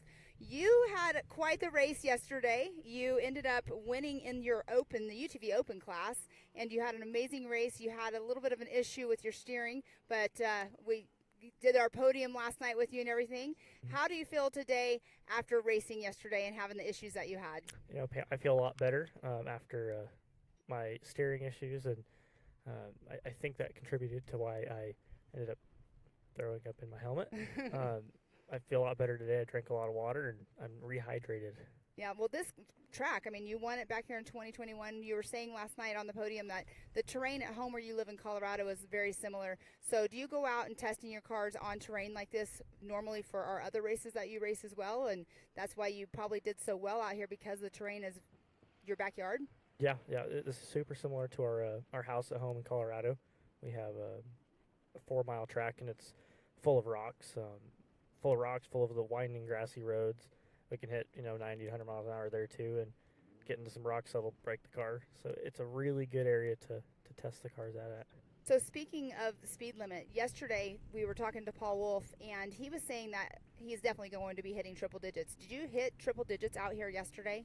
No, not quite. I hit 87 miles an hour in one of the straights, and then Corey made it his personal goal on that last lap to beat me, so he hit 92. So explain why Corey got, well, we just explained you got sick, but your co-driver, Corey Nasso, ended up in the driver's seat. But that's pretty funny that it was like his personal goal to beat your speed limit. Yeah, so I made it 2.5 laps, and then at between mile marker 19 and 20, I ended up making helmet soup, and I decided not to put my helmet back on, and I was like, Corey, you just need to go finish this, and he pulled out a very similar lap time to mine without ever driving the car before, so it was really impressive that he got that done. What's really good about that, though, is you know that if you ever need to have that happen again, you can just throw him in the driver's seat, because being in that co-driver's seat, you're looking at the course the whole time, but he's having to memorize and read everything to call it out to you as well, so it's actually kind of beneficial to have your co-driver get in. Sometimes people will have somebody else that's in the pits and keep your co-driver in that co-driver seat,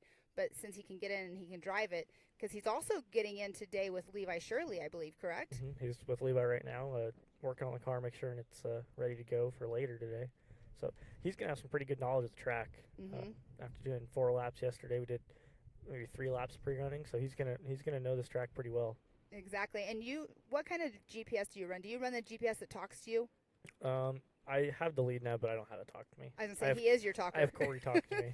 Some people will run the lead nav that actually talks too, and it's kind of, I don't understand that part, but you're talking about seat time, so you have Paul Wolf too. He was in, racing yesterday, was doing multiple pre-run laps the other day as well, so he's racing today as well, so he's going to have that knowledge stuck in his head just as much as Corey is, but it's going to be an interesting race. What do you think, Miles and I always do this, but with your lap times that you did, what do you think the 4,400 lap times will be?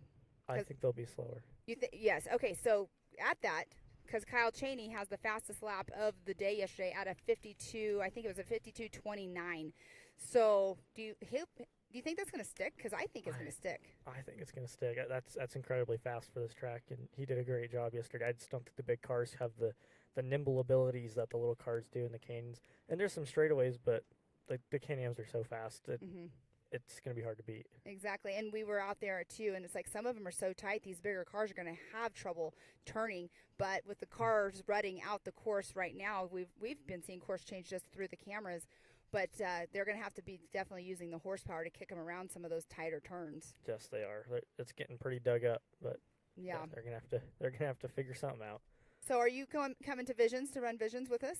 If I get my car all fixed up, I will be at Visions. So you're having power steering issues. Is it overheating and it's just quitting on you? Because that's another thing we should talk about. Yesterday during the race, that's another thing that contributed to your heat exhaustion, is because you're working so hard and having the tight turns in the courses on the course, you're working your body extra hard.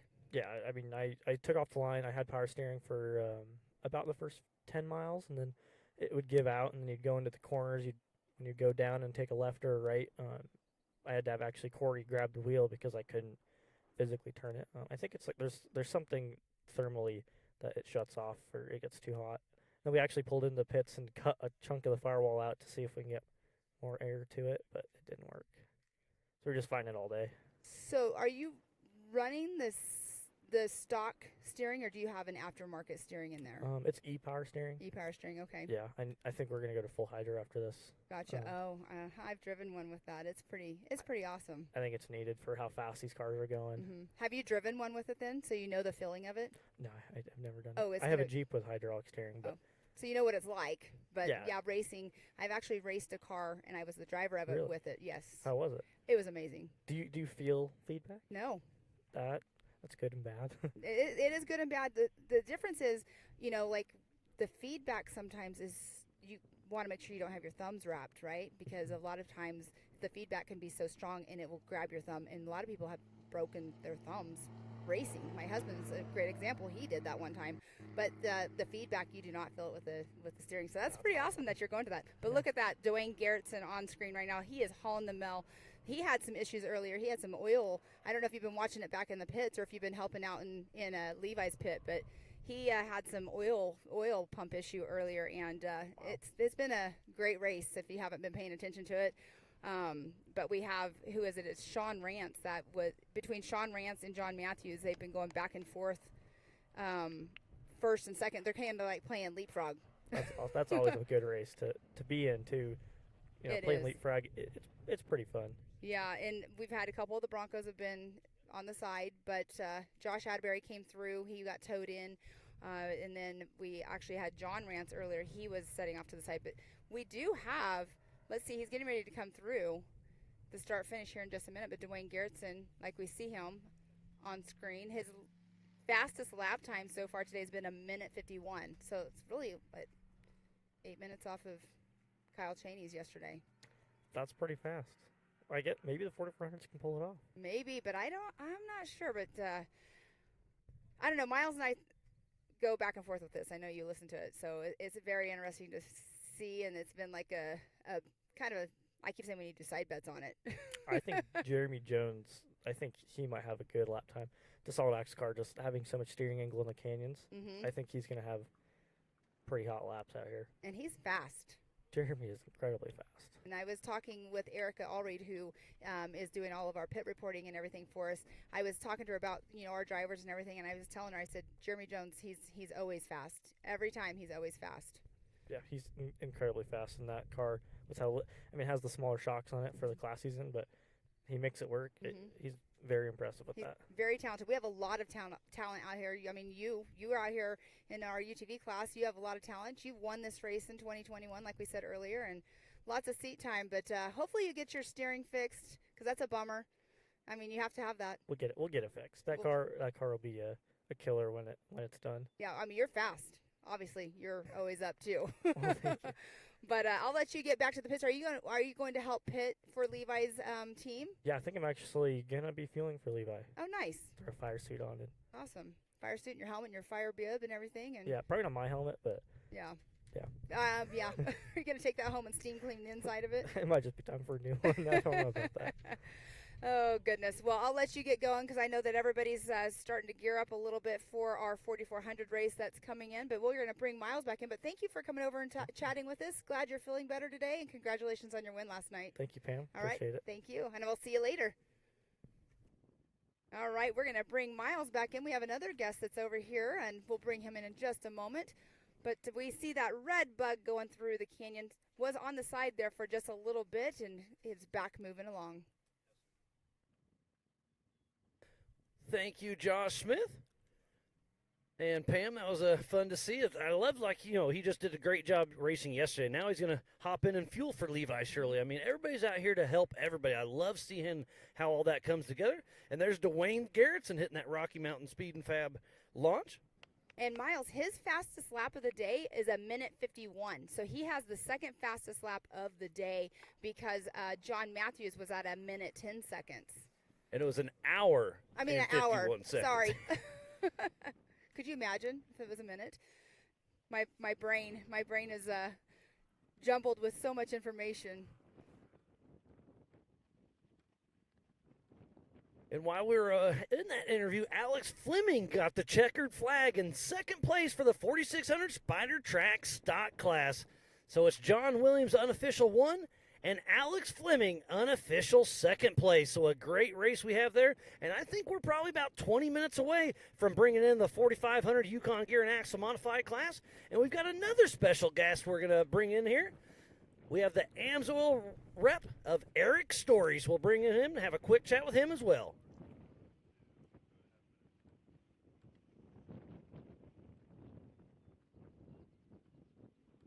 This is the Amsoil Big Sky 200.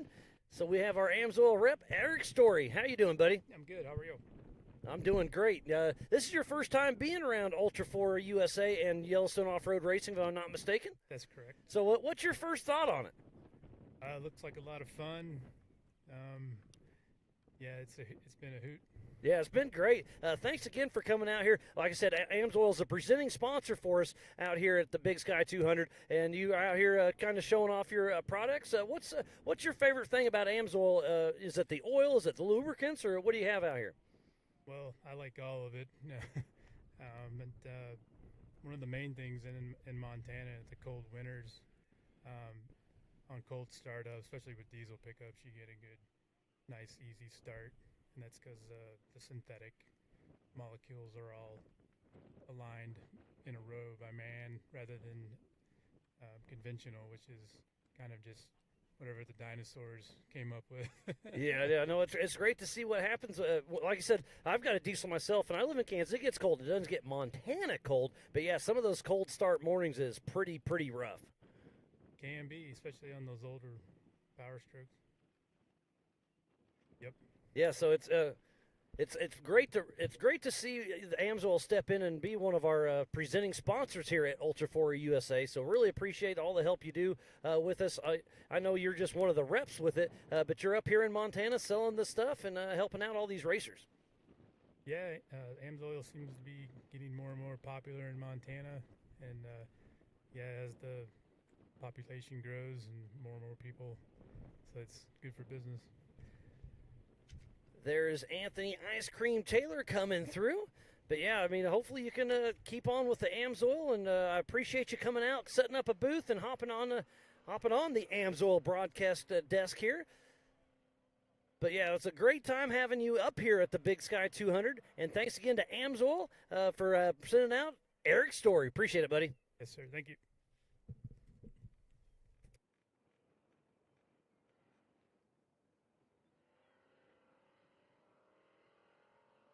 It's great to see the support of all of these sponsors that come out here and help represent everything.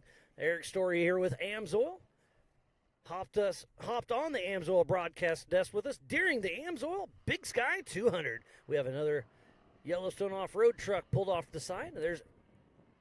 That's Taryn, I believe. Yes, Taryn Hallerich.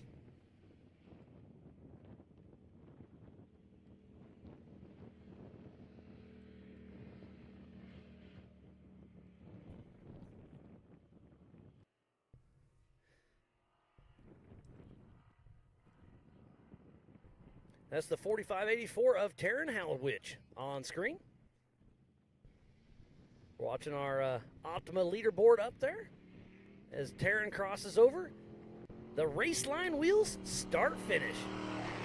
White flag is out once again for the 4500 Yukon Gear and Axle Modified class for the 4584 of Taryn Howlwich. And we did see him earlier. He came through with that left rear flat on the after lap 1, but his fastest lap of his day has been a 1:03:04. So he's trucking along, going super fast on trying to make up some time on there, but he is running in that 4th position in the 4500 modified class.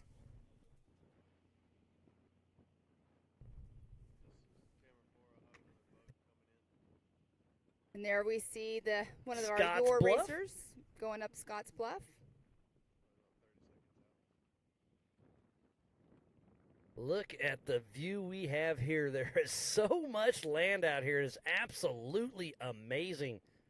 I've been up here for over a week now, taking in all the sights and, setting up course, setting up all the booths and helping out anywhere I can. And it's been so much fun teaming up with Aaron and Grizz and Don and the entire Yellowstone Off-Road Racing team. They've got a great group. Like-minded people have like-minded fun, and we're here racing for the Amsoil Big Sky 200. And the little Herbie that could, we got another bug out there. Rear engine, 1600cc, air-cooled. That is the 1144 of Jake McFarland in a 69 Class 11 out of Power, Montana, with Luke Stewart riding shotgun as he's up and over the Yukon launch.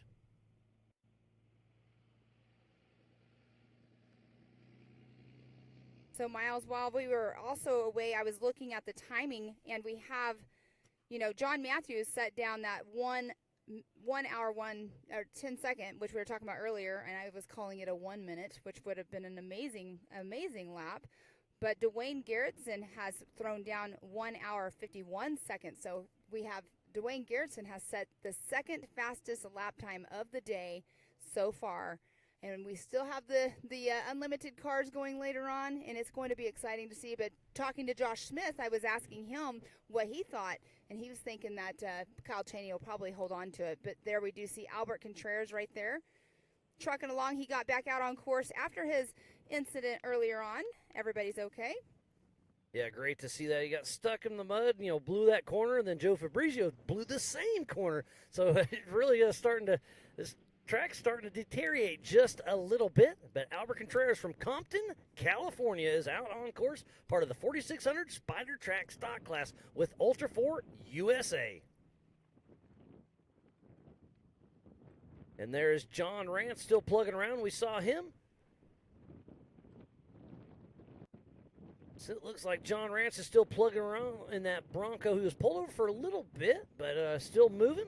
And he's moving, but he's kind of limping it along there a little bit. So maybe he's just trying to finish the race, get those points for it. But he's not moving as fast as he was earlier, that's for sure. Here's Jake McFarland crossing over the race line wheel start finish. Heading out for his second and final lap.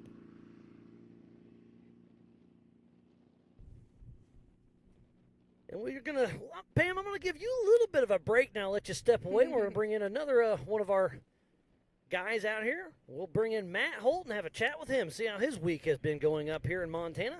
Awesome. I'll be back here in just a little bit.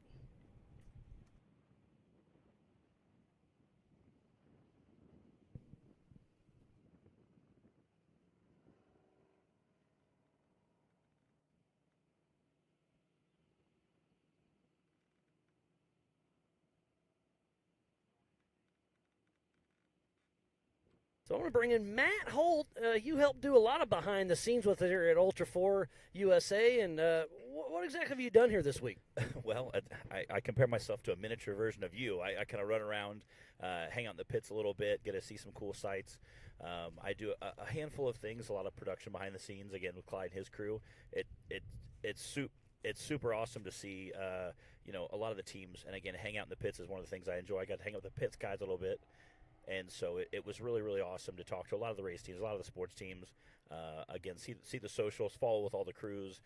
It's so much fun to be here. Again, we do a lot behind the scenes. Again, kind of like you do. It's neat to see guys out there having a good time. Got to talk to a lot of the York series, which don't necessarily race always with Ultra 4. Get to meet those guys, hang out with them, talk in the pits, goof around, see their style of racing and how they do things. A little more grassroots than probably what we're used to seeing with the Ultra 4.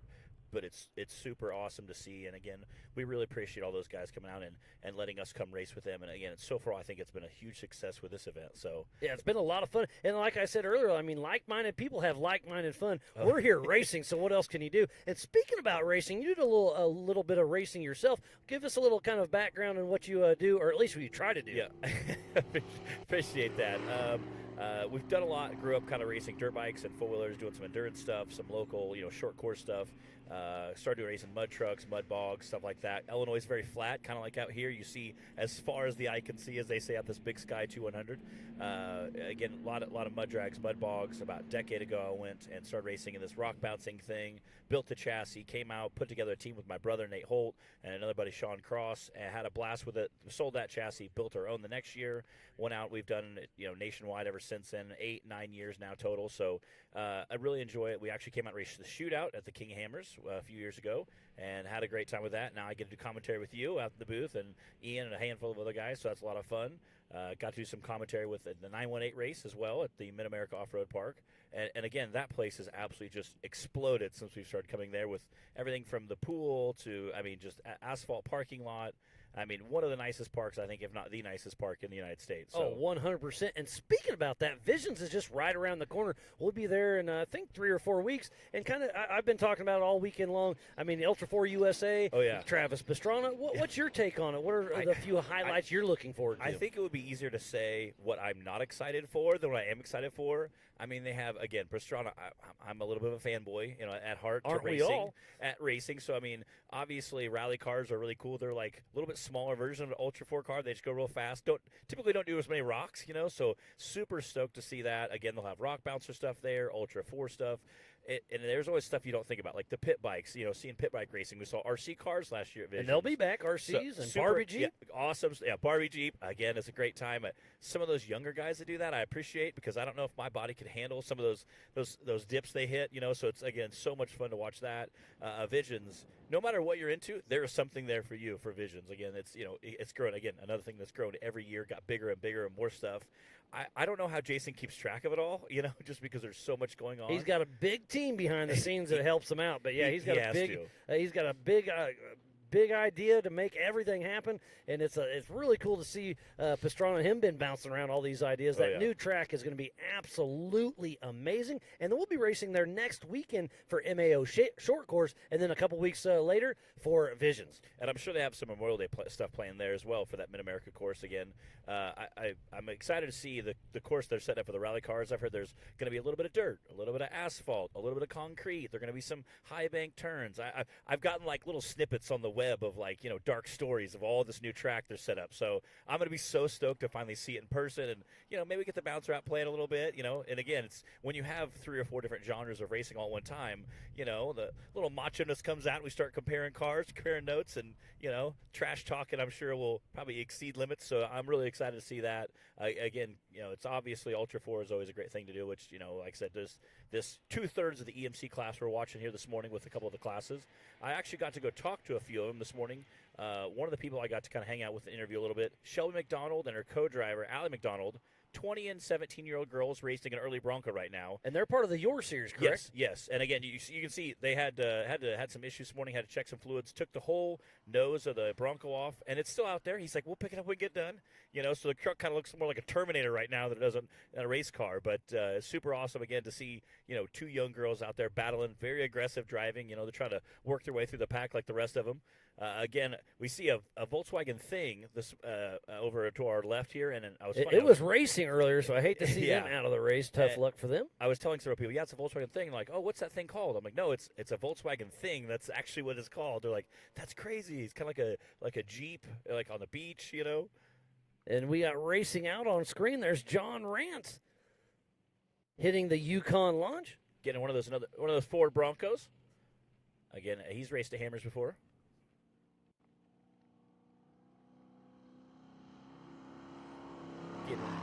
your trucks there, ripping through the finish line.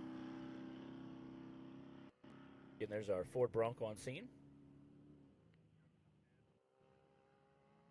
John Rance hitting the Brannick bump. He's been running strong all day. Had a couple issues. We saw him pulled over, but really glad to see him back out there and moving. Part of the 4600 Spider Track stock class, and I believe the next time we see him on the next camera will be the checkered flag. So I believe he'll get that third unofficial place in the 4600 Spider Track stock class. About one more mile to go for John Rance. Again, speaking of Broncos, we saw Paul Horschel's car up there earlier, and obviously his Ford Bronco, I think, is going to definitely try to do some work this weekend. Independent front, independent rear.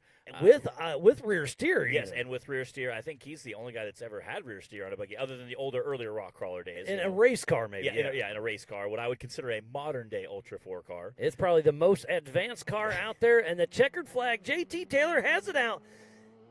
John Rance grabs the checkered flag, unofficial third place in the 4600 Spider Track stock class here at the Amsoil Big Sky 200. Again, that'll wrap up your unofficial podium, coming up with that Ford Bronco there. Just for the one class, we still have the 4500s out there and a lot of your competitors, so we still have a lot of racing to go. We've been racing for almost 4 hours already today, but, man, it's been a great, great race. And again, as we saw that Volkswagen just drive by us a few seconds ago, I've seen several other cars kind of pull in the pit and have some mechanical issues and end up calling it. It's amazing to see how much of attrition you've seen so far today. And again, we went and out and checked out some camera locations earlier this week. And I kept telling everybody, I think this is going to be a fun course for people. It's fast, it's loose. There are a couple of corners and some G outs you're going to have to check up for and really kind of make your time worth it. And here comes out the white flag for one of those old Broncos. I loved his license plates. It said farm use. I'm like, I don't know how farm use that actually is. But again, a great looking Bronco. I got to check out some of their fuel stops. It's great to see those guys. Again, there's a beautiful shot of that open wide terrain. Again, now you can clearly see why they call this the Big Sky 200. Again, yesterday with the side-by-side racing, that was a lot of fun to watch. Again, it was really neat to watch the Nathan Parker, 14 years old, out here this weekend, yesterday, crushing it, coming out and tackling it. I seen he got to do a little interview with you guys. It was really neat. And that was just 14 years old out here trying to run with the big dogs. So really, really awesome to see. And I think the highlight of the day was him passing in qualifying. Like, that's when you know you're pushing it super hard. So, again, huge shout out to him for coming out and battling with the big dogs. I think we'll see big things with him in the future. I know him and Cheney were hanging out doing a little stuff together. So. Oh, yeah, no, Team Momentum has a good thing going. They got 3 first place yesterday in the youth class, the unlimited, and the stock class. So it's great to see that. And bringing Kyle Cheney into your team to help coach you, I mean, you can't have much better than that. I was talking to Brian Fulcher yesterday a little bit, and the smile on his face said it all. I mean, he is here to have fun and do big things, and that is exactly what he is doing. Again, I think Cheney said I was talking to several people from the Your Series. They estimated 55-ish was the fastest lap they've ever seen. He ran a 52 on his first lap. Absolutely blazing. Back in 2019, the course was a little bit different, but Jason Blanton did a 48-minute with 40, a different course. Different course, yeah. But that 52.34 is going to be super hard to beat by Kyle Cheney. But we got a couple unlimited cars with 1,000 horsepower. Anything can happen. And that's kind of what we were talking about a little bit last night around the campfire about, are the big cars going to be faster than the smaller cars? Obviously, you have a much bigger straightaway, but you also have that power to weight ratio that a lot of guys were talking about. You know, with a very high horsepower small car, it's so light, tons of horsepower. You can really pitch it into those corners. You know, again, it's kind of interesting to see how some of that's going to play out tomorrow. Yeah, the time like you're talking about, I don't know. Could Kyle Cheney's time get beat? Yes. Yes. Could Kyle Cheney's time stick? Yes. I mean, it's going to be close. Kyle Cheney, you put him behind a tractor, he's going to go fast. So you can never count him out. But with a few of the big names we have, anything could happen. Yeah. And again, I'm excited to see. I know Paul Wolf is out there. Again, he's going to be hard charging fast. One of my favorites is Bailey Campbell. Her car is built for this track.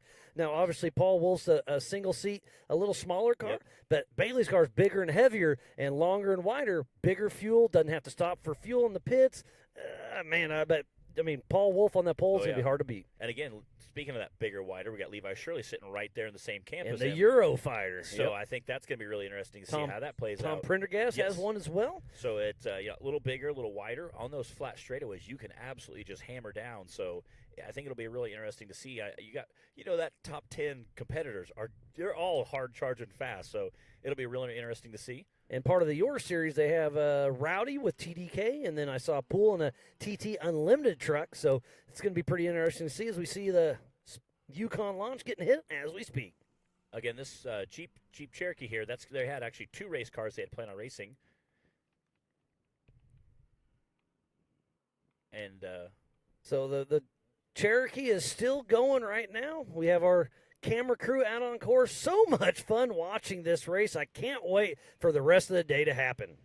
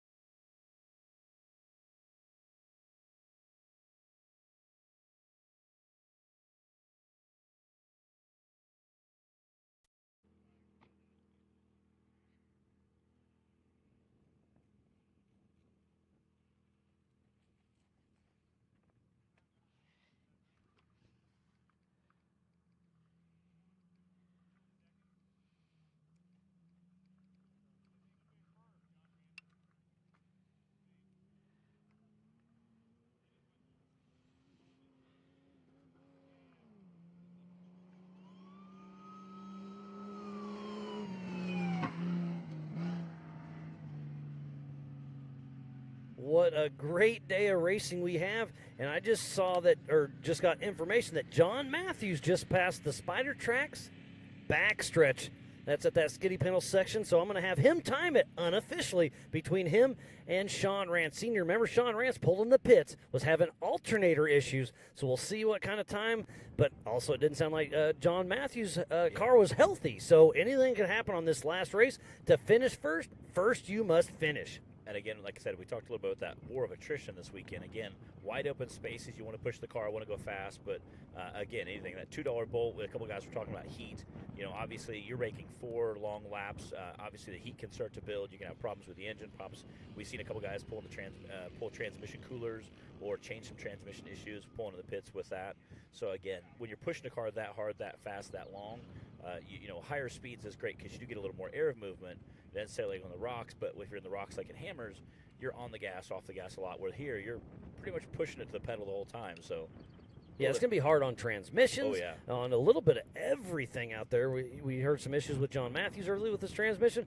Sean Rance is having an alternator issue. So our top 2 in the 4500 Yukon Gear and Axle Modified class have both had issues, but are still both pushing. And I'm just gotten an unofficial time split. It is 3 minutes between John Matthews and Sean Rance. So on adjusted time, that's only 2 minutes. Ooh. So it's going to be down to the wire. It is. Can Sean Rance push hard enough without losing in the alternator completely? Yeah. Again, you want to kind of, and again, it could be a bearing going bad in the alternator. You just see that bearing to hang on a little bit longer just to get across the finish line. Again, we've seen several kind of weird errors. Retired guys in the pits this morning went down there and hung out for a while. After I watched the big jump, that was incredibly awesome to watch that huge jump. Some of those guys were absolutely sending it yesterday in the side-by-sides.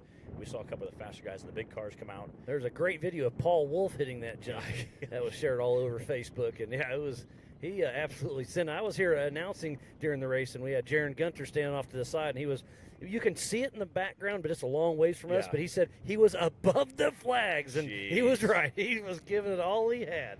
But he had a mechanical failure, tough break, but he's coming back for redemption this afternoon. So be sure, this race is winding down. It's not over, but the action's getting a little slower, but we still have a lot of racing to go. But be sure to set yourself a timer. 1 p.m. MST, the big dogs will be kicking off. Yeah, we talked to Paul a little bit last night, and they had a bearing failure. Front wheel bearing. I think it was a front wheel bearing. Had a wheel bearing. Ended up being able to try to replace it, tighten it because of the failure. They couldn't quite get everything tight enough and just kept having issues. And finally, we tried the car. Again, there's something really turning something up. He was already sitting, I think, third. There went Eddie Oliver across the race line, start finish, heading out for another lap. Again, there's that Bronco we were talking about, the McDonald's. They're pulling into their pit. I think this is going to be their last lap. Yeah, that was Shelby and Allie McDonald and that old school Bronco out of Flowy, Montana. And Allie's 17, Shelby's 20. Shelby actually had a little different co-driver at the start of the race. Kale was in there. He's 33. He's done quite a bit of racing before. He hopped out, and that's when Allie hopped in. They went out and raced some more, and obviously it's super neat to see an all-girls race team out there, Hammernoy, and being young girls, too, you wouldn't think they'd be that aggressive. She said we're trying to pick some people off. That's what I'm talking about. Which is really, really neat to see. Again, what you see there's on screen, there's a 1600 class. A single-seat 1600 VW air-cooled engine dropping down the Brannock bump. When we pulled in the other day, there was 4 or 5 of those guys lined up. It was, again, super neat to see those cars. And you see them a lot like at the Baja, so it's kind of cool to see them out here in Montana, out here at the Big Sky 2100, checking that out. They are again, fierce competitors. We saw them guys, a couple of those guys hitting that jump pretty good, too. Again, weren't getting as much air as some of the big cars, but, again, neat to see those guys. Again, 1,600 cc's. When you start rating things in cc's, that's, when you're getting to the slower end of that spectrum of power. But again, that's, you see, side-by-sides are starting to creep up to that 1,600 cc mark, They're over it. The Pro R's a 2,000 cc. Yeah, so it's just kind of crazy to see that, we have big cars and small cars. The motors are starting to get a little more, that line is starting to get a little more blurry between race car and, big car and small car. Again, you can see them out there. Yeah, this is grassroots racing at its finest here at Yellowstone Off-Road here at the Old Cow Motor Speedway for the Throttle Down Customs Big Sky 200.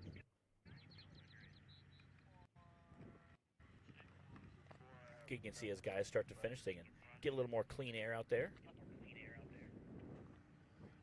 And you can see all those flags blowing pretty good in the wind, so looks like got pretty good wind out there.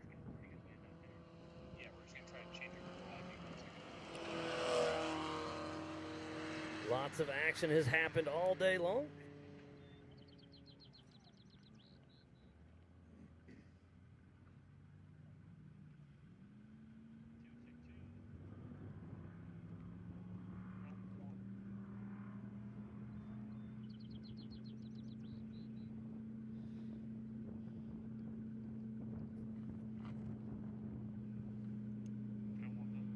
There's Jesse Bennett. We saw him pulled off for a little bit. Glad to see him back moving. And he's been out there fierce fighting all day today. Again, obviously I'm a little partial to the teal there. Again, running that 4,600 class. Yeah, we saw him crawled under the middle of his car towards the front. So I don't know if it was a drive line or something in the engine underneath, but he was under there for quite some time. So it's great to see him adapt and overcome and get back out on course and keep on rocking. And again, we love seeing the Cherokees out there. There's a lot of 4,600 guys that race them. They also do some Jeep speed stuff with them. I've seen a few in the Your series as well. So that tried and true six-cylinder 4.0 is pretty durable. Again, Jeep made that for a long time. Put that in the XJs, the Cherokees, the Grand Cherokees, the ZJs. So they were battling that for quite a while. And again, a lot of guys love that engine. Very durable. They've slowly started tweaking them up and get a little more power out of them. Yeah, I was talking to Kendall Glines that was in this race. He lost his transmission. I was telling you about that earlier. He just had to put a new 4-liter in 2 weeks ago. Ugh. They were just starting it up to move it to work on it, and they're like, that was a funny sound. And, yeah, it had an engine issue. Man. So they called their engine builder on a Saturday. They had it parts overnighted. They were there on Monday, fixed the car Monday, Tuesday, loaded up Wednesday, headed to Montana. Wow, less than a week turnaround time from pulling the engine out to headed to a race. That's impressive. That's what Ultra4USA is all about, is when in doubt, figure it out. Yeah, again, that's really incredible. So Jesse Bennett still pushing strong out there. And this is a fun little section, but there's a big T-post right here, so it's a danger marked on your lead nav. Are you very familiar with the lead nav? A little bit. I played with it, JT and me, a couple years ago. I downloaded it at Hammers and played with it and really enjoyed it. We've done some of the teardown in Tennessee. We got to play with it a lot out there. And again, I love the cornering markers. I love the GL markers. Again, some of those are for safety. Some are obviously for race notes. Again, and I think that's very classy that that happens. And again, it's really awesome. Love playing with the app. Again, I know you can also do subscription service where you can get voice directions. I was talking to Shannon Campbell one time. He's like, yeah, you can pre-run if you have like their highest package. You can pre-run from your recliner. I'm like, there we go. That's awesome. Yeah, so I'm not very technical, but JT, that's how how he sets a course. So I kind of tag along, give him a hand, and he's showing me the ropes. But yeah, you can mark dangers, you can mark race miles, and then you send them the file, and then they can put in their own notes on, hey, remember here, you need to step it up or pull back, or to each your own. You'll figure out what works for you and your co-driver. But it gives you the availability to do stuff, and with the voice commands in a single seater, you can go there, make your notes, and it will tell you, hey, blind rise, hammer down or whatever, or big G out, slow down. Yeah, and again, I think that's a perfect example, kind of like we were just talking about, those Cherokees. If you have 10 Cherokees and they're all pretty much the same horsepower, all pretty much the same drivetrain, that little advantage here and there, knowing when to push and when to back off, can really make a big difference overall in the day, especially in making all those laps. That is Daniel Wright and Randy Wright out on course in that 98 Jeep TJ. King Shock's eating it up out there. It looks like it's the Spider Trax backstretch out there. Some of these big unlimited cars will be up over 100 miles an hour this afternoon. That's incredible. And the footage today is absolutely amazing. So this next race is going to be one for the record books, I'm sure. We've got a lot of fast guys and gals that'll be taking the course.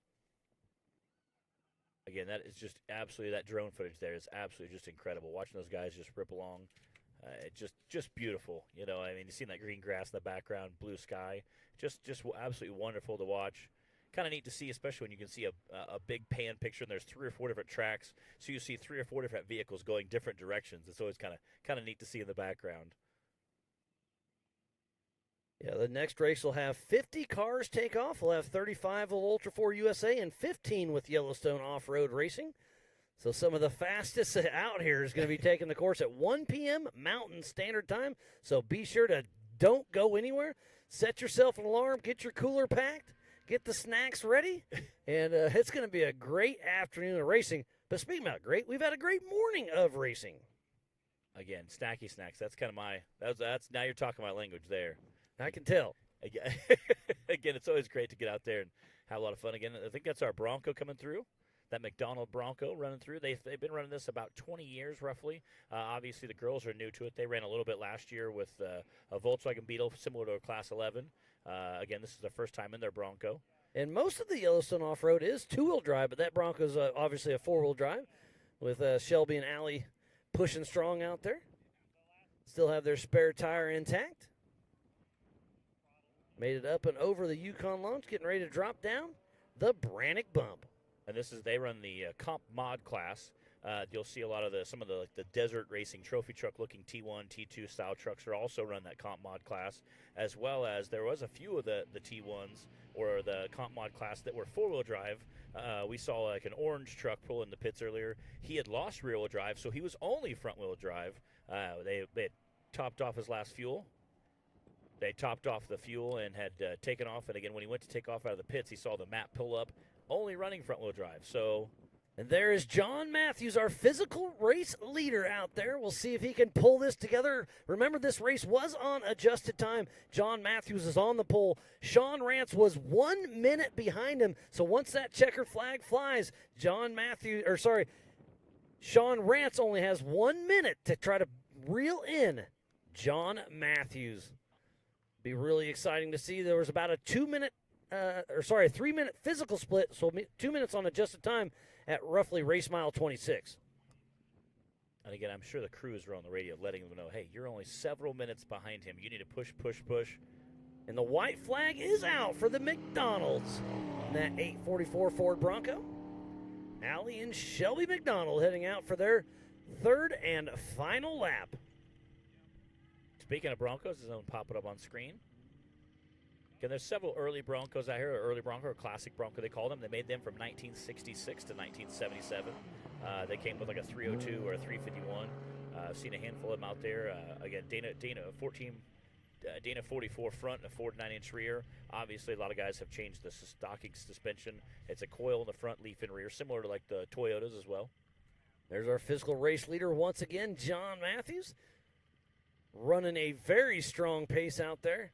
Had some issues early, but figured it out, made it happen, and now it's going to be a race to the finish between John Matthews and Sean Rance Sr.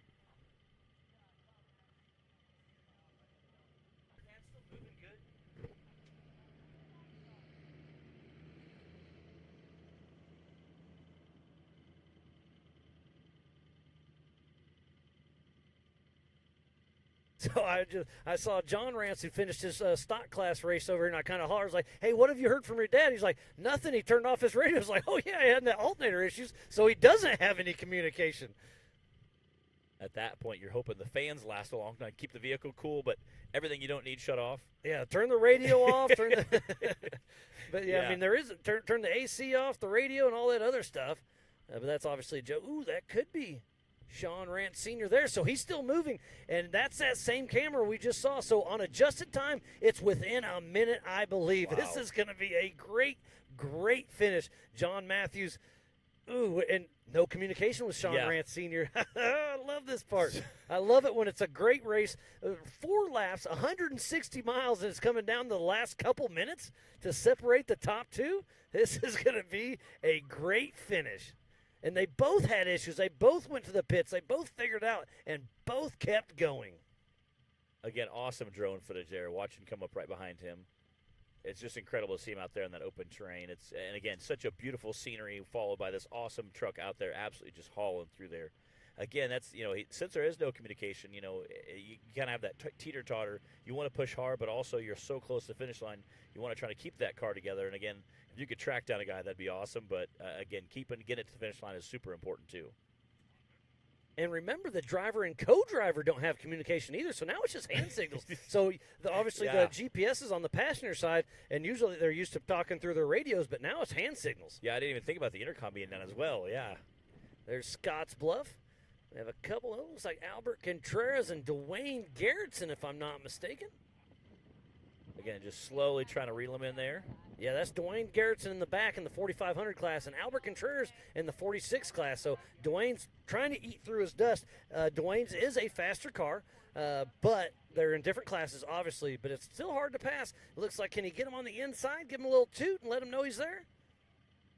Dwayne does. So Albert Contreras, the class act he is, sees him there, knows he's there, lets him in, and Dwayne Garrettson, the Ricky Bobby of Ultra4USA, heading out. And they had some transmission problems this morning as well. They pulled in the pits, and it was just puking fluid out. Again, I'm not sure if they had an issue with the cooler not working properly, or, again, maybe a little fuse or an alternator, a relay. Again, luckily, you're able to put some more fluid in there, get it going again. So, obviously, he's still going to be able to get a finish out of it, which is incredible. So, that's a great job on him, and a great job on the crew working there to keep the cars going.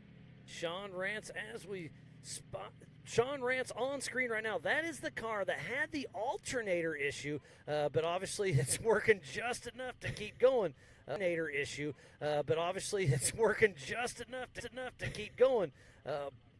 So straight ahead, I cannot see any dust. So on adjusted time, it's going to be really, really hard.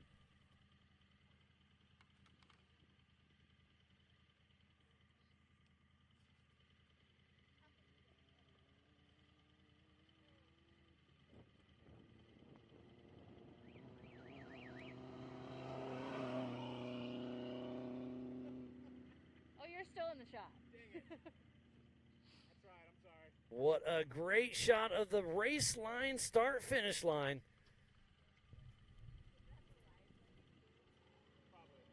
Well, Matt, it's been a great afternoon of race, or a great morning of racing. We're still got a long day. I appreciate you hopping in the Amsoil broadcast booth with me. I'm going to let Pam all come back in, but always a pleasure having you, and we'll probably see you later on today, buddy. Heck yeah, I appreciate it, and you guys have a good time, and keep everybody safe out there. That's what we try to do. There's John Matthews, our physical race leader in the 4,500 Yukon Gear and Axle Modified class, dropping down the Brannick bump. Pam, it's been a great race, and it's not over yet. And it's going to be down to seconds on this race. My unofficial was about a minute split. Oh, that's awesome. I was over there just now talking to John, and it's John Rance, which is his son. Yes. And we saw him off the race course earlier. I don't know if we're going to bring him over in the booth right now or not, but I asked him, I said, what was wrong? You guys were off the course. He said they all of a sudden didn't have any steering. He was in a canyon. He had no steering. The steering wheel was just spinning, and a bolt had came out of the steering rack, and they had to get another bolt just from off the car somewhere that wasn't super important and put it in there and got them back going. When in doubt, figure it out. I like it. That's the redneck way. You see JT Taylor right there with the checkered flag. So John Matthews unofficially taking the win for the 4500 Yukon Gear and Axle Modified class. But remember, this race is on adjusted time. So where is Sean Rance Sr.? Physically across the line first is John Matthews, but this race is on adjusted time. We have 50 seconds from right now to see what happens. And with them having no communication with them because of shutting all power off, this is going to be very interesting to see. I don't see any dust in that area right there by the bluff area. I do see dust as far as you can see, and if that's Sean Rance Sr., John Matthews won this race because they only had 1 minute, and he's going to be way over that. So he's going to unofficially win this race by about a 3-minute mark, it's looking like. So that maybe that alternator was giving up a little more than he was hoping for, or he caught up to somebody else. There could be lap traffic he was dealing with too, but it's looking good for John Matthews winning this Big Sky 200 once again, unofficially. And that's a bummer. The 01 right there, looking at the hoses on the engine there. Yeah, John Owen had a great day of racing in that old 75 F-150. Had a Billings, local guy out of Billings, Montana. Had a lot of fun in that old Ford, but fighting some issues. Tough break for him. Hate to see him and his co-driver out. Looks like did he run out of fuel or a fuel pump issue? Can I give you a little update unless you already know? Do you know about Josh Atterbury as well? I saw him out of the race. Yes, it was a fuel issue. Fuel? I saw him driving, so I don't know what the fuel issue would have been because he was running as he drove by here. Well, he ended up running out of fuel on course, is what I was told when I was speaking with John Rance. But he had outside assistance bring him fuel, so that's how he ended up driving it back in. But he only did a lap and a half, so in reality, he should not have ran out of fuel, so he thinks there might be an issue with the pickup line. Tough break. And there's Sean Rance Sr. hitting the Yukon launch, but he is over my unofficial time right now. So tough luck. But hey, second place at the Big Sky 200. He'll still be extremely excited about that. But yeah, back to your point. So if you run out of fuel and get outside assistance, you're out of the race. This is a no chase race. So Josh Atterbury ran out of fuel. Tough break there. And he'll just have to come back bigger and better for the next race.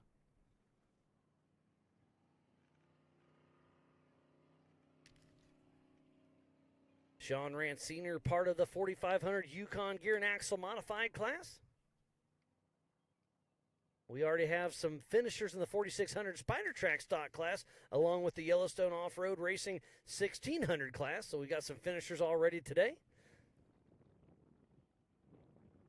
We started with 45 cars in this limited race, and I know quite a few have dropped out. It's been a great day of racing. We're going to be lining up here in just a little while for our next one. And there comes Sean Rance right now, hauling the Mel, getting that checkered flag. Oh, and look at that, Pam. It looked like a right rear flat tire, so that could have what cost him the precious extra couple minutes. Yes, it looks like it was 3 minutes and 3 seconds behind. So unfortunate for him, but it was a great race. Coming in unofficially in second position right now is still an amazing day, as you just said. And in the Amsoil hot pits, there's Nathan and Darian Jones with that 96 Ford Ranger out of Bonners Ferry, Idaho. Both drivers are out of the car. And we are back to John Owen. Got the helmet on, which they had off, so maybe they're feeling hopeful about getting it going. So unofficial 1 is John Matthews. Unofficial 2 is Sean Rance Sr.